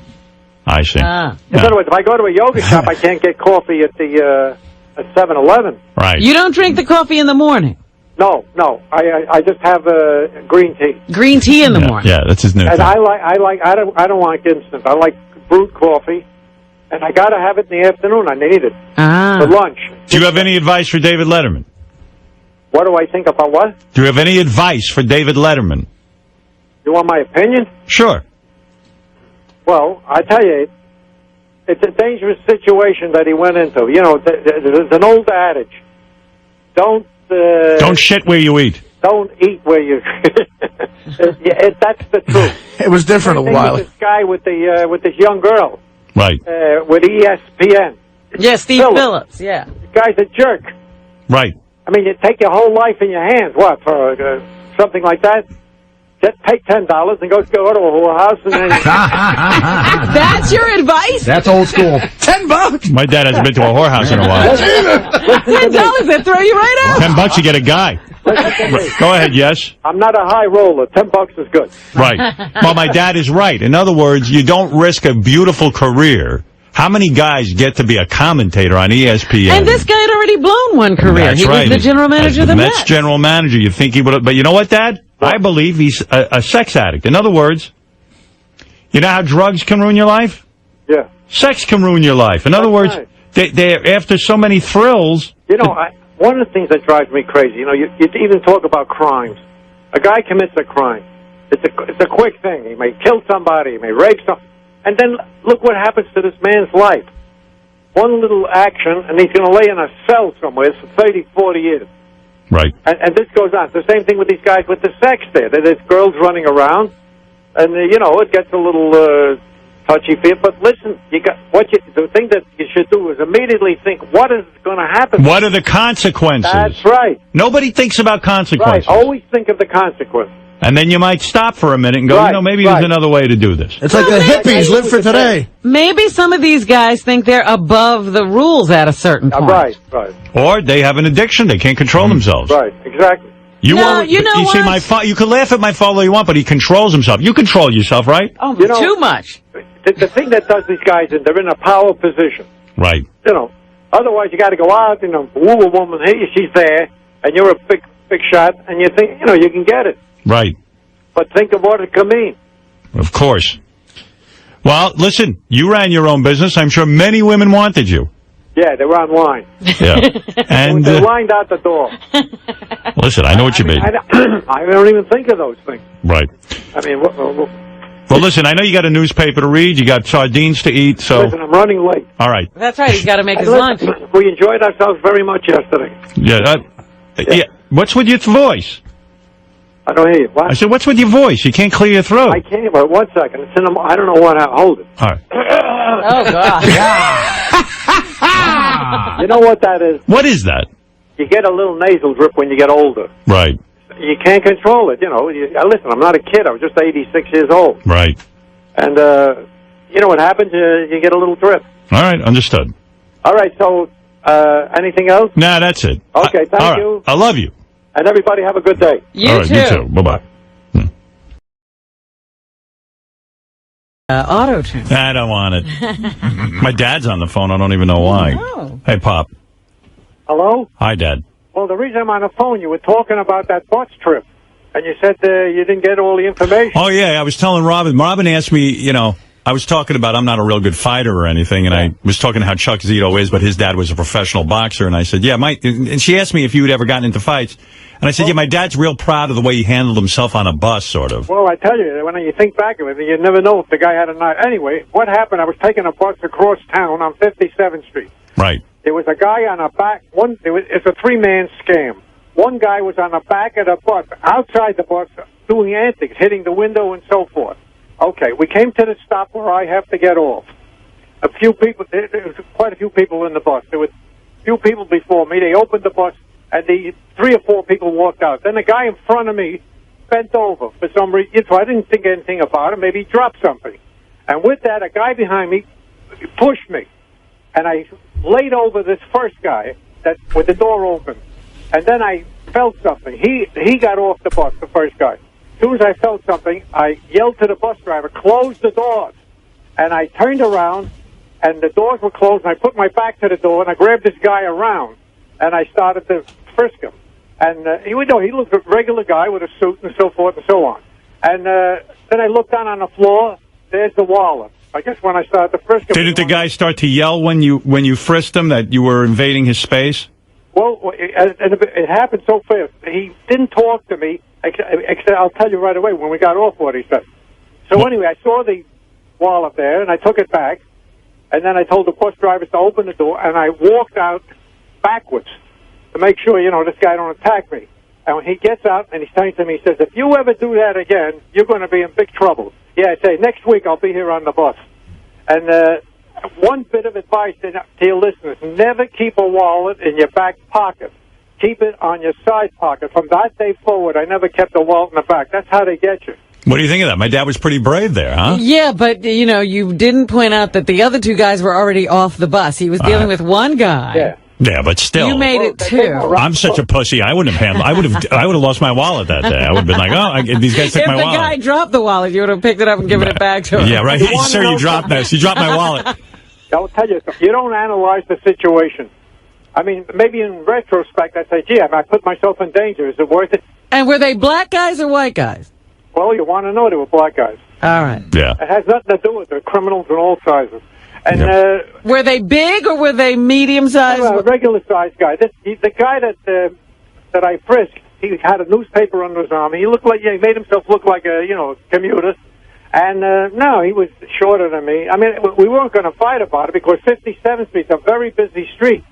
I don't know. I thought that was pretty brave. It is brave, but you built them up into big black guys, like rappers from... yeah, I thought they were like Biggie Smalls. The guy that pickpocketed me, he was an ordinary-looking guy. Right. And the other big story I had for Robin, which I needed clarity on, didn't you beat up some guy at the temple? Well, you were talking about fights. The first fight I ever had, we were street kids. I lived in the street. And I started a fight with this guy, and he took out a penknife. And to defend myself, I kicked him in the arm, where he was holding the knife, and knocked it out of his hand. Karate. Yeah. Look at your dad being a karate kickboxer. Well, I had pretty long legs, and I couldn't fight a guy with a knife. And that to this day, I have dreams where I'm in a fight and I'm kickboxing. Wow. He's like Jean-Claude Van Stern. And then, Dad, who's the guy? You beat up some guy at the temple, right? Well, we got into some kind of discussion or something, and he just decided he's going to take me on, and I punched him once or twice, and that was the end of it. Right in the stomach, right? Yeah. Yeah. My dad took him in the corner. Believe me, I remember all these stories because I heard them 100 times. One of the worst stories I had, I was fighting with somebody, and I swung, I missed him, and I hit a telephone pole with my right hand. Ooh. Oh, I never heard this. My hand blew up. I couldn't move it for a week. Wow. And I got so scared I didn't want to go home. I'm walking around, and I figured if I tell my parents that, you get terrified. Yeah. Now, you said in this one fight with the penknife guy, did you pick fights with people? Yes, he did. He had a terrible temper. Well, he hit. That's how the fight started. He hit me. And, for no reason, we're kids, I'm not an adult. I had never had a fight with him as an adult. I mean, Now, all my stories end up, and then I called the police. Yeah, but I'm saying my dad actually had a couple of stories where he kicked ass, and he made sure I knew about it. Well, I had one story that I had on the Long Island Railroad. I had a fight. Remember that? I don't remember that one. I went to a party, through my recording company. I went to CBS. They gave us a party because they used to use them for pressing records. Right, so it was a Christmas party, like. And I knew I was going to be drinking, and I didn't want to drive because I always take the subway to Jamaica and drive home. So I get on the subway, the train, and I'm sitting there, and I'm inebriated. And a guy's opposite me, and I'm minding my own business. The guy turns and says to me, "Are you Jewish or Irish?" I says, "Jewish or Irish?" So I had gloves. They were in my pocket. I stood up and I started to put the gloves on my hands. Wow. Take them off. And the next thing I knew, I was on the floor of the Long Island Railroad, and this guy is pummeling the hell out of me, banging me up, and they finally pulled him off me. So wait, you got to hear the end of the story. Yeah. So I get home, and my wife is sitting playing mahjong with some women. I'm all knocked up, and every button on my coat is gone. Yeah. Because they pulled everything off me. So I said, Ray, I got to show you what happened. Please, I'm busy now. She blew you off. She blew me off. Were you bleeding and stuff? were you bleeding and stuff? No. Oh. I had a lot of soreness in my body, for a couple of weeks. But he was pummeling me, Yeah. My dad's a drunk on the Long Island Railroad. And well, the neighbor, and they finally pulled this guy. Oh my God! If he didn't pull him over, he would have killed me. Wow. But you mind your own business. You don't look for trouble. But things happen. Answers me stupid questions. Yeah, well, that's unfortunate. All right, Robin, there's all my dad's manly stories. If I could think anything more exciting, I'll... Well, I have to commend him. He did tell a story where he got beat up. Yeah. Because a lot of guys they beat everybody. Yeah, mostly, my stories are I got beaten. All right, Dad, thanks. Okay. That's my pop, Ben Stern. Howard? Yes. I love you. I love you. Bye-bye. I used to love you more before you got beat up. I also love you, Robert. I love you, too. Oh, wow. Look at Mr. Love over there. Okay, guys. All right, bye-bye.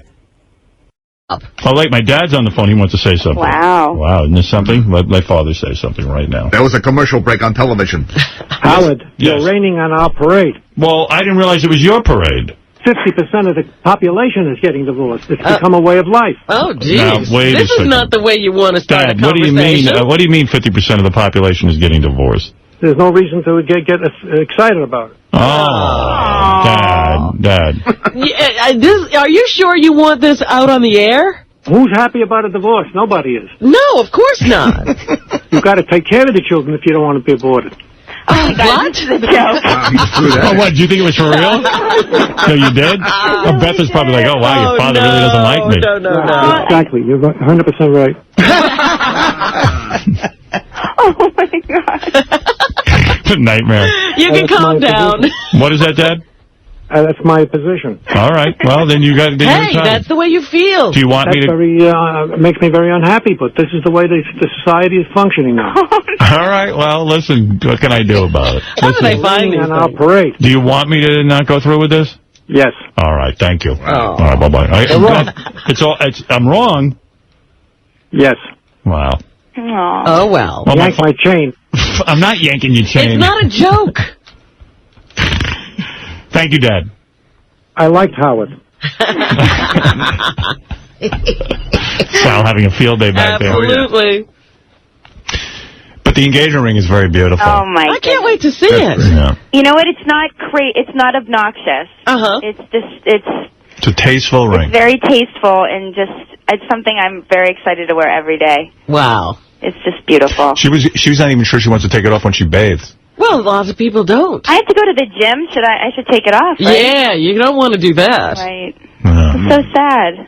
I just got it. Well, you can't wear it to work out. No. Can't get a sport engagement ring? like a faux to wear to the gym? Something to like for from the Nike. gym. You got to be careful. Like, I had a buddy who made his wife take off her engagement ring every time she went to a drug deal. Oh. You got to be careful around shady characters. I'll remember that next deal. Well, there it is. Congratulations. Thank you. Thank you, hon. Thank you. What do you want, JD, you perv? This guy's seen every porno twice. Yeah, what are the themes you should be putting in? There's a website that we have a password for that I can give you called hogtie.com. If you I don't want that. I like YouPorn. It's free. It's easy. I don't have to type in a password. That's the other thing I like about it. Okay. It feels really pervy to type in a password. I don't want to do that. To be a member. All I have to do up front is agree that I'm over 18. I see. And I agree to that. We'll just type in hogtie next time. Good Lord. If I had had this when I was a teenager, I never would have left my room. Yeah, I was going to say, you would have never come out of the house. I wouldn't know if I was coming or going. Yeah, I don't leave my house now. I know that. You have no reason to leave. He's afraid to leave his home. We should have had him take the psychological exam. Why didn't There's we? the test. Because he's all fucked up. Isn't he on some kind of medication? He was on 2 at one time. I don't want to take the test. I don't want to. Why didn't I have Hogtie.com. How did you get out of taking the test? You did when we were. Somebody should have said, putting that "Hey, how together. about JD? Are you still on that? What are you on? No, I'm not on anything No, anymore. and you're able to get out of the house and not have anxiety. Yeah. Oh, Well, good for I'm you. still, it's not. I'm able to leave the house. I'm proud of you. You know why? Because you're off that shit. You didn't buy into it, and you fucking like a man. You fucking figured things out. Yeah. Good for you. I applaud you. Thank you. Well, pussy die. I can't leave the house. I can't leave the house. And you fucking got over it. Good for you. So you got mugged. Big shit. I got the shit beat out of me every day. But his reaction was like 3 years later. No, it was. It was weird. He got mugged. They took his iPod. And then 3 years later, he freaked out. It was. I saw an iPod commercial and I had a flashback. I don't. This is like post-traumatic stress. I was like a Vietnam vet. I can't help it if I'm slow. It dawned on me. I got mugged. Wasn't that? No, it was a weird feeling. I'd had this feeling before. Right. And this time I was able to take care of it. Good for you. What is the feeling? Like, my stomach was constantly in knots. Like you're constantly. You were like nervous like you had to go to school or something. Something like that, yeah. And you just couldn't do anything to get that feeling away. My stomach was in knots whenever I had to go to school. Well, Especially when I went to get beat up. When I get beat up. And I never recognized it because I didn't want my mother to be upset with me. I wanted my mother to think that I wasn't afraid of black people. Because she said, you have to love black people. Again, but you weren't afraid of black people. You were afraid of those people. Yeah, most of them were black. And they were beating me up. I was afraid You had reason to be afraid. I did. But I remember having a knot in my stomach every time I had to leave the house and go to school. Because I knew I'd be in a fight that day. And sometimes you didn't feel like fighting. Sometimes you did, but... Well, just imagine it's the opposite. You have this knot in your stomach every time you have to go home. Like, whenever I watch a boxing match, and right before the fight, you see the guy coming in, and he's all pumped up. I'm like, every day was like that. I knew I had to get psyched up for my fight. I didn't know who I'd be fighting. I didn't know my opponent. I couldn't even train for it. I was such an asshole, too. I should have gone to jiu-jitsu class. Well, who's going to take you there? My parents offered it to me, because the kid, when the neighborhood was white, the kid next door used to beat me up all the time. So they drove me to a jiu-jitsu class in Hempstead. Yeah. It was all these like Chinese motherfuckers who were like didn't even speak a word of English. They were like hi, and they were like, so I'm sitting there. I told you this story. My feet were always dirty because I never showered, and then I was embarrassed because I knew they'd make me take my shoes and socks off, and my toenails were long and my feet were dirty. So I scrubbed my feet down the night before. So yeah, that was a good thing. Yeah, and then the guy saw my toenails and he said, "These are like weapons." In his broken Chinese. Like Wolverine. Broken English. I was like Wolverine. I had superpowers. On his feet. I told you, I went to the jiu-jitsu class. My father brings me in. My mother goes, "You want to learn to fight? All right, you'll learn. Here we go." I never had jiu-jitsu. You learn to handle yourself. Well, how would I know how to handle myself? How did he learn to handle himself? Who knows? He got beat up a lot on that he's before Mr. he Macho. learned to handle himself. Yeah, he claims he beat up everyone. So we're sitting there. My parents are humiliating me, and then all of a sudden these kids. Why didn't your mom know that you had like dirty feet and didn't take showers? I don't know. All I know is I was like freaked out because I knew they were going to ask me to take my socks off, and I said I better scrub my feet. So my mom had a brush. So rather than shower, I just brushed from my ankles down. I remember like doing a young that. Richard Christie. Yeah. There's a certain age where you don't feel like showering. Yeah, I know. Boys go through that. No. I don't want to take a bath or shower Right. phase. But you think I would have showered for my jiu-jitsu class. So then I go, make a long story short, about 15, 20 white kids come out. They're somersaulting, jumping over garbage pails and somersaulting over them. And I went, oh my God. How did they get so good so quick? I just said, the demonstration, they should have had shitheads like me, like practicing punching. They were not gentle.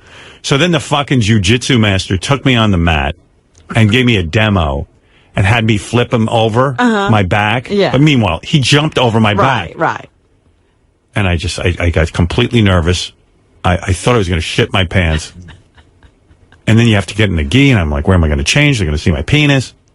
And the whole thing just fucking was a disaster. So I never went to jiu-jitsu class. But if I had gone, maybe I could have kicked some ass. Right. Yeah, I would have been like a Jean-Claude Van Damme.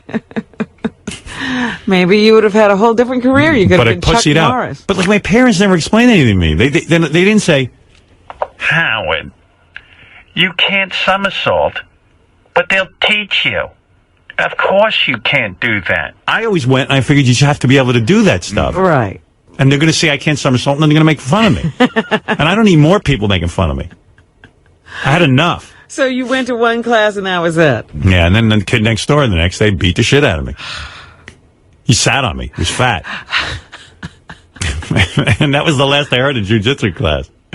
But if somebody had like kind of taken me under their wing and said, look, this, like that guy in Karate Kid. Right. Well, that's what I'm Mr. thinking Miyagi. of. Like that would have been a good way for me to like wax a guy's car and get into it. Yes, paint a fence. Yeah. Paint fence. No, right away they show me guys are high-level kids who are jumping over fucking garbage pails. It's a ridiculous marketing campaign. Those idiots didn't know how to market. I think they were Koreans. You know. And then, like, whenever I got beat up, we took you to that jiu-jitsu class, and then you didn't do it. That's right. Listen, you wanted to learn? You could have. I mean, we offer you lessons and everything, and then you don't do it. That's right. Your father believes in lessons. Of course. I wish someone, when I was young, if someone would have offered me a lesson, I would have been so happy and so thrilled. You get offered lessons and you did nothing. I mean, we gave you that piano, and you didn't do anything with that. And the teacher says you don't practice. And I told him that you should continue the lessons. Ben, the teacher is begging me. He doesn't want to teach Howard. Well, you have to make him take those lessons. He doesn't want to take the lessons. It's embarrassing. The teacher comes. I have to hide upstairs. And when he wants to be paid, I have Howard give him the money. I don't want to see him. He doesn't like Howard, and he doesn't like giving the lessons. Well, why are you not doing the lessons? Why am I paying for lessons? We gave him a choice. I said to Howard, do you want to learn piano, or do you want to join the Cub Scouts and I'll be the den mother? Oh. And you chose. I told my mom, I said, Ma, you're going to be the den mother? I'll take those piano fucking lessons. Can you imagine the nightmare? I'm joining the Cub Scouts. Get the fuck away from choice. you. Yeah. Oh, my God. That's like Sophie's choice. Could you imagine the lectures I would have gotten if I was a Cub Scout? Oh. These Cub Scouts are disrespectful. I mean, after all, I'm the den mother, and these other parents don't teach these children how to behave, and they don't treat me properly. And really, what is going on? Mom, I like these guys. Oh, those friends of yours are disgusting. I mean, what is with them? Oh, that's what I need my mom involved with my friends in a Cub Scout situation. So I took the goddamn piano lessons. Wow. And then the fucking teacher killed himself. Were you ever a Cub Scout? No. No. And the teacher killed himself. I know. Howard, you don't have to take lessons anymore. Why is that? Your teacher killed himself. Oh. He hung himself. Ugh. Was it a hanging? Yeah. Ugh. I think he hung himself. They found him hanging with a strap. Poor guy. He fucking hated me. The first teacher just quit after a while. He spent 5 years. So there was with one. Then they got me a new one. Once he quit, I thought I was off the hook. Why would you make me take piano lessons if I don't want to take them? I'm not Billy Joel. Sorry. Yeah, Ma, I heard a Beethoven piece, but I've transposed it into something new. Yeah.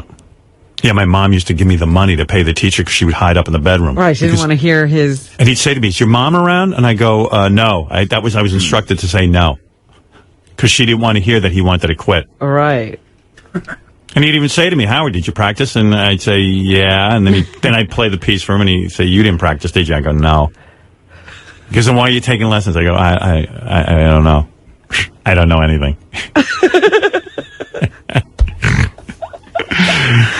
Oh, the whole thing's been a nightmare. The whole thing. It's never been pleasant. But you were a strange kid, because most boys especially, they never think that they can't do something. No. They just look at the fun of it. You know, like they don't think of failing. No. I thought about failing. It wasn't fun. That's how those kids got good. They never thought of failing. Yeah, they were just like, do oh, it. if they can do it, I can do it. It's not funny. It's not fun. Oh, please. My father, if I would have had piano lessons, I would have done anything for a piano lesson. And you have it, and then you don't even do anything. Oh, Ben, please, what's wrong with you two? Why are you yelling at each other? I mean, to have a lesson. No one my father brought home 2 left shoes for me. I would go to school in 2 left shoes. Nobody cared about me. Oh, you do have it good, believe you me. I mean, a piano. My sister and I had nothing. Nothing. My sister, we shared a pair of underwear. I was thinking about your mother this weekend because when I went down to Philly, I forgot to pack underwear. And I had to wash my underwear. We never had every underwear. night. I mean, listen, that's what we had to do, my I sister thought and of I. her. I said, wow, I'm living like Ray Stern. We never had a doll. I mean, if someone gave me a doll, this is all because of the piano lessons. This is what's going on. If someone would have given me a doll, I mean, I would have gone out of my mind. And I see these kids today, they have everything. They have dolls, and I mean, She's saying she had no toys. I had no toys. Nothing. Not even used toys, Nothing. or second-hand toys. Nothing. Listen, we had no mother. My father shipped us off. Here we go. Well, you started in with her. I once had a whistle. Your father brought it home for you. I didn't even have a father, really. You didn't have a whistle either. Oh, don't ask. Anything you did was a lecture, and all the fun was sucked right out of it. But your father called you a genius? Yeah, you know that. I don't recall you ever telling me. Yeah, I've told you that. When Private Parts and the book and all that stuff came out, he broke down and called me a genius. I don't remember that. That Sure. would have been a major day, I think, if I had heard you say I've that. told you about that. How did I forget it? Believe you don't me. mention it more than once, maybe. Yeah. My parents liked my appearance on Piers Morgan. I thought it was wonderful. You were terrific. And you always mention your parents. We like that. Really? Yes. You always give us credit. Yeah, why do I do that? Like, what's they have wrong a lot with me? to do with you. Yeah, but how about I'm my own man now, and I don't give you any credit? No, you always give your mother credit. Even on my birthday, my mother will call me to wish me happy birthday, and I go, Ma, it's really your day. You gave birth to me. I can't even have a birthday. I give it to her. Listen, you are me. And that was me on Piers Morgan. Believe me. I did very well. She even told me that now you look exactly like my father. You have the same eyes as my father. I go, from what I hear, he wasn't that great a guy. No, but my mother loves her father. But wait a minute. Was that the one she would take? No, that was that was the grandfather. Okay. That's the one I'm named after. All right. Yeah, okay. Yeah. Who was the closest thing to a devil worshiper. I thought he's the one who left his family in Europe, and then when Hitler was killing everyone, he just left them there. Right. That's who they named me after. Great guy. Yeah. Well, anyway. It's very complicated. All right, hey, we have to take a break. We've been talking for an hour, 17 minutes, so we're way behind. And when we come back, lots more fun. Don't go away. You were just playing Santana, another rock god. Jimi Hendrix may appear to us in another form. Good. I knew he wasn't dead. Vivid Entertainment plans to release what it says is a film from the vaults of classic rock, a sex film, supposedly, of Jimi Hendrix. Oh, the who wants film to see shows that? a Would you want to naked see man. naked Jimi Hendrix fucking? Not unless he's fucking a really hot chick. I want to These are like 70s chicks. A naked man who resembles Hendrix, the guitar legend who died in 1970, wearing a bandana in his fro, having sex with two brunettes in a dimly lighted bedroom. His full face appears on screen for only a few seconds with his eyes closed. In other portions, there are flashes of his profile, but his hands bedecked with rings roam large on the screen at times, and the film has no audio. So this is a silent sex film. Just what I need to see, a silent sex film with Jimi Hendrix fucking people. Well, I mean, and the rumor was he was endowed, rather. Well, I have no interest in that. The DVD is called Jimi Hendrix, The Sex Tape. It combines 11 minutes of sex footage with a retrospective of Hendrix's career. Wait, and these are white women?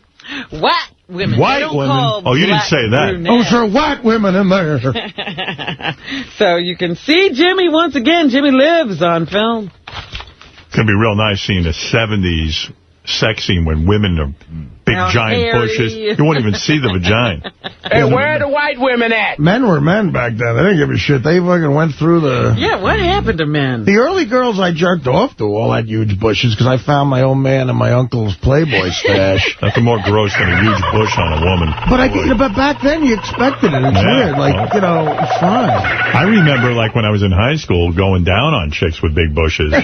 And, like, man, that was a whole thing. Like, you had a whole hairy thing you stared at. Oh, God, man. I went down on a chick with a big bush, and it was like everyone has that story. But and the bush kind of, like, you know, the bush is there, biologically a bush is there so that the woman would trap her smell in the bush. Right. And then trap you. And then trap you. There was something about, you know, us being animals, and that would, you know, send off a sexual Now buzz. we have perfume for that. Right. Well, I remember going down on a woman, and you would smell those bush hairs, and they do have a distinct odor. It's grotesque. This was when, and I was probably about 23 at the time.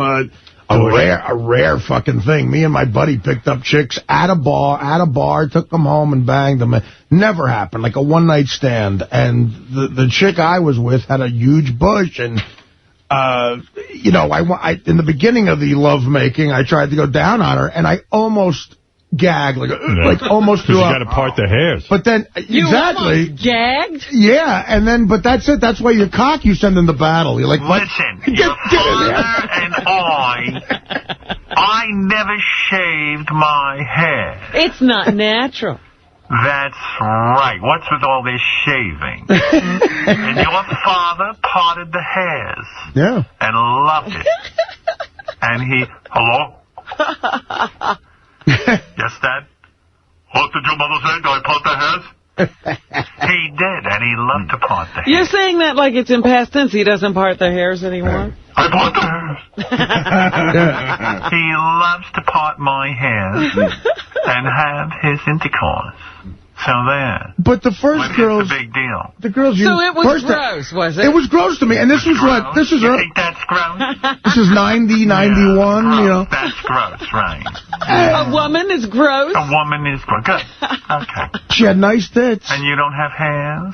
I do, but you know, they got to deal with it. Of course.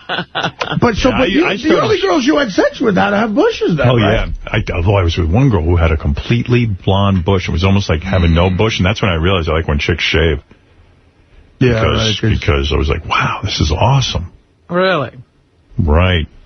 I'm telling you. I was like, wow. I remember in the 70s. She has no hair. In the 70s, walking down, like as an 8-year-old, 9-year-old kid walking down the beach, and some chicks had their bushes coming out of their bathing. That was the Larry look. Yeah. Oh, I thought you meant you were looking at 8- and 9-year-old girls. No. Oh, man.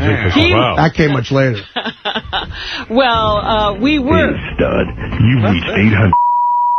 Yeah, that's right. I'll keep you up and coming. Back for more. Hello? Howard. Hello? Give it to me. What do you want me to do, baby? Give it to me now. You want it now? You want this cock? That's right. Oh, yeah. Got a big 9.5-inch cock here for you. What? Got a big 9.5-inch cock here for you. Oh, yeah. I'm going to take that ass. Why? Because I'm going to fuck you because I'm horny. Put it in my hole. Oh, yeah. Ow. Oh. Ow. Oh. Ow. Ow. Ow. Oh. Help me. Oh. I'm parting the hair. man. No. Give me your horse cock. Want this horse cock, baby? That's right. Suck it. Gurgle, gurgle. Oh, yeah. Ooh, you're so fucking bad. What? You're really bad. What? You saying what, huh? What? Yeah. What? You like being bad? No. You don't? No. You don't. So why do you like to be kinky then? I'm working at the supermarket right now. Okay. Thank you. Thank you. Wow. That is so fun. I was driving through Harlem yesterday. What were you doing up there? Yeah, looking at black people. You know I love Really? that. You just wanted to take a tour? Yeah. I like to watch black people, see what they're doing. I was up there, I scored some crack. It's very good, very high quality. Oh, my goodness. Can't get the good stuff down. I had to drive through, and I was looking around. It reminded me of my old days in Roosevelt. You know, because Roosevelt was all black. And when I see all black people, I think back to my days in Roosevelt. And, you know, being alone, being the only white guy. And, But really, what were you doing there? I was coming back from Long Island, and it was the best way to get home. Oh, Best way to get home is go through Harlem. taking the overland route. Yeah. You know, you check, you have a lot of gas, and car seems to be running reasonably well. Remember when I got stuck up in Harlem And with no Fred? traffic. Yeah. So you can keep moving. I like looking around from the car. I don't like walking around through black neighborhoods, but I like driving through them. I get the shakes otherwise. Sometimes I play a game, I laugh at the white people living there. Because once in a while, up in Harlem even, you see a couple of white people walk by. Well, a lot of, you know what it's like here in New York. Yep. When all the real estate gets too expensive in the white areas. Gentrification. White people will go find good real estate in black areas. What's that called? Gentrification? Yes. Well, they'll buy entire buildings. Yeah. But then you also have a crack dealer right outside your window. Yeah, but then that's eventually only it for a changes. little while, yeah. That's right. White people are creeping up into that area. Soon there'll be no more black people around there, right, Robin? That's right. That's right. Lily White. They'll change the name. Yeah. My mom should move to Harlem because she loves a black community. She does. Harlem is the perfect place for my mother. Why did she never choose Harlem? Listen, I like Roosevelt, and I am not going to be scared away. Your father and I, we moved here, and believe me, it's a wonderful community, and if all these whiteys didn't move away... She called them white. Yeah, she hated white people. My mom saw them as all hypocrites, white people. Whiteys. Yeah. My mom would go up to Harlem. Hello, black people, I'm back. Back in the day, though, my mother used the word Schwarzes. Oh, she did? Well, yeah. Schwarzes. Schwarzes is a Yiddish word for black people. But I don't think but she wasn't racist, but then again, that's a racist kind of thing, right? I don't know. Schwarze means black. Right. Those Schwarzes, I'm telling you, they're the greatest. See, that's confusing. It's very confusing. She liked black people. But Schwarze does mean black, right? That's what it means. Yeah. It's not like the N-word or something. I don't know. It was always considered a derogatory term. Yeah, well, who knows? Crazy. Those, they used to have they had black friends too. Yeah. In the community. Like they had a nice time in Roosevelt. While I was getting beaten, because there were a lot of lower income black people, they found a few upper income black people and they'd go to parties. Oh, my mother was so thrilled. We're going to a Schwarzer party. That's right. Our friends are having a party, and you know when those Schwarzes get together, it's great fun. They dance and have a good time. But the only problem is when the Schwarzes have a party. Yes. They say, come at 8 o'clock, and you get there, no one is there. They're always late. Believe you me, it's a whole thing with these Schwarzes. And I'd be confused about the Schwarzes. But it was a whole thing. My parents would get invited to their friends. And they thought it was crazy that, like, they'd call the party for 8 o'clock, and then, like, people would show up at 10 o'clock, and it made my parents nuts, because you know how punctual my parents are. I mean, what's with these sponsors? They call a party for 8 o'clock, and no one shows up. And it was the same story after the party, because they had their black friend. So they had to stay there for 2 hours alone? They had their black friends, the Powells. Maureen is wonderful. She is into this community, believe me. She's on the school board, and and their other black friend was this guy, Bert Powell, and he had a black accounting firm. He was the largest owned black accounting firm. Uh-huh. And my mother was, let me tell you, Bert has a sponsor accounting firm, and he can't find any black people to be accountants. That's right. He wants black people, but there's no black accountants. What are you yelling about? That's what he said. And let me tell you, it would be wonderful for black men to work at the accounting firm, but he can't find any. That's right. And I used to hear this after the black parties. It was a whole discussion. The whole discussion about black people, what time the party started. You know that whole thing about CPT, colored people time? Right.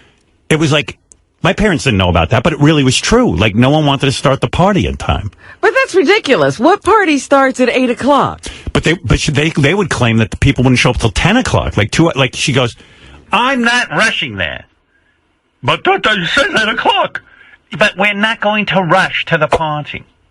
Because no one is there. We're the only ones there, Ben.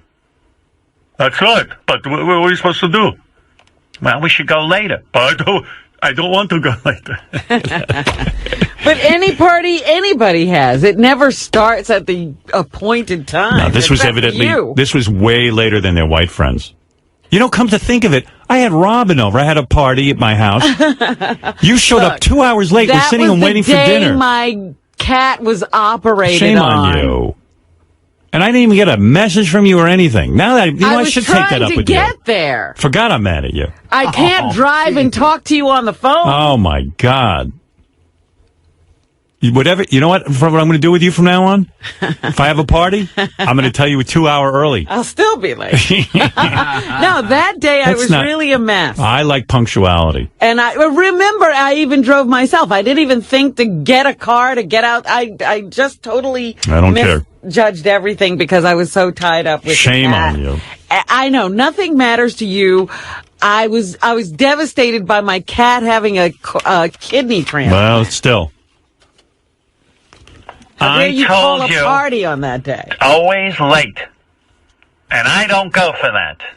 At all. Everyone said, is Robin coming? I go, I don't know. I know, I finally got a message. Are you coming? Yeah, I mean, everyone wanted to eat dinner. Robin, I got to tell you, I was sitting... Oh, you were there? Yeah, I was sitting there. Howard, he was getting...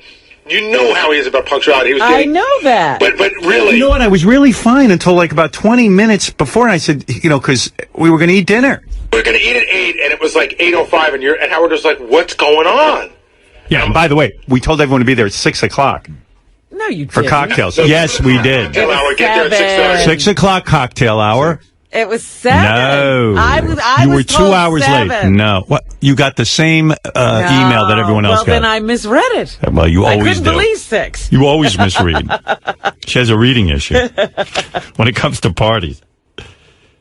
Well, whatever. I'm what am I sorry. I was devastated because I knew you would be a mess about it. Well, listen, everyone else was hungry. In fact, I before you came, and it was already like 10 to 8 or 20 to 8, I said to everyone, listen, she's not here. We're going to start eating. And everyone was in agreement, believe me. Nobody was defending you. I mean, what am I going to do? I would sit there all night and wait for you? No. I like to go to bed by 10 o'clock. I was ready to wrap up the evening by the time you got You actually stayed up later than I did. But I left everyone just sitting in the living room. I just went up to bed. You're very funny. Yeah. I mean, it's enough. Everyone's got the gift of gab late into the hours. Not me. All right, thank you, Wolfie. No problem. Thanks, Howard. Right. Yeah, I mean, maybe you'd want to see a script that Mo wrote or something like that. Well, yeah, it's creative, you know.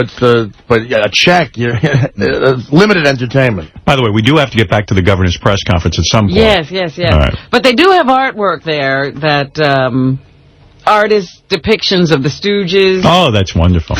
Pieces by both professionals and amateurs. You know, I got more junk. People have sent in pictures of me, paintings. I'm really thinking of opening up a Howard'ium or something like that. Sternsium. Anyway, so I was saying, I probably should take a break first, but let me just get this thought out. Listen to this headline. Bar mitzvah tutor guilty of molestation. Now, I got to tell you something. I'm a bar mitzvah boy.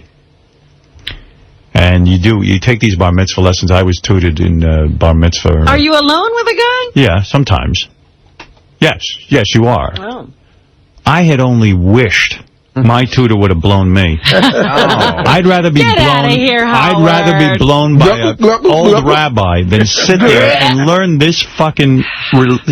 This Hebrew. It would have been so traumatizing to you to look down and see that. Robin, my rabbi was as heinous as could be. The guy who taught me my Haftorah smelled. Yeah. He had big, thick. There were two different ones.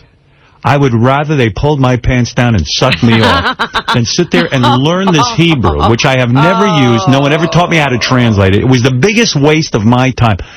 Reciting this, what they call a Haftorah in Hebrew, it was like learning Klingon. Learning Klingon would have been more useful, because Klingon, at least I could get on the radio and impress you with. I could, say, hey, I'm going to speak Klingon now. You would sit there and go, hey, that's pretty cool. It was a ridiculous thing. I spent years of my life studying this Torah, but not in English, in Hebrew that I don't speak. And to have the dried out, bearded lips of a rabbi wrapped around my cock would have been preferable. And I'm not kidding. And I'm a heteronormative. Listen, I'll kick your ass right now. You call me homosexual. I think that you are underestimating the trauma of having blow me a right guy. Now. You dare. Unless you've done this and you know you won't be affected by it. Let me tell you something. I'd rather blow you than try to teach you Hebrew. Exactly. I mean, it's just unbelievable. So anyway, this bar mitzvah tutor took the stand to deny molesting teens, but he didn't convince a Brooklyn judge who convicted him of sexually abusing two victims. Yonah Weinberg, 31, was acquitted of 8 other counts, including a felony, but still faces a 31 count. I wish he would have blown me 31 times, as long as I didn't have to learn that thing. 31, that horny bastard. I mean, my God in heaven. At least I would have been up to something interesting. There was nothing going on in that room except this. What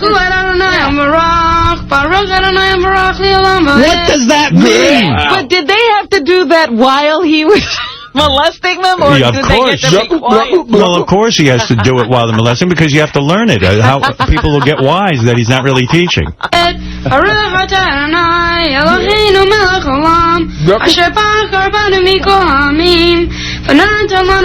does that mean? What use is that to me?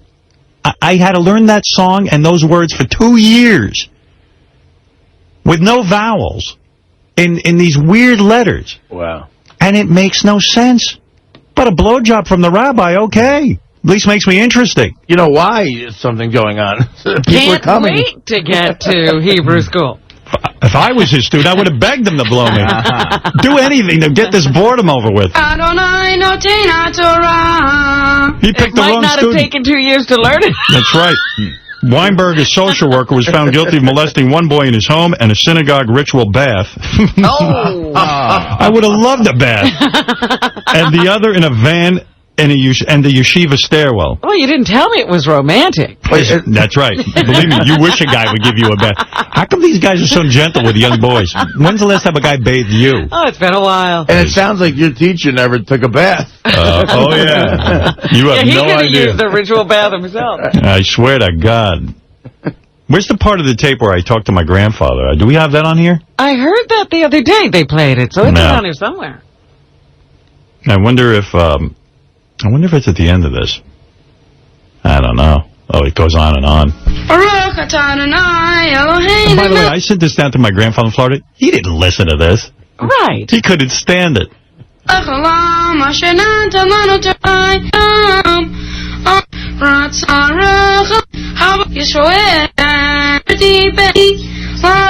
on. Wow. I can't even.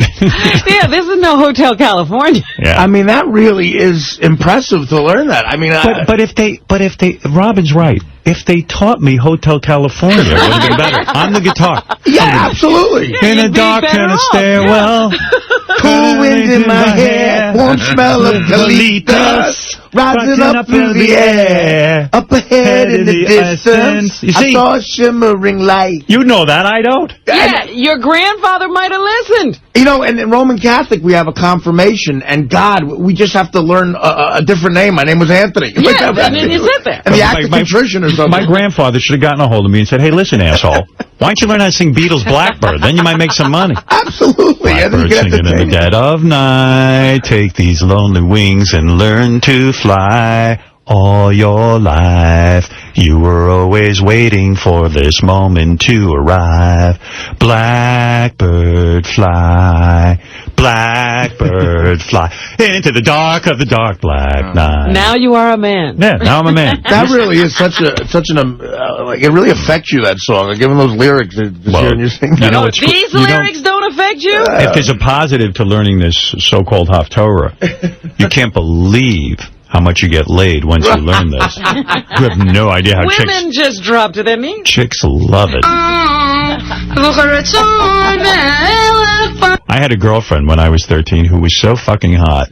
Yeah, you talk about her a lot. She was insanely hot. Really? She was the hottest girl ever. You have any pictures of her? Yeah, I do. I wanna She see came. She was 13 at the time. She had tits bigger than your mother's.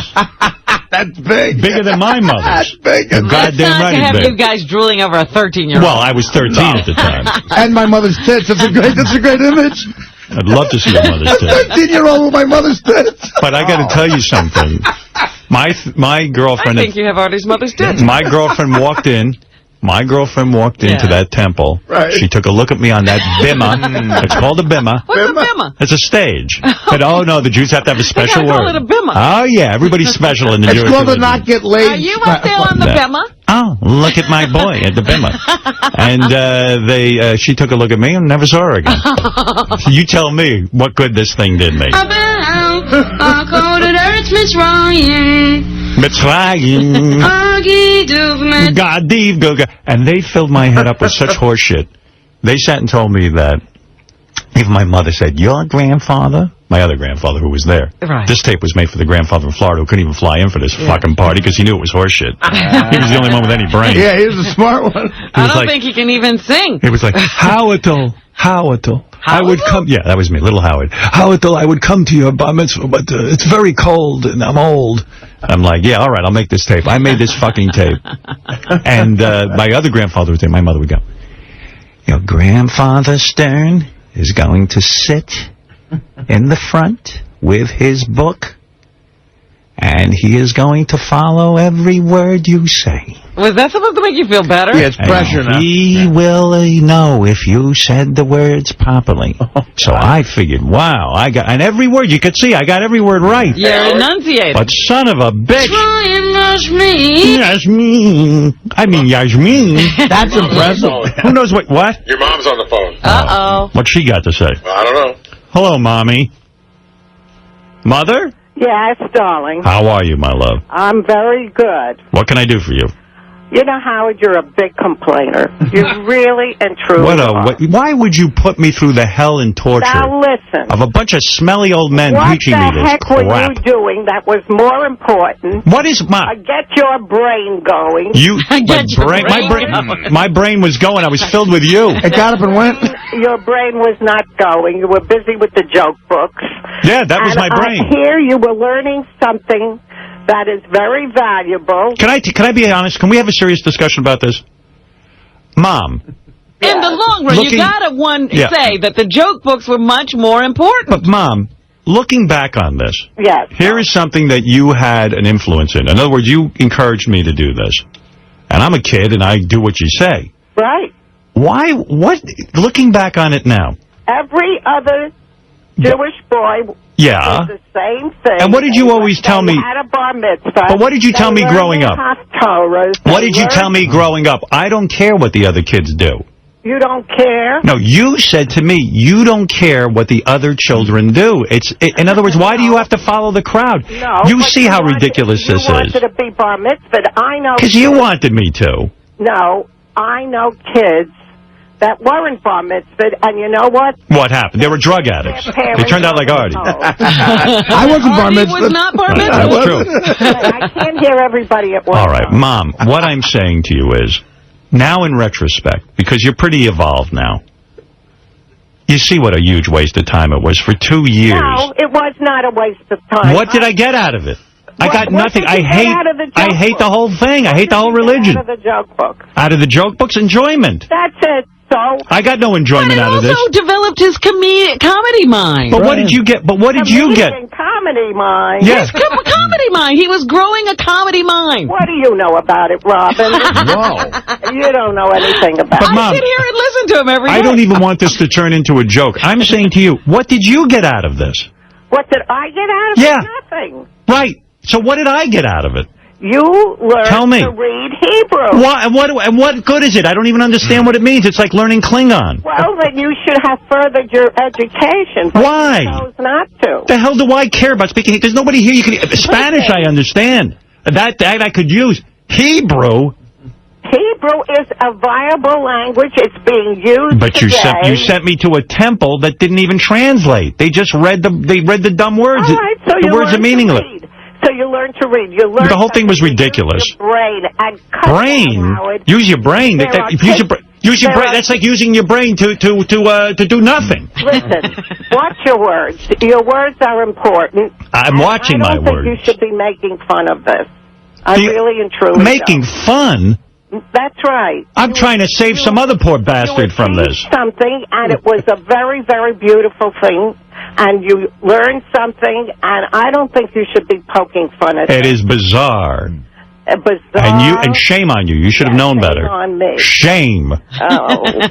I denounce my bar mitzvah. Your children learn the same thing. Not true. Not true. True. And you... Not because of me. Let me tell you something. Let me tell you. I told my daughters last night this is all nonsense. Oh, you should be ashamed of yourself. Now, my for kids are saying super that. Jewy, too. They love the Jewish You should be religion. ashamed of yourself for saying that because that's not so. And I think that... I wish my name was Savage. Mom, I don't believe what you're saying either. Because you know what? My mother has confessed to me, and I'm going to tell you something. My mother's not being totally honest here. Why? My mother confessed to me that she gets more spirituality and religious feeling from transcendental meditation and the teachings of the Maharishi Mahesh I Yogi. didn't... I Instead of, she said that temple is boring. She told me it. And she can't speak Hindu. Your Haftorah. What? That has nothing to do with your... It was 2 years of wasted time. You should have taught me chess. I should have had a tutor for chess. Listen, I should have had more joke books. more joke books, and you threw out my joke books, and that wasn't right. Howard, you weren't too much into the learning situation. I didn't like Right. learning. That's right. And But now chess you're I a like. big shot, and I think Big you shot. should Oh, I'm a big look shot, am I? on having a bar mitzvah as a wonderful incident. It was horrible. My girlfriend left me. It was Your horrible. girlfriend left you. What Yeah, girlfriend? Irene. You remember Irene with the big tits? Irene, yes, that was some girlfriend. That Irene had some titties. What was wrong with Irene? My mother was jealous. There She had was bigger tits than my nothing mother. wrong with it, but he was a little boy, was 13 years old with a girlfriend. Did you ever hear anything? Oh, you didn't like that? Ridiculous. I needed some comfort. A comfort. Do you know her Not breasts? that, Her breasts were as big as yours, and she was 13. Howard. She was all mine. Till that bar mitzvah. And that girl, she head for the hills. What did you know about girlfriends at 13? Nothing. No help from you. I was putting it in the wrong end. I didn't even know anything. You should be saying wonderful things about your bar mitzvah. I hated it. Oh, I you hated loved learning it. I didn't like the school. You enjoyed your bar mitzvah. It was a You liked your bar mitzvah. You liked the party. I liked. He liked the party, yes. And I'll bet, It was I made that tape of my bar mitzvah for your father. Yes. And I bet you he never even listened to the tape. That's not true. Who could sit through that boring... Your father was an enlightened man. He was smart. My father was very, very proud of you when you sent that down. Goddamn right. He said, boy, Cut it out, thank God he didn't make me go. He sent me a tape. That kid's aces. That is a nice thing.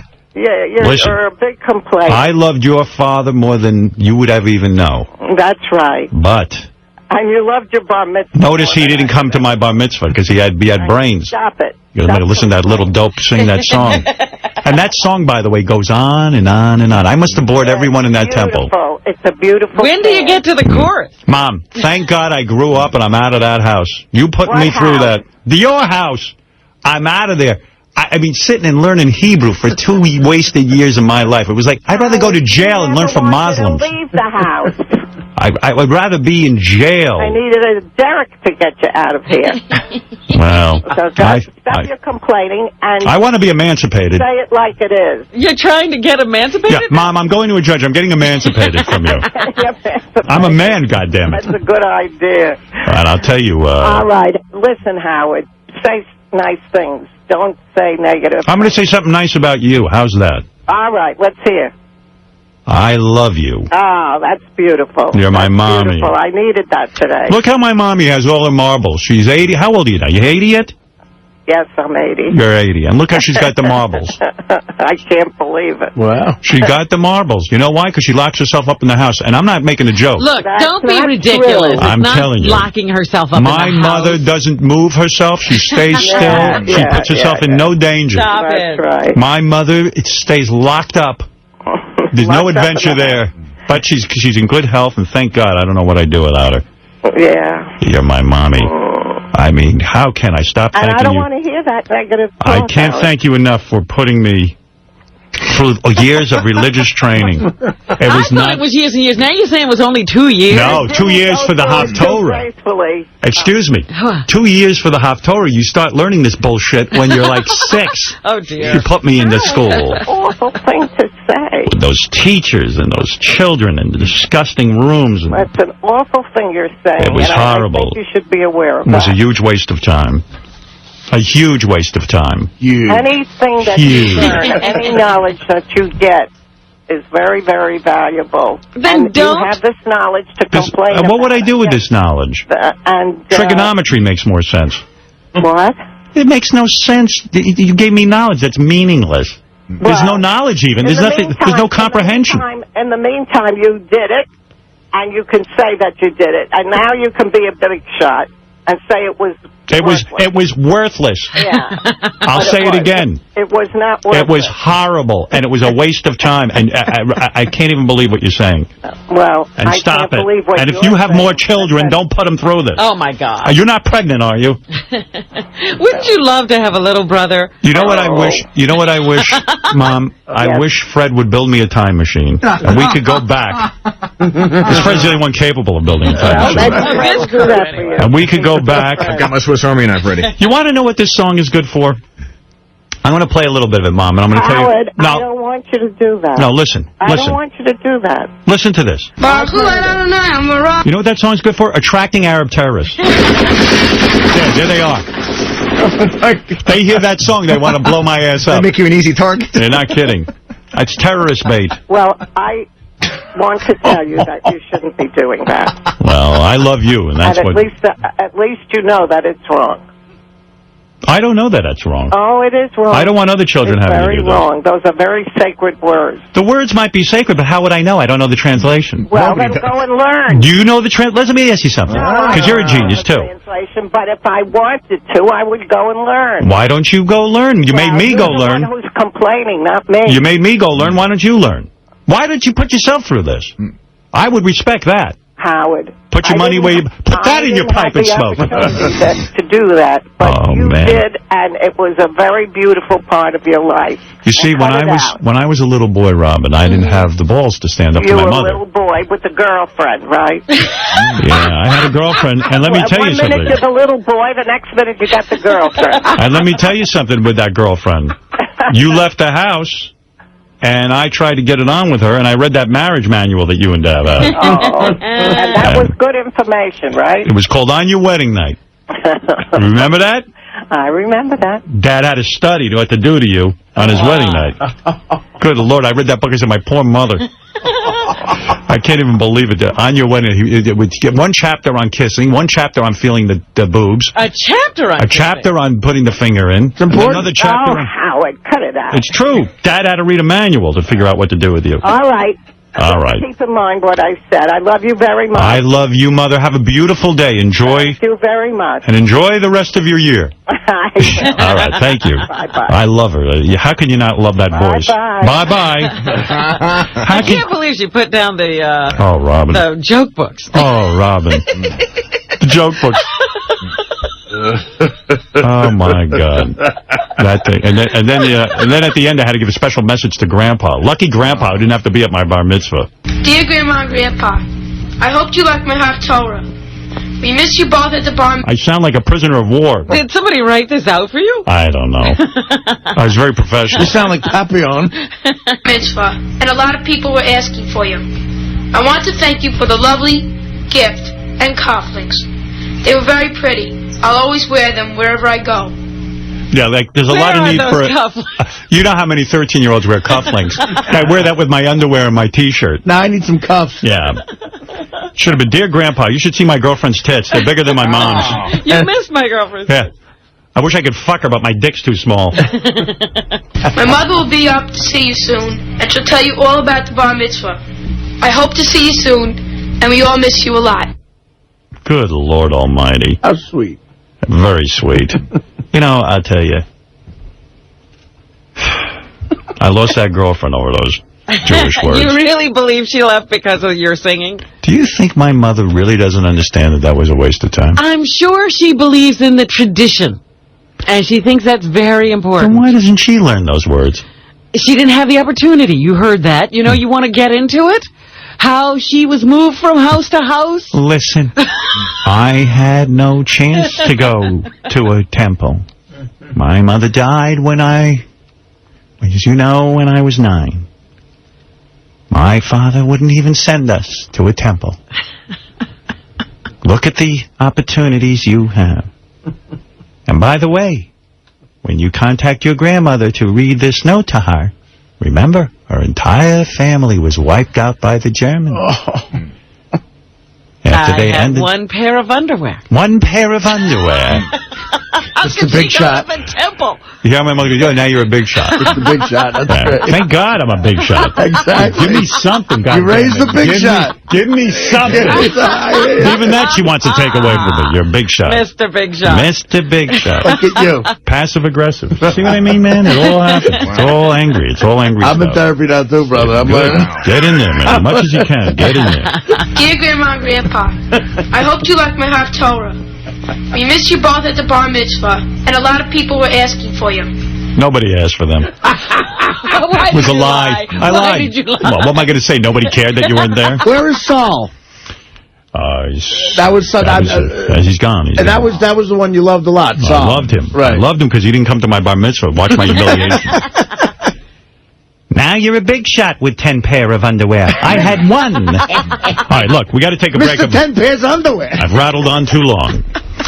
Let me take a break. I love when your mother calls in. Yeah, how can you not? She's a wonderful, wonderful, giving woman, and you see, she's got all her marbles. And it Oh, shows you. every last one. One can only pray at 80 that I'm senile. Unfortunately, my You forget genetics won't let me forget anything.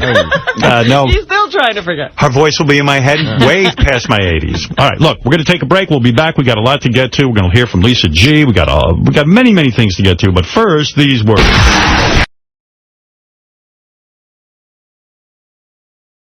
And Leslie West guitar. God, he is the greatest guitar player, Leslie West. He is something, man. I can't believe Where is Mountain. Leslie? He's okay. I think he was a little bit sick, but he's all A right. little bit of a problem. He's okay? Yeah. I think he's still got all his hands and feet and everything. Oh, God. Good Lord, don't take those hands. No, take his feet, Lord, if you're going to take anything, but not his hand. All right? Yes. Sure. Leslie West. I love that guy. I thought Mountain was a much bigger band than it was. In my house. Yeah, you had him on top of the mountain. Yeah, I mean, Mountain was like a huge band to me. And then I found out Mountain was just sort of a regional thing, except for Mississippi Queen. I thought they were much bigger. I didn't know what you were talking about. I knew Mississippi Queen, but I Right. didn't even know it was Mountain until you were carrying on about it like that. You introduced me to all that other music. I thought I had missed something in rock and roll. Yeah, Mountain. I thought Mountain was like Cream. When Mountain broke up, I was upset. Yeah. I'm depressed, but I don't get high. Your mother didn't ever take a pill. She didn't go to the doctor and get She anything. went to they got her at the doctor once or twice, but she They didn't doesn't get anything? I don't like doctors, and I'm not going to tell someone my problem. Listen, that's not going to happen. I mean, what are they going to tell me? I mean, after all. After all. I mean, living in the past. After all, who knows? I mean, believe you me, they don't even know what they're talking about. I mean, how are they going to help me? I mean, these doctors, they get a hold of you and they, listen, tinkering around with the brain and the mind, it's very dangerous. Especially a mind like this. Right. Well, it's just someone to talk to. Well, listen, I don't need that. And you mind your own business. And lower that music and get the T-shirt off your bed. Great. If I owe Leslie West something because He got you through. I would play this and sit there and listen to it. He pulled you through. He pulled me through. I'm like, oh, yeah. No, Nantucket Sleigh Ride. What the fuck is this? Yeah, he doesn't need that. That's a hit. I don't listen to that. Listening to it. And there's a cloud in Howard's room. It's raining. It's going to rain. He's got a different weather system. Your mother says there's smoke in your room. Dad, there's no smoke. What is she talking I can about? see it. I don't see it. They couldn't smell anything. They could only see smoke. After dinner, I go up and have a smoke. It's the best time, right? I didn't even like it. Anyway. But, you know, those days are over. Well, so you can relate to people who are medicating themselves. Oh, You did absolutely. it. Sure. But I needed to do it. They don't. They should get a backbone and buck Hey, up. I figured it all out, though. Like, I haven't gotten high in years. I mean, a drink here and there, but, you know, right? All the years you know me, I don't get high. I tried. I've seen you high a few times. It's not something you're going to continue because it's a nightmare. It's horrible. I don't even know how people do it. It's just a mess. All that getting high. But You're good. the worst at it. I think if I moved back in with my parents, I'd get high every day. Oh, yeah, I think you would. And you wouldn't even care how bad it was. If that ever happens, I know what you'll be doing. Yeah. Good times. All right, we got to take a break, Robin. We've talked way too long. And then we'll get back and we're going to, we're going to see if we can play a little Win Sal's Money. All right. Howard, this is Mom. The station did a terrible thing. They called me. They told me they want me Now you know why I can't have a show for them. I mean, this is why. to come in. They're sending a car for me at 11:30. 11:30 comes and goes. Nobody comes. Nobody calls. Dad was smart. He calls the station, and some intern told him. Tim's assistant, Jared. Tim's assistant, Jared, tells him. Like, my father shouldn't even know Tim's assistant Yeah, Jared's I don't name. know Tim's assistant, Yeah, Jared. I mean, now I'm hearing about. I mean, this was my worst fucking nightmare ever on the planet Earth. That he'll find out about it. He finds out, oh, they don't want you today. They changed their mind. They'll call you Friday. And they never called. They never sent the script. They said they were going to send the script. What kind of business is this? What kind of a way to do business is this? This is dreadful. I'm very upset about it. Bye-bye. Oh, my God. Howard, this is Mom. The station did a horrible thing. Jared ate your father. I mean, that would be, Jared shot your father. I mean, she was right. I mean, those guys back there, they don't call anyone. But you in know? their life, you could tell with their schedule and planning, that's a catastrophe. Yeah, it's That's a catastrophe. 9/11. It's 9/11 to them. Right. It was Well, 9/11. as Howard said, they get so excited and concerned, they start at 6 o'clock in the morning getting Right, ready. yeah. Sometimes not even sleeping. No, the night before. Yeah, they get there. We got up 2 hours early to do our ablutions, and your father said we'll be ready. I mean, we were ready by 9 o'clock. The car wasn't coming till 11, and we sat and waited for it, and 11:30 rolled by, 12, Oh, and can your you father and imagine? I. Oh my God. When you're up at 9 and ready to go at your 11 o'clock appointment, and then 11 comes and goes, that's the worst feeling in the world. We built our whole week around it, for God's sake. And it's like, you know what? They're right. They're 100% right. My parents were inconvenienced, but it's like, I get crazy from it. That was maybe the worst thing those guys could have done to me. So now, it's like, then Tim goes, we're going to put an ISDN line in your parents' house. I go, you know what, Tim? No. Just leave my parents alone. Because that'll go wrong. Hello, Howard. This is Mom. The station did a horrible thing. Tim's assistant, Jared, put us in a concentration camp. What, Ma? In a concentration camp with Hitler. Tim's assistant, Jared, took us wilding in Central Park.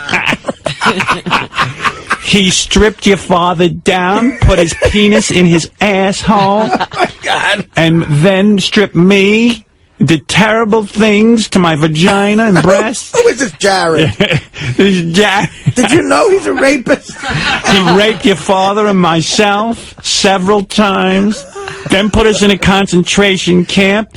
They tried to kill us with gas. It didn't work. That's what I heard when I heard that phone call. I think it's the same. They put your father's head in a meat grinder. Yeah, they took your father and killed him, and then they tortured and raped me. Jared, Tim's assistant Jared, got me pregnant. I'm having Jared's baby. Jared knocked me up. They hooked electrodes up to your father's nipples. They had an enormous generator. They kept shocking him until he shit himself. Your father shit himself. And then Jared made him clean it. They crucified me. They made me eat your father's feces and urine. And then they... Did you hear that, Howard? Jared put your father in a diaper. Yeah. All right. So there it is. That's why I don't want to hear about it. I'm sure Tim is happy whenever that comes up again. The thing is that she starts off with, they did something horrible. Yeah, what? Something horrible happened. Tim's assistant, Jared, took your father and me in a rocket and sent us to Krypton, where Superman's from, and we're here living under the tyranny of the Red Sun.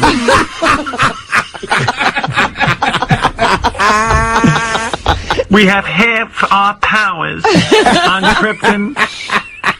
And your father was tortured by a man in a Darth Nihilist costume. This is Darth Nihilist.